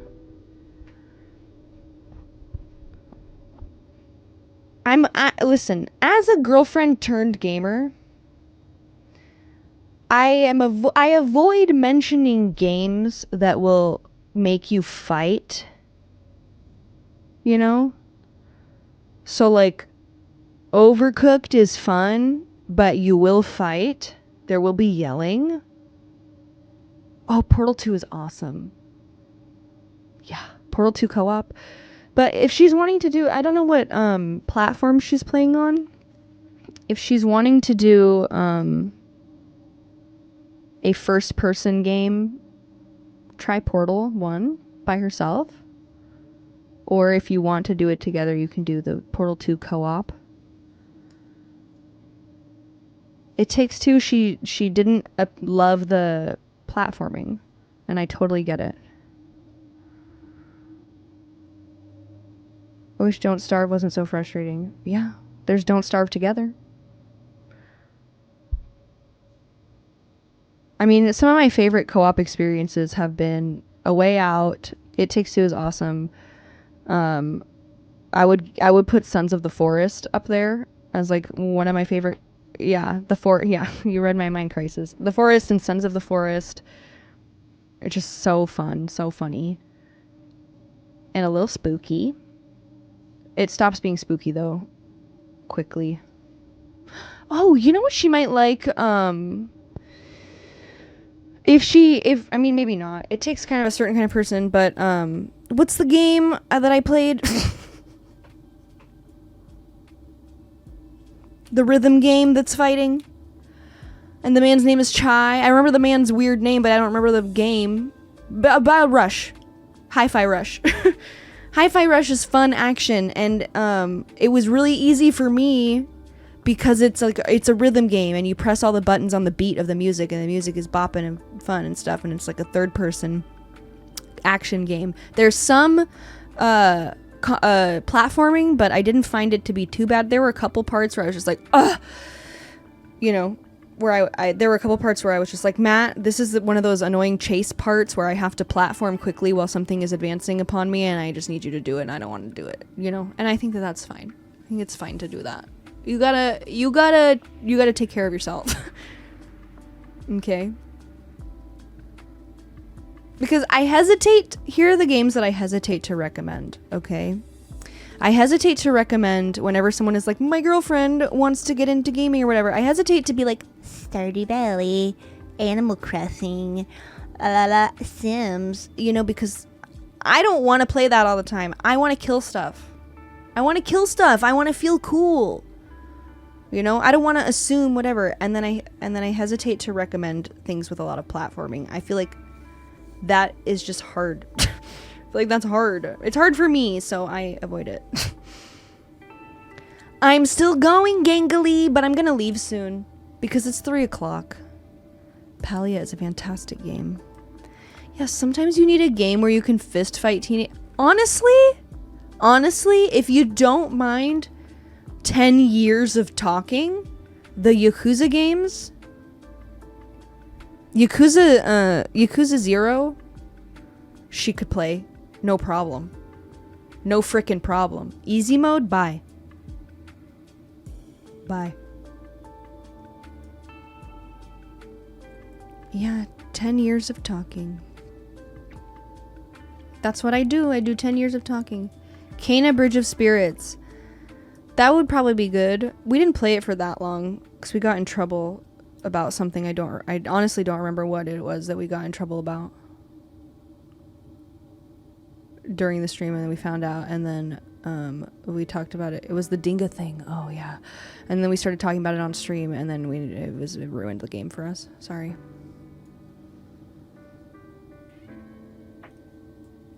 Yeah. Sorry. So I don't know. That game is just tainted with that feeling for me, you know? Of just like being in trouble and being embarrassed.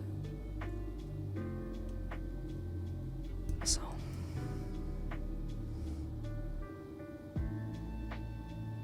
I don't know anything about We Were Here. Life is Strange. That's so silly.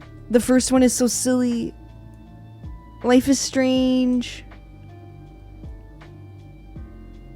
is silly. That's another one of those like girly games that people are like, oh, you're a girl and you're gaming? Have you played Life is Strange? But it's silly. It's silly, but it makes you cry. That's fair. It made me laugh a lot. And at times when I don't think I was supposed to. 4,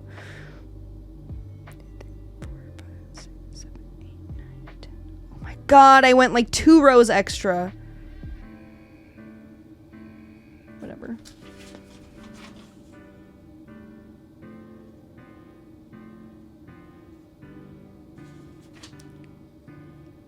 Oh yeah, that was the true beginning. That shook the loose from me, and then I haven't been able to stop.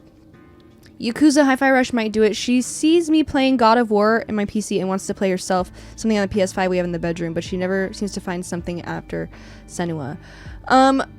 Is she interested in God of War? Because God of War has a story mode where it's just like, you just want to experience the story and it's easy baby mode, because she could do that.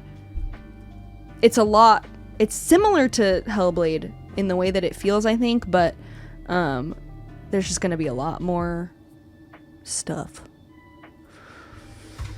Fupa. Let me ask Shart GPT what she thinks. Games like Hellblade? Oh, Uncharted is good too. That just bores me though. You know, like I don't care about this guy and his treasure hunting. I'm just like not as interested in that. You started your gaming with Horizon Zero Dawn. There you go.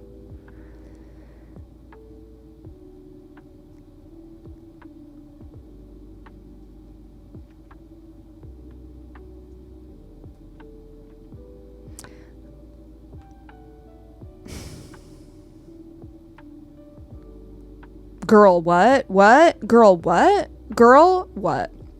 She does not know what she's talking about. I said, games like Hellblade? She said, if you enjoyed Hellblade Senua's Sacrifice, you might like these games, which offer a similar mix of psychological depth, narrative focus, and immersive experiences. The Last of Us, not a bad recommendation if you like that sort of thing. The Last of Us, the first game, maybe easy baby mode, maybe that, but it's a little bit more of a survival horror, and there's inventory management, which can be a little bit tricky, but very good. Control, also good. Okay. Alan Wake, also good. Okay. Like some of I don't know, maybe on easy mode, you know, if you're worried about being too overwhelmed. Those are cool. And then it says Layers of Fear, which I don't know if I would put in the same camp as Hellblade. Yeah. Yeah. That is a good point. That Control and Alan Wake, they're both the same company, are just like a little bit confusing story-wise, so it's not like she's gonna be like at the end of Hellblade. I was so moved and so touched and just like so in it and with it, and both in Control and Alan Wake there's a lot of just like, huh? What? Who? Okay. And you just kind of go along for the ride. So then it says Layers of Fear and Silent Hill 2, which I just find to be interesting recommendations. And I responded, purely from a gameplay standpoint, please. And then she said Dark Souls. And then she said Bloodborne. And then she said Horizon Zero Dawn, which we can see that. 2 baddie bitches. God of War, which we can see. And then Sekiro, which I would not... Sekiro is not what I would put in the same category of Hellblade. It's like so fast. Like Hellblade and God of War, I want to both put in the big lumbering protagonist category, you know? The combat isn't super fast, really. It's faster than Dark Souls, but you know. I love Control, though. I think it's a really cool game. I want to play it. I didn't like the suggestions that he gave me. I'm gonna look at my Steam. I want Matt's Steam account again. I want his family sharing. Excuse me. Oh, play. You guys should play Helldivers together. Like on easy baby time. Easy time. Just, no, you shouldn't. I decided no. I changed my mind. I decided not. I changed my mind. Yeah, it was a hiccup. Listen. Ooh, she should play Cult of the Lamb.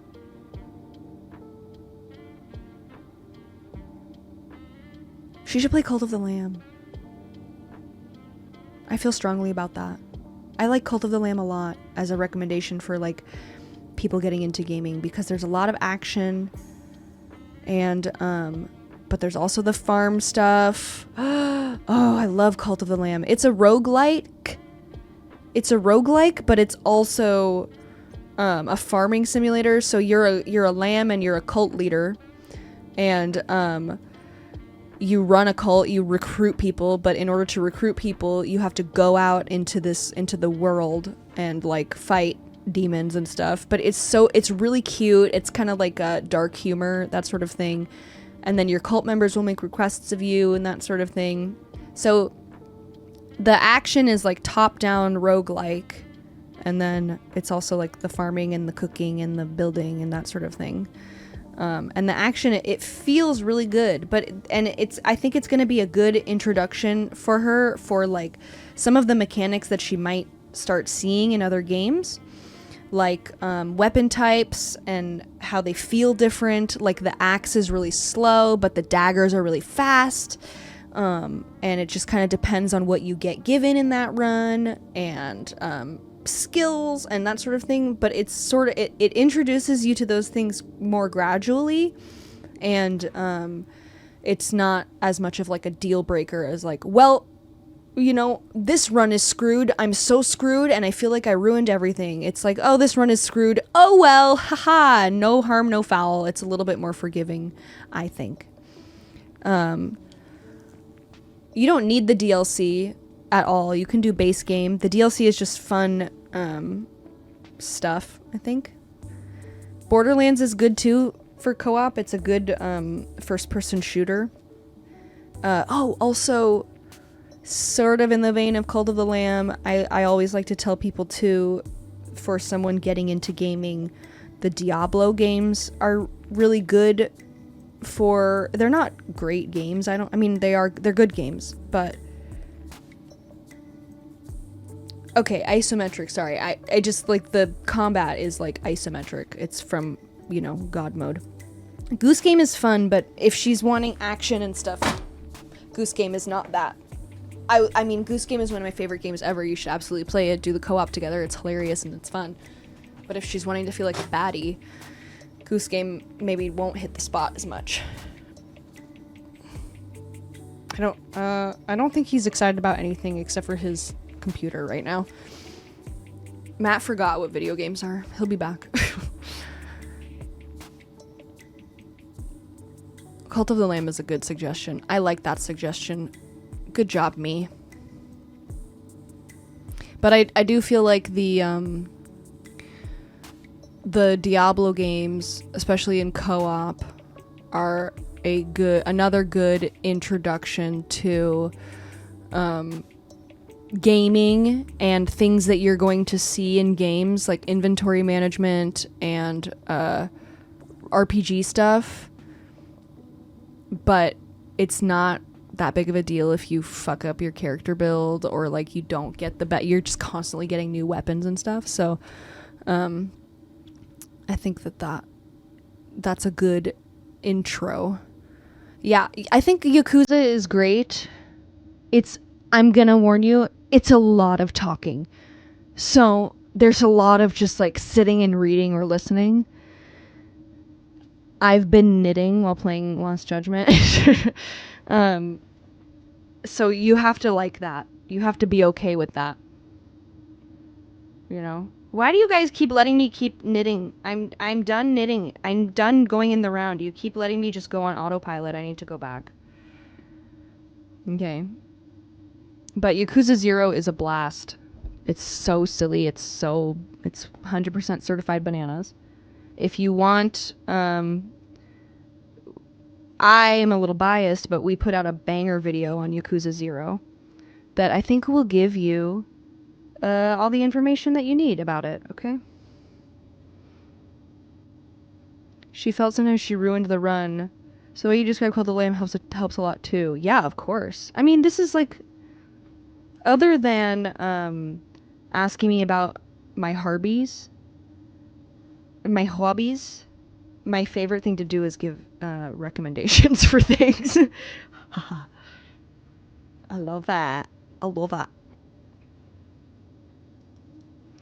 It's so silly while being so serious. Amen, Yakuza. It just goes back and forth from like mob, murder, mystery to vending machines and freaking dancing and karaoke. It's great. It's great. It's great. Panty thieves, yeah. The panty raid.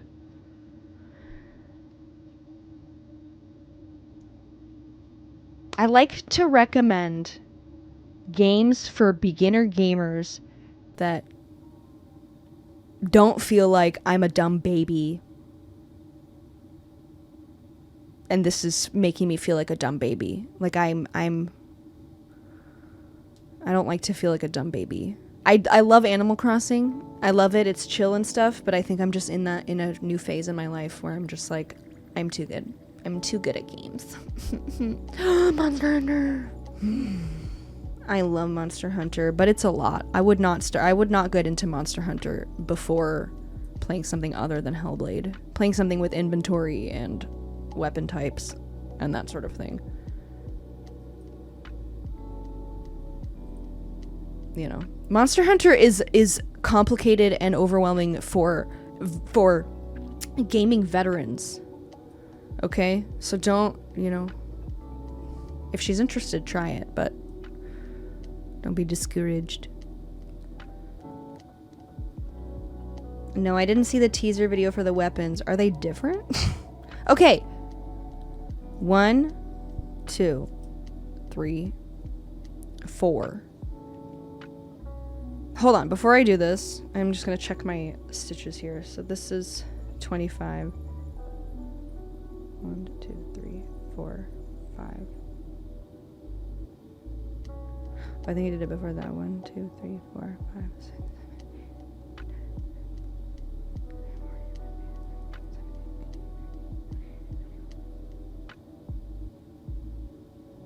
I did. Okay, let me move this stitch marker.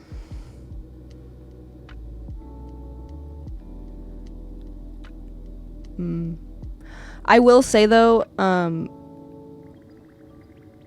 the inventory in Diablo is boring. So don't be totally discouraged by her. I mean, I personally can only stay interested in Diablo for about like 10 hours. And then I'm like, okay. All right. It's the same. It's the same. It's a lot of clicking. A lot of clicking. The inventory in Monster Hunter is less so like I'm tired of this, grandpa. I'm tired of picking things up and being full of stuff. It's more just like I want to build this weapon. I want to upgrade this weapon that I love, and I want it to be this kind because I'm doing a water thing or whatever. I now need 10 water sacks from a water dragon. These are not real things. And 5 feathers from a poogie boogie, whatever, Monster Hunter words. And it could just be like annoying or just like overwhelming rather than like I'm tired of being full of stuff. Blah, you know, I have to throw out my stuff. Thank you for subscribing, Wolf, by the way. That's very nice of you. It's not like that. It's just like, okay, hold on. I need a second to think about everything that I'm doing right now, and I need to make sure that I don't forget when I go in what I'm getting, you know, that sort of thing.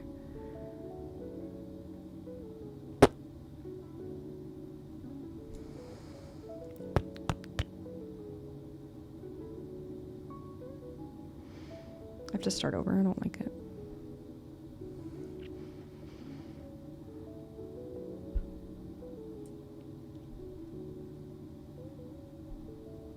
And then I would be remiss if I didn't mention BioShock.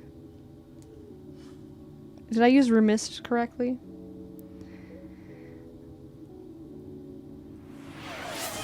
Hey, thank you for gifting a sub, Wolf. Look at you, generous. Okay, generosity.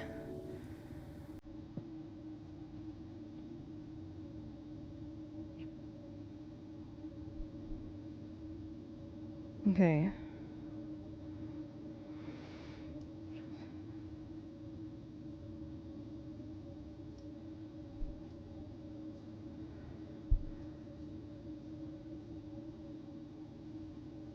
I'm gonna skip one.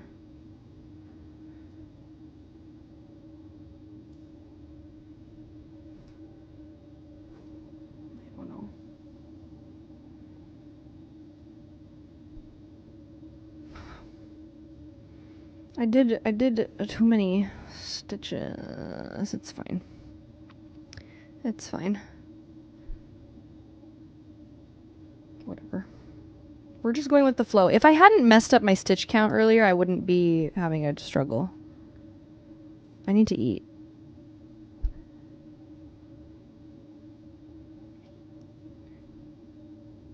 Four. Make one.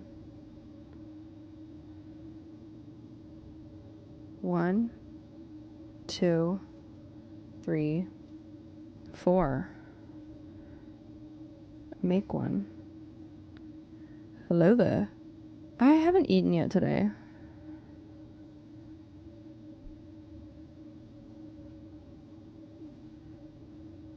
Oopsie. I fed everyone else except Matt. I didn't feed him.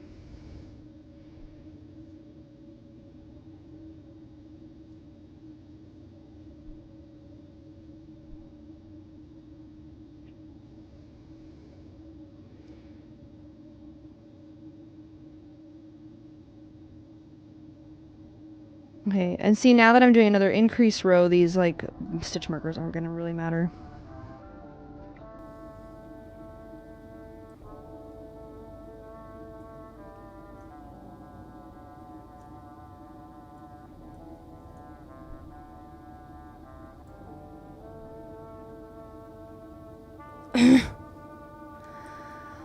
Guys, I'm really enjoying learning Japanese. It's really fun to me.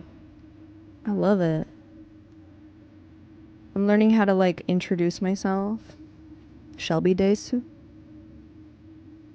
Konnichiwa. Shelby desu.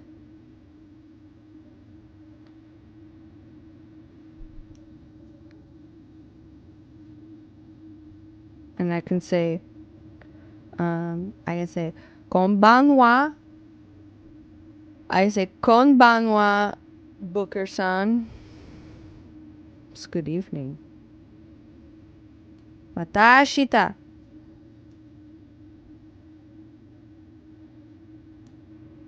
Okay, I will.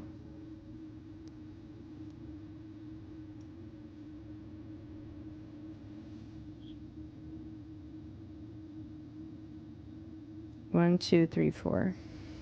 Okay. Doing it. Abroad in Japan. I love that. I love that. 3, 4.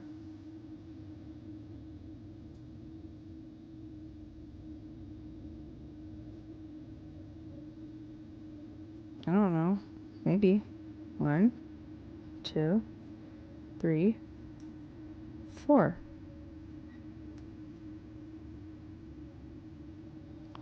Gohan to sushi kudasai.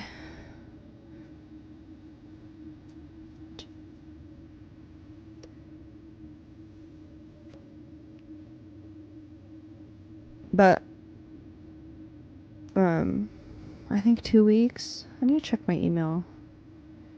I need to check my email. I need to one dance. Another Target video? Probably not. Probably won't do another Target video. But we could maybe do like I've been dying to do like a TJ Maxx video. Matt says it's not good for filming in there. I disagree.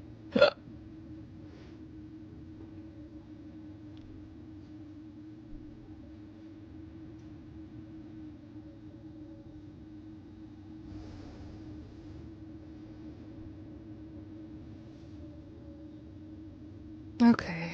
Well, I should eat.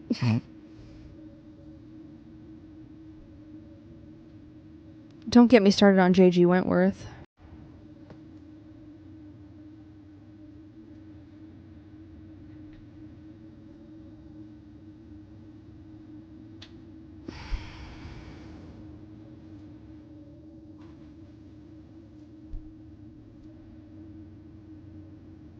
One, two, three, four. Whoops.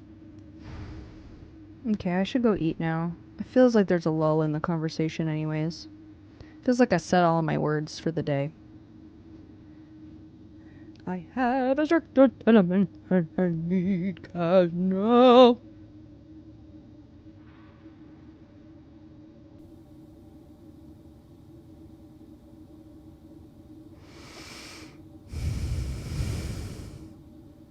Well, I think I'll go eat. Bandle. Fine. Fine, we'll do Bandle. We'll do Bandle for the day and then I will go. Just this one Bandle.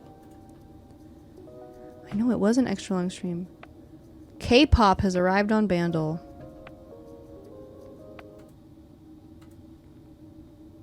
I know we never did the Daily New York Times. Well, let's see. Let's see.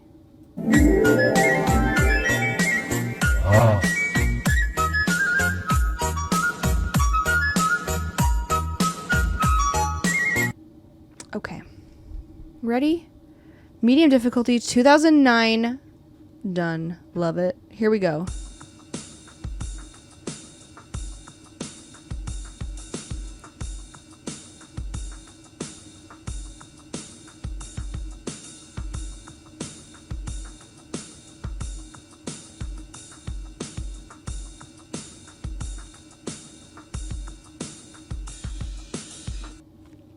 I don't know. I'm skipping.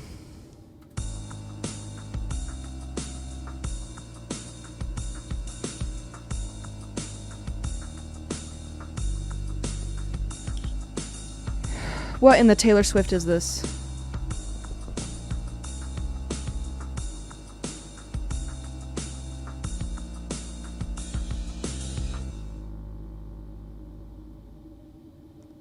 Sorry, I'm gonna listen to this again.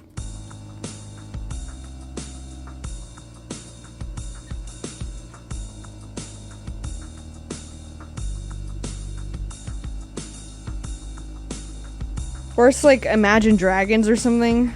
Or like those freaking guys. No, it's not Taylor Swift. I know it. I'm gonna be mad.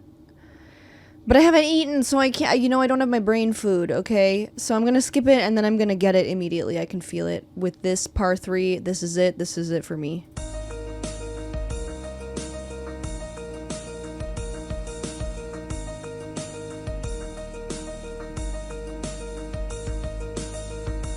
Is this not Taylor Swift?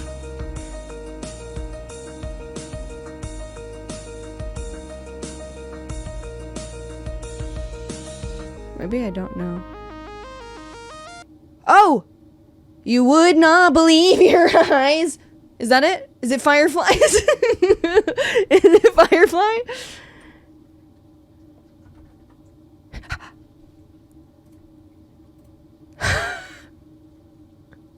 They got me with the last one. They got me absolutely with the last thing. Wee woo wee wee. If they had been doing that, wee woo wee wee, I would have known. I'd like to make myself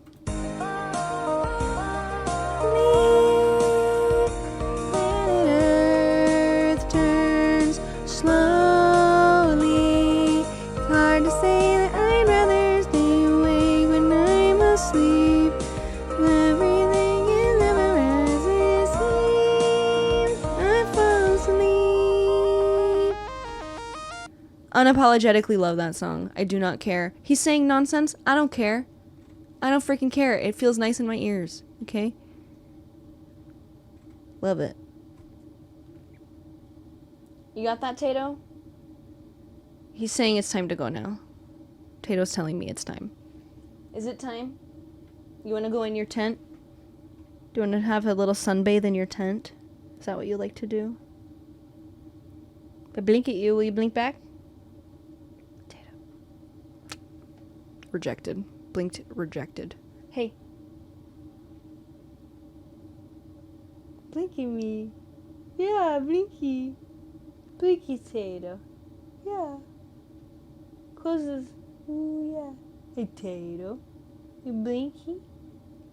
Okay, kind of. I got a little something. I got a slight squint. Joey always blinks at me. Tato, not so much. Tato, not a slow blinker. Hey. Do you like that? Blink. Blink. Yeah. Ooh. You love me? I love you, Tato. Hey, Tato. Oh, yeah. I can see it a little. Hold on. Tato. I love you, Tato. You blinky? You blinky? A little bit. I'm getting a little something. Hey. I love you. I love you. You say it back?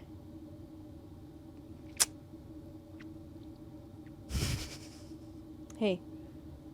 Hey, Tato. Now he's fully ignoring me. Ha! Caught you. Hey, honey. I love you. There it was! Yay! Yay! I got one. It took a little work. We got a slow blink, ladies and gentlemen. We got one. And if you don't know, that means I love you in kitty cat. Right? I love you. Do you love me? I love you. I'm boring him now. Oh, but he loved me. He threw me a bone there, for real. He threw me a bone. I'm gonna punch him. I'm gonna punch you in the face. I'm gonna freaking punch him. Look at that. Yeah. Ban me, Twitch. You ever see that? You ever seen a streamer punch a cat? Uh-oh. Want to show everyone your beehole? Okay, Tato, you want to go in your tent and have a little tent time? He come here. He like me. He like me.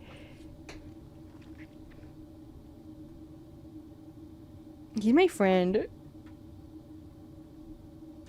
Don't show your beehole on stream, Tato. It's not polite. That's literally the first thing that Forbes says not to do. And there's poop in there. Don't show it. You crusty butt. How come they can never get all the poop off their butt? Huh? What's that about?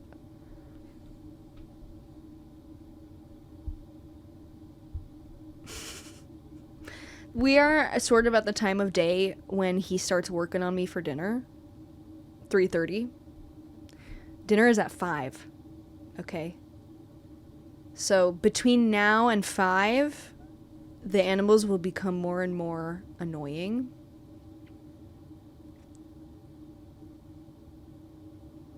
In the sort of way that it's like, anytime I move or get up, they all think it's dinner time and they all spring into action. It's very annoying. But I love you, Tater. Tater. Oh, Tato, please believe me. I'd never show your beehole.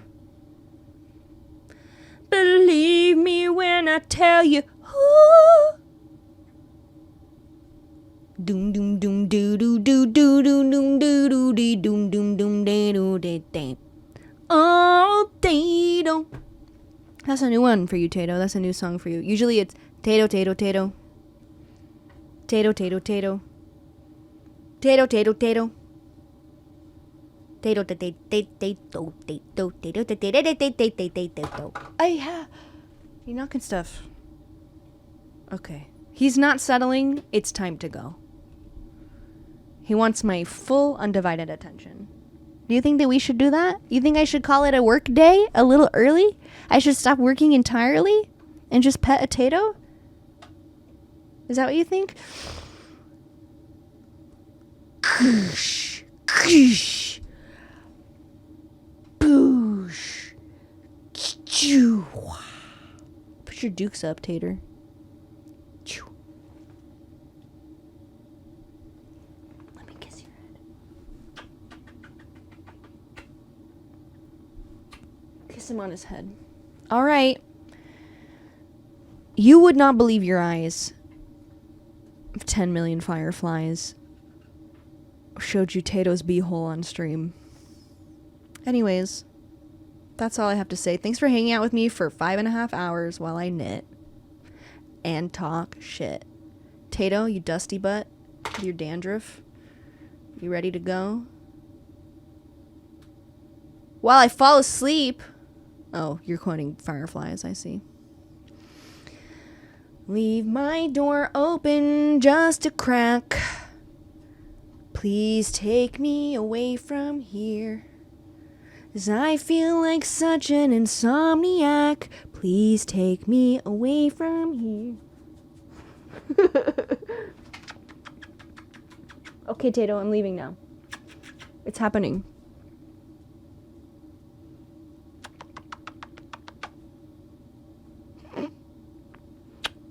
Domo arigato. Jane! Mata ashita. But not tomorrow. I won't see you tomorrow. Jane, chat-san. Be good. Make good choices. And we will see you next time. Right, Tato? Say it with me, Tato. Bye.